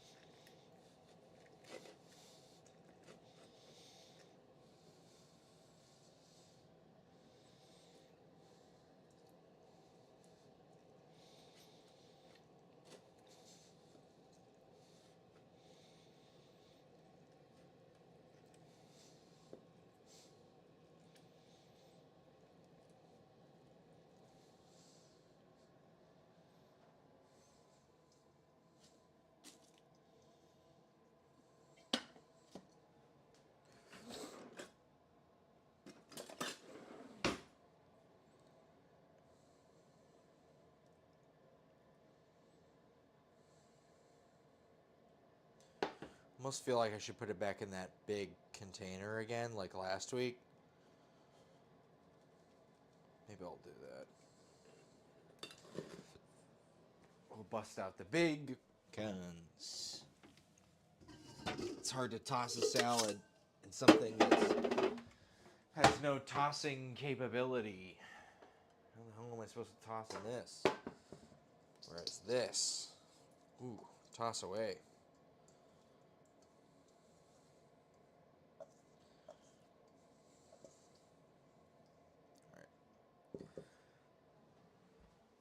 Salt and pepper, and then a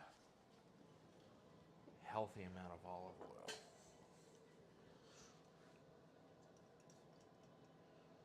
Healthy as in not healthy, but healthy as in like a good amount. All right.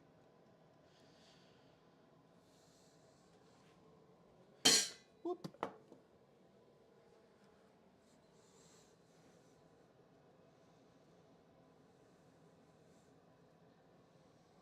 All right.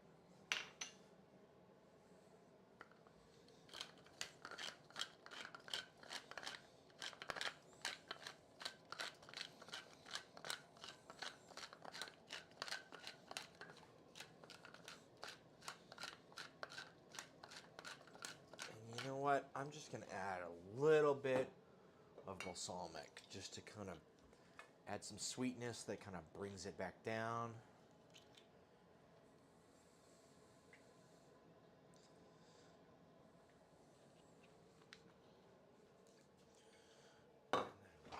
Just add. This isn't in the recipe. Basically, that's the recipe. But I'm going to add some feta cheese.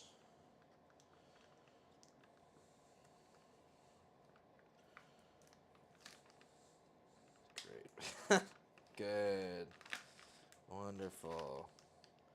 The seal broke immediately. Good. Good to know it cannot reseal. Now I gotta eat it all today. Man.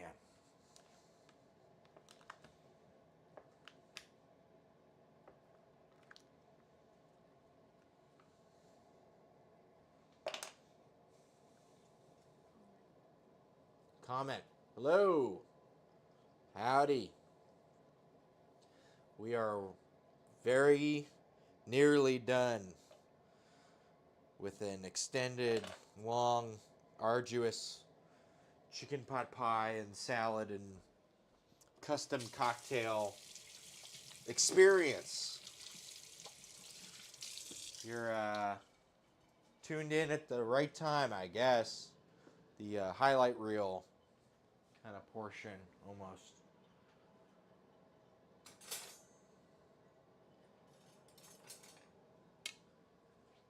Yeah, I guess you did. So here's our salad.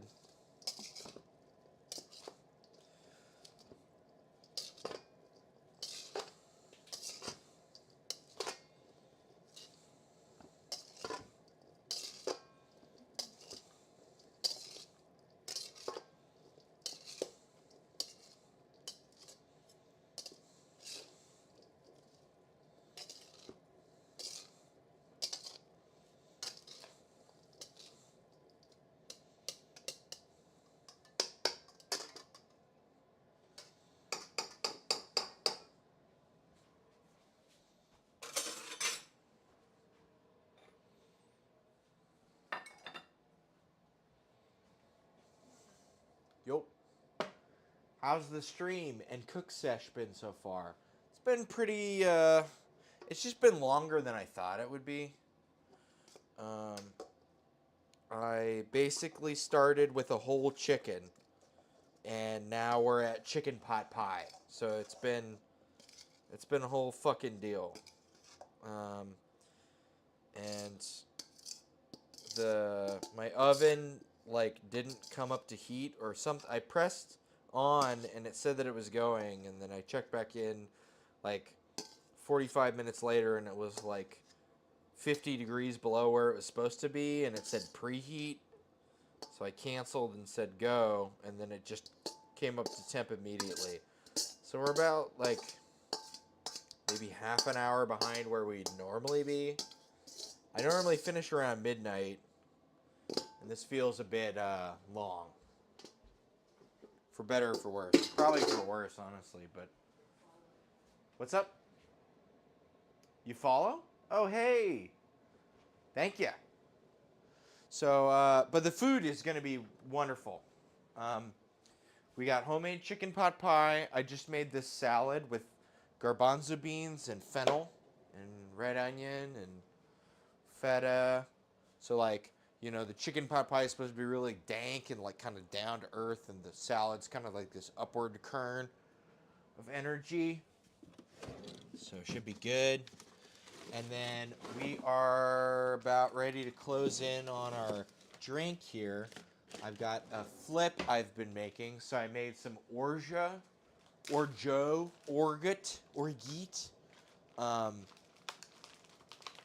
nut syrup, right? Normally it's almonds, but I made it from hazelnut and miso.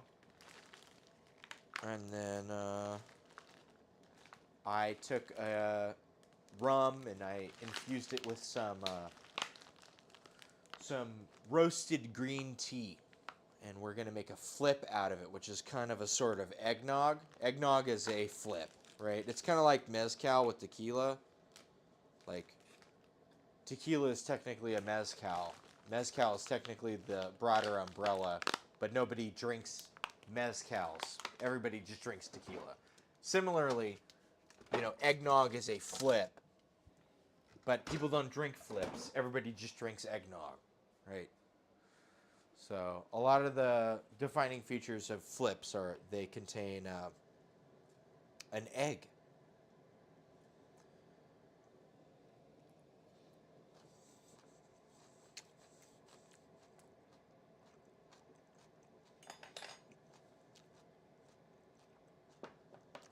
I think it's pretty good.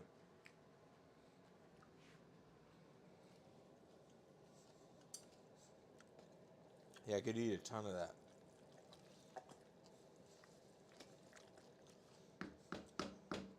Almost feels like I could use a little bit of cumin or something.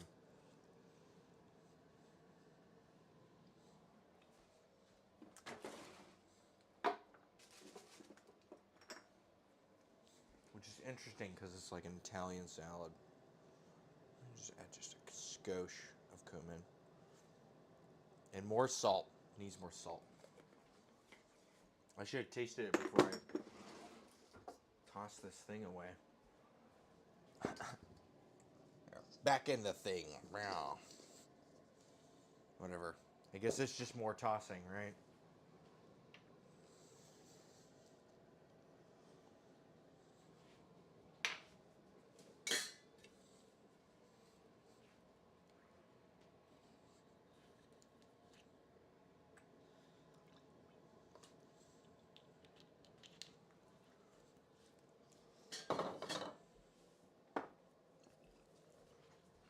Add some more other kinds of vinegars. And olive oil. Just tastes kind of like it needs more oomph. You know, all things above sort of empowerment. Time to grab another stir, or I guess just too impatient.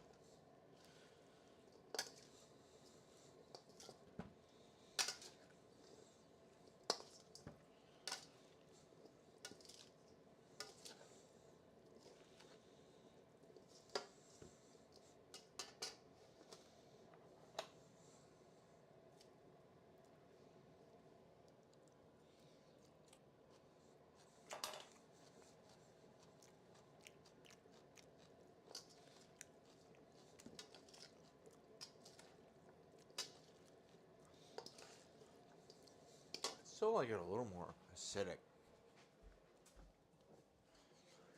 You know, I always underestimate beans. They're so good at absorbing flavor. And they're just a black hole for flavor. When you season them right, you know, everything's wonderful, but like, man, they really take a lot of oomph to get anything out of it. Alright, let's try again. Uno mas.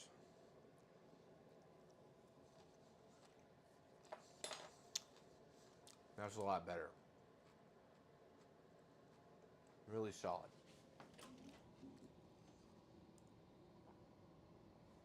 I'm gonna be honest, our chicken pot pie looks like the Elephant Man. It looks like an abortion of sorts. It definitely doesn't look as pretty as in the video. But hey, we're here to learn, and all this filling will be used again tomorrow for the version of this that will be given to people at Dungeons and Dragons.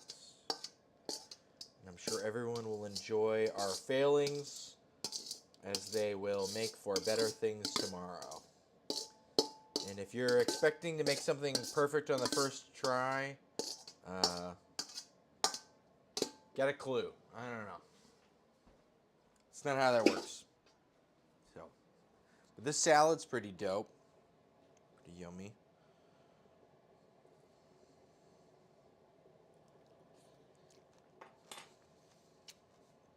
What's to hate about that? Yummy. Yummy, yummy.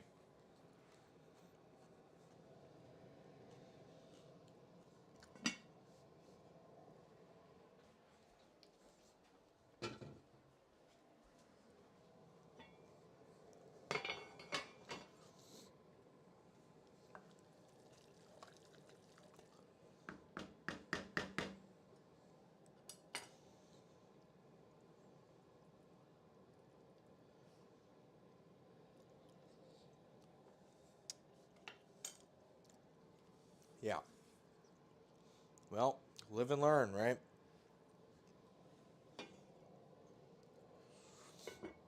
I tend to over season stuff, and when I make stuff for the Dungeons and Dragons group that I'm doing tomorrow, as opposed to the one last week or the one next week, I tend to try to cut back, and there's just way too many. You know, there's flour in this thing, and it's a crust and everything. Like, it needs to pop more.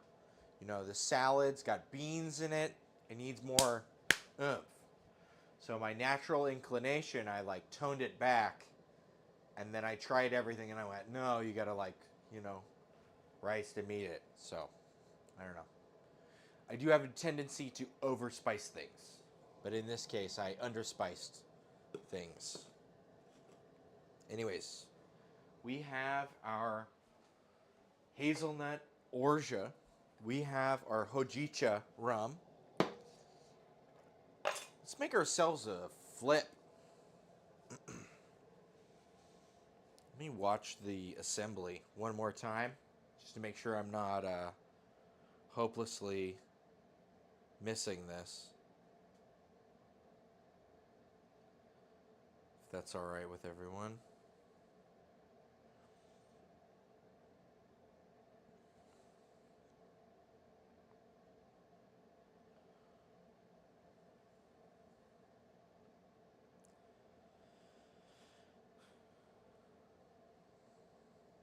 Okay.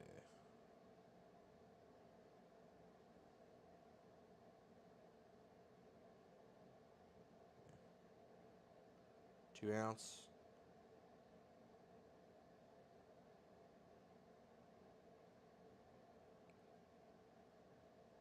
Half.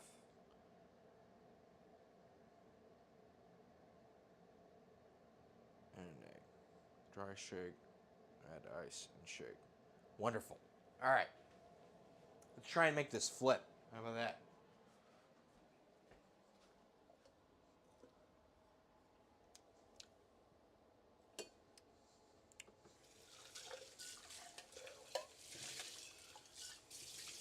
All right.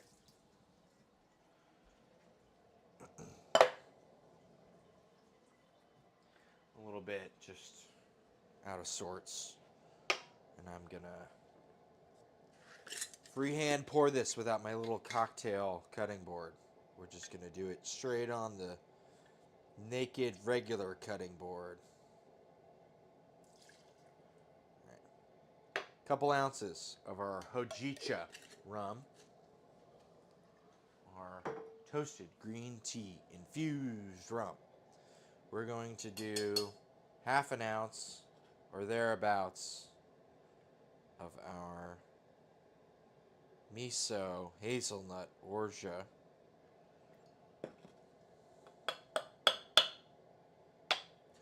We want some amount of a peaty, smoky Japanese whiskey, but we don't have that here. So we're going to use some monkey shoulder, which is a decent smoky scotch. I enjoy it.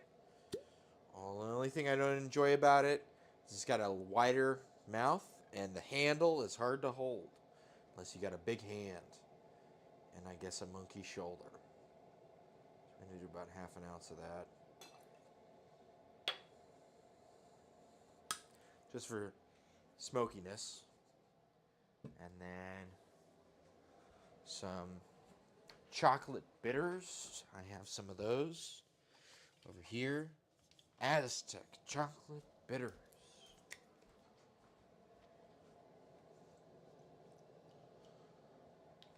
How about that? And then we will add a whole egg.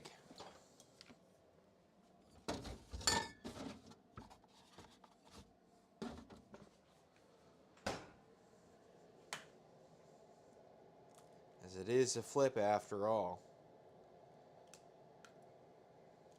And we're going to dry shake this with a milk frother. And then add our ice and do a full shake.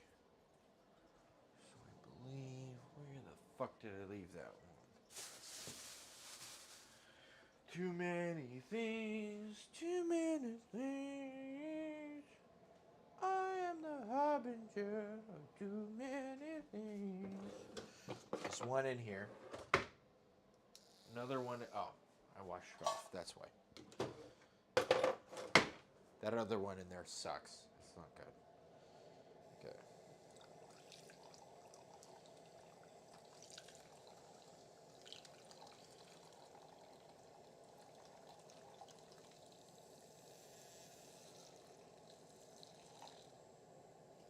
We want to froth the egg white, right? We want to get that kind of like sour consistency. Stir until stiff peaks. You know how it is. You know how it be sometimes.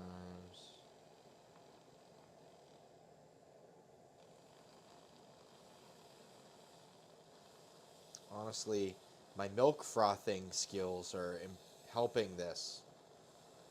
You know, you pull up towards the top to try to pull more air in. That's what we're wanting to do here.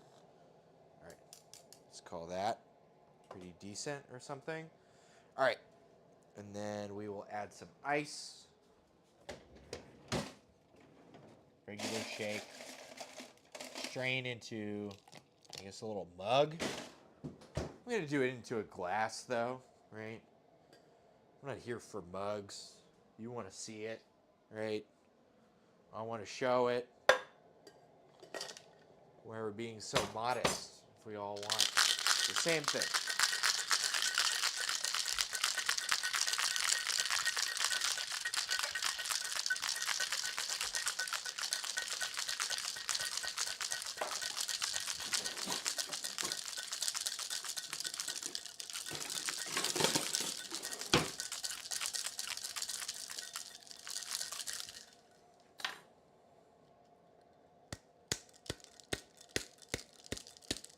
And the guy adds more tea on top.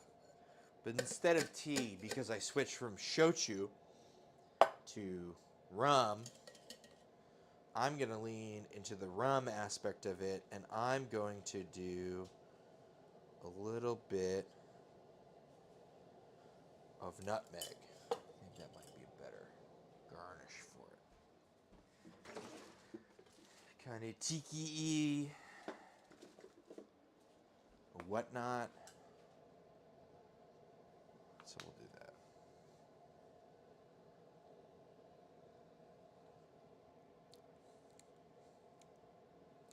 It's nice.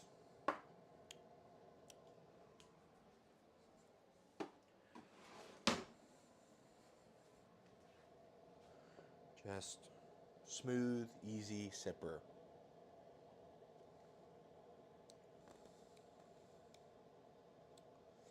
You get the hazelnut and the chocolate, and the tea kind of adds this mid palate. It's pretty good, honestly. I could throw back a couple, 3 of those. And it's got protein too. Yeah, fuck yeah, protein. Anyways, let's see. This thing should be done. It looks pretty done.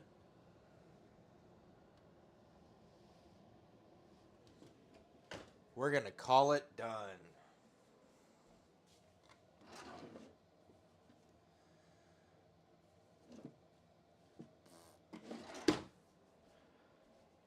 Damn. Been cooking for 5 hours, 5.5 hours.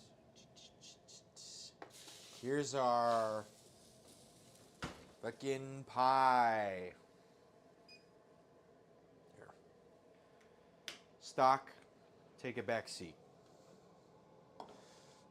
Get out of the way. Nobody wants to see you anymore. I'm sure you're enough stock already. All right. Here we are with our pot pie. Looks a bit haggard and braggart. It looks pretty rustic and bustic. I tried to draw things on it.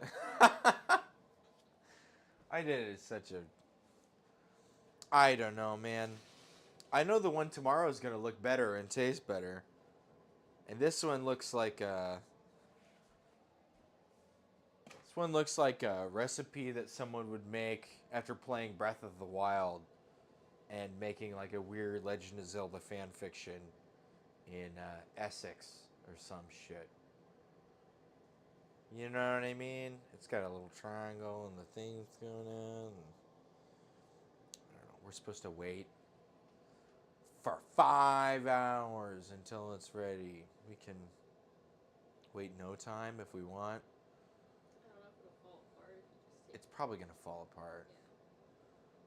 but that's fine There's too. oil in the pan. There is a lot of oil in the pan, which is weird. I don't know where that's coming from. The butter in the crust. There's a lot of butter in the crust. Man, I could drink this all day.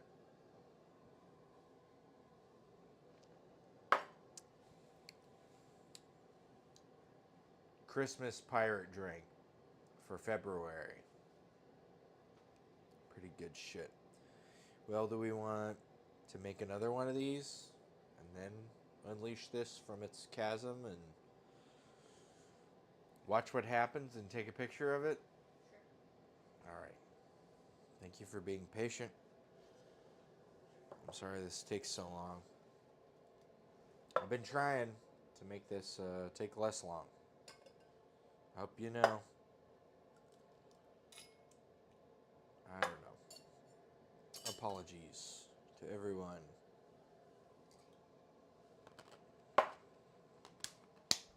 All right.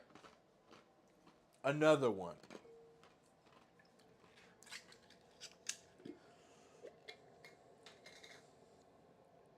Two ounces of... Oh. I was just going to go straight into the glass. No. 2 ounces of ron de hojicha. Ron de hojicha. Entonces, un medio de once azúcar de hazelnut. I don't. I don't know. Urja de hazelnut. Good. And normally I would add salt to my drinks, but the miso in the orgeat qualifies as salt. It doesn't need to be a lot of salt. Just any amount of salt is really important. All right. Un aumento de scotch whiskey Scotia. Okay. And then our chocolate bitters. Did those migrate all the way back to here? They did not. They're somewheres. God, it gets to the point where there's just so much shit. Where does it go? Where does it all go?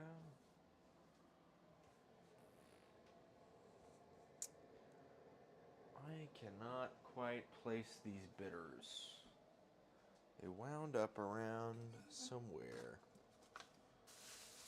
I'm sorry. This is producer, can you spot the bitters?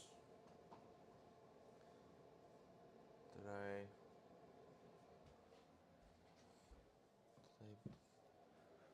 maybe I put it somewhere else on the thing. I don't see another. Oh, I did put it somewhere else. I'm sorry. Sorry. My apologies. Sorry, we're trying to set up the photo shoot. So I did the orgeat, I did the rum, I did the scotch, the bitters, the egg,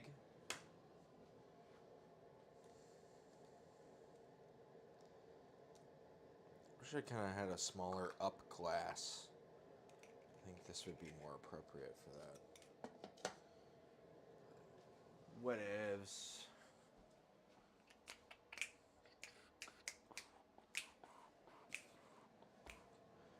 All right. Blitz it.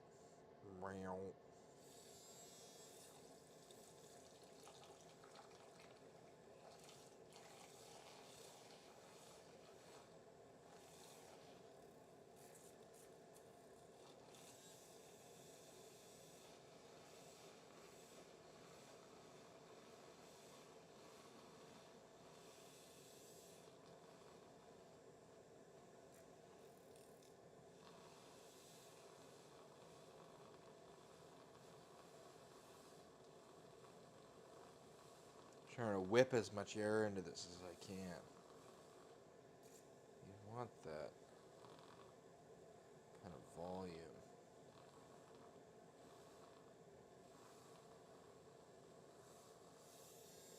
All right. From here, add a little more ice.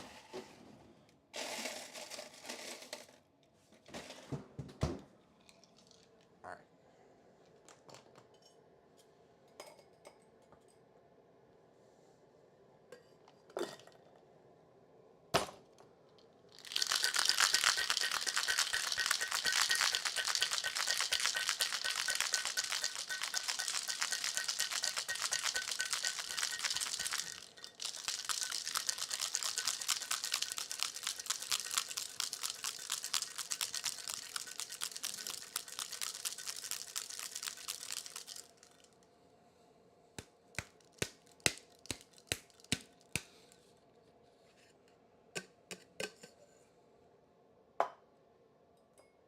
I'm not even going to strain it because there's not even a lot of ice. All right. That one. That one. All right. Let's move this shit out of the way. Add a little nutmeg. Get a little ramekin salad.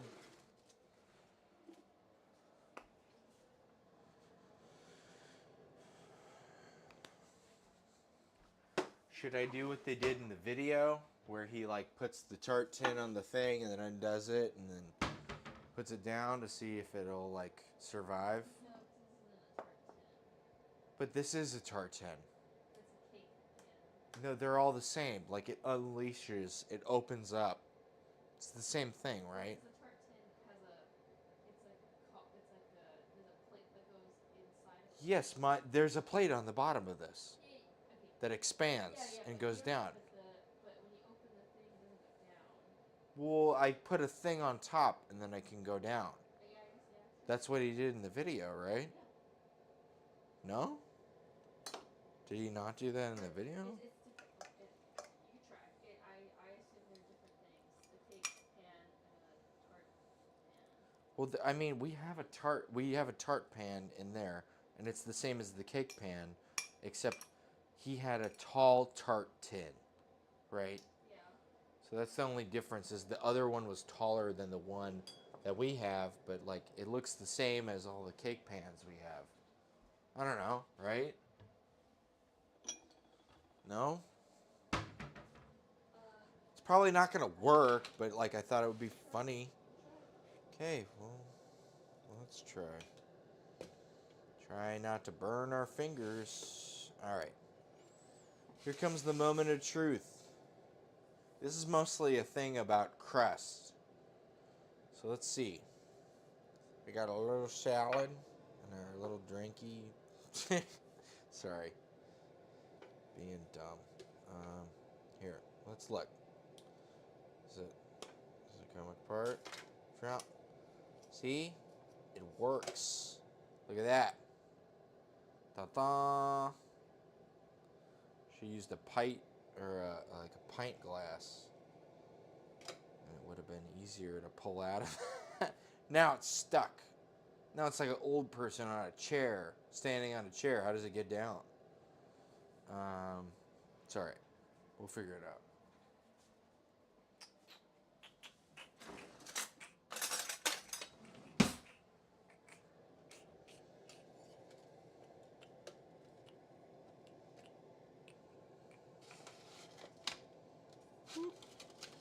There you go. How's this for you? Chicken pot pie? This looks like a fucking pie to me. All right. This looks like a pie-ass pie. I don't think anyone in their right mind could deny that this is a pie. Do we want to cut into it? I see that in the inside is very liquid. It's very not gelatinous. It's like well, we've got it's fucking past midnight. I'm just going to cut this fucker and we're going to see what happens.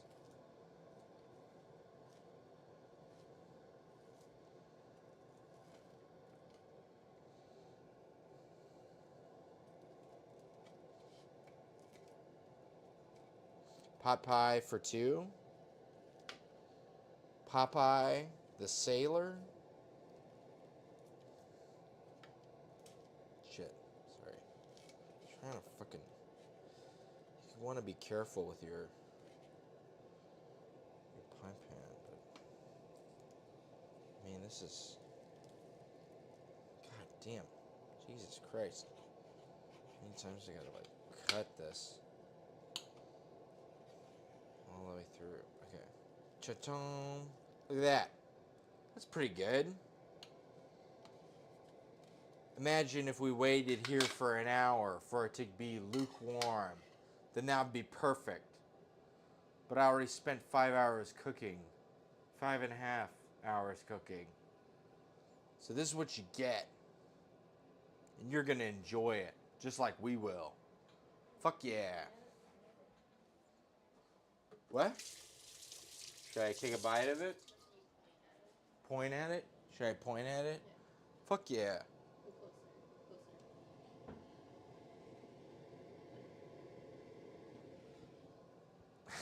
Go closer. Yeah? Yeah, pretty good. All right. Yeah. Did you get a picture of the salad and everything too? And the drink? Okay, cool. Here. I'm going to take a bite of it. Because y'all should know it at least tastes good. I'm going to tell you right now, that filling tastes better than this filling. But this pie crust, the crust, is what we don't have over here. Alright?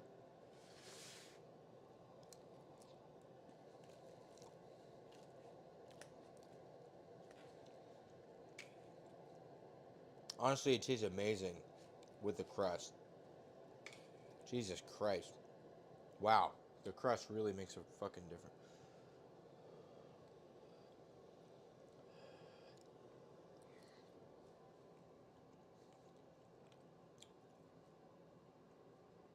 Fuck yeah.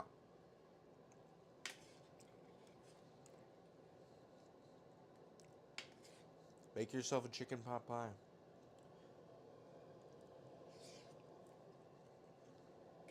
And if you start with a rotisserie chicken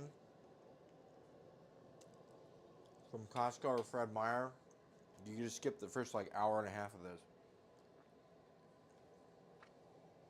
It only takes like 3 hours.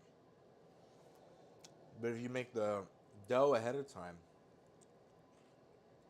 you know, you can cut down on all this stuff. Anyways, sorry. Everything aside, this is a wonderful pastry crust chicken pot pie. We've got a fennel chickpea salad. If this is the downward kern, this is the upward kern. And it's light and bright and refreshing.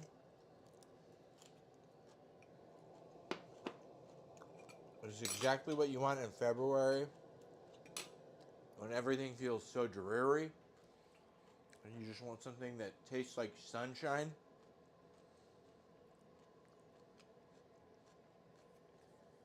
I was surprised I could find fresh fennel in the store.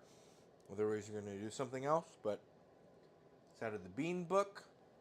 Rancho Gordo, they know how to do beans. And it's fun to use a new green as well. So, in our flip or hojicha hazel flip. It's almost tiki-y since I substituted the shochu, which is distilled sake, for rum and leaned into that with a little bit of nutmeg on top. This is really good. This is like festive. This is like when is Arbor Day? Is Arbor Day coming up? I know we just had Valentine's Day. When the fuck is Arbor? You make this shit for Arbor Day. Is it in May? What? I swear to God, it's in like. What's the next holiday? President's Boxing Day? I don't even know, man. Make this shit for something. For some celebratory, cozy holiday. Arbor Day is at the very end of April. End of April. Oh my God. Okay. Make this. It's good. Make it for Earth Day. Make it for Easter? what is it? But there's a Easter's on Sunday. Easter Sunday. What's the one before it? Gay Friday. Ludicrous Thursday. Incorrigible Wednesday. What is it? Fat Tuesday? That probably already happened, actually. St. Patrick's Day? But this isn't very Irishy. I don't know. Make this shit. Give it to your friends. Tell them there's protein in it. And you won't be lying. Anyways, thank you, everyone.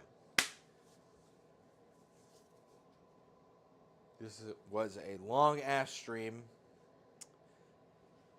And this tastes surprisingly, actually, really fucking good. For as frustrated as I am right now.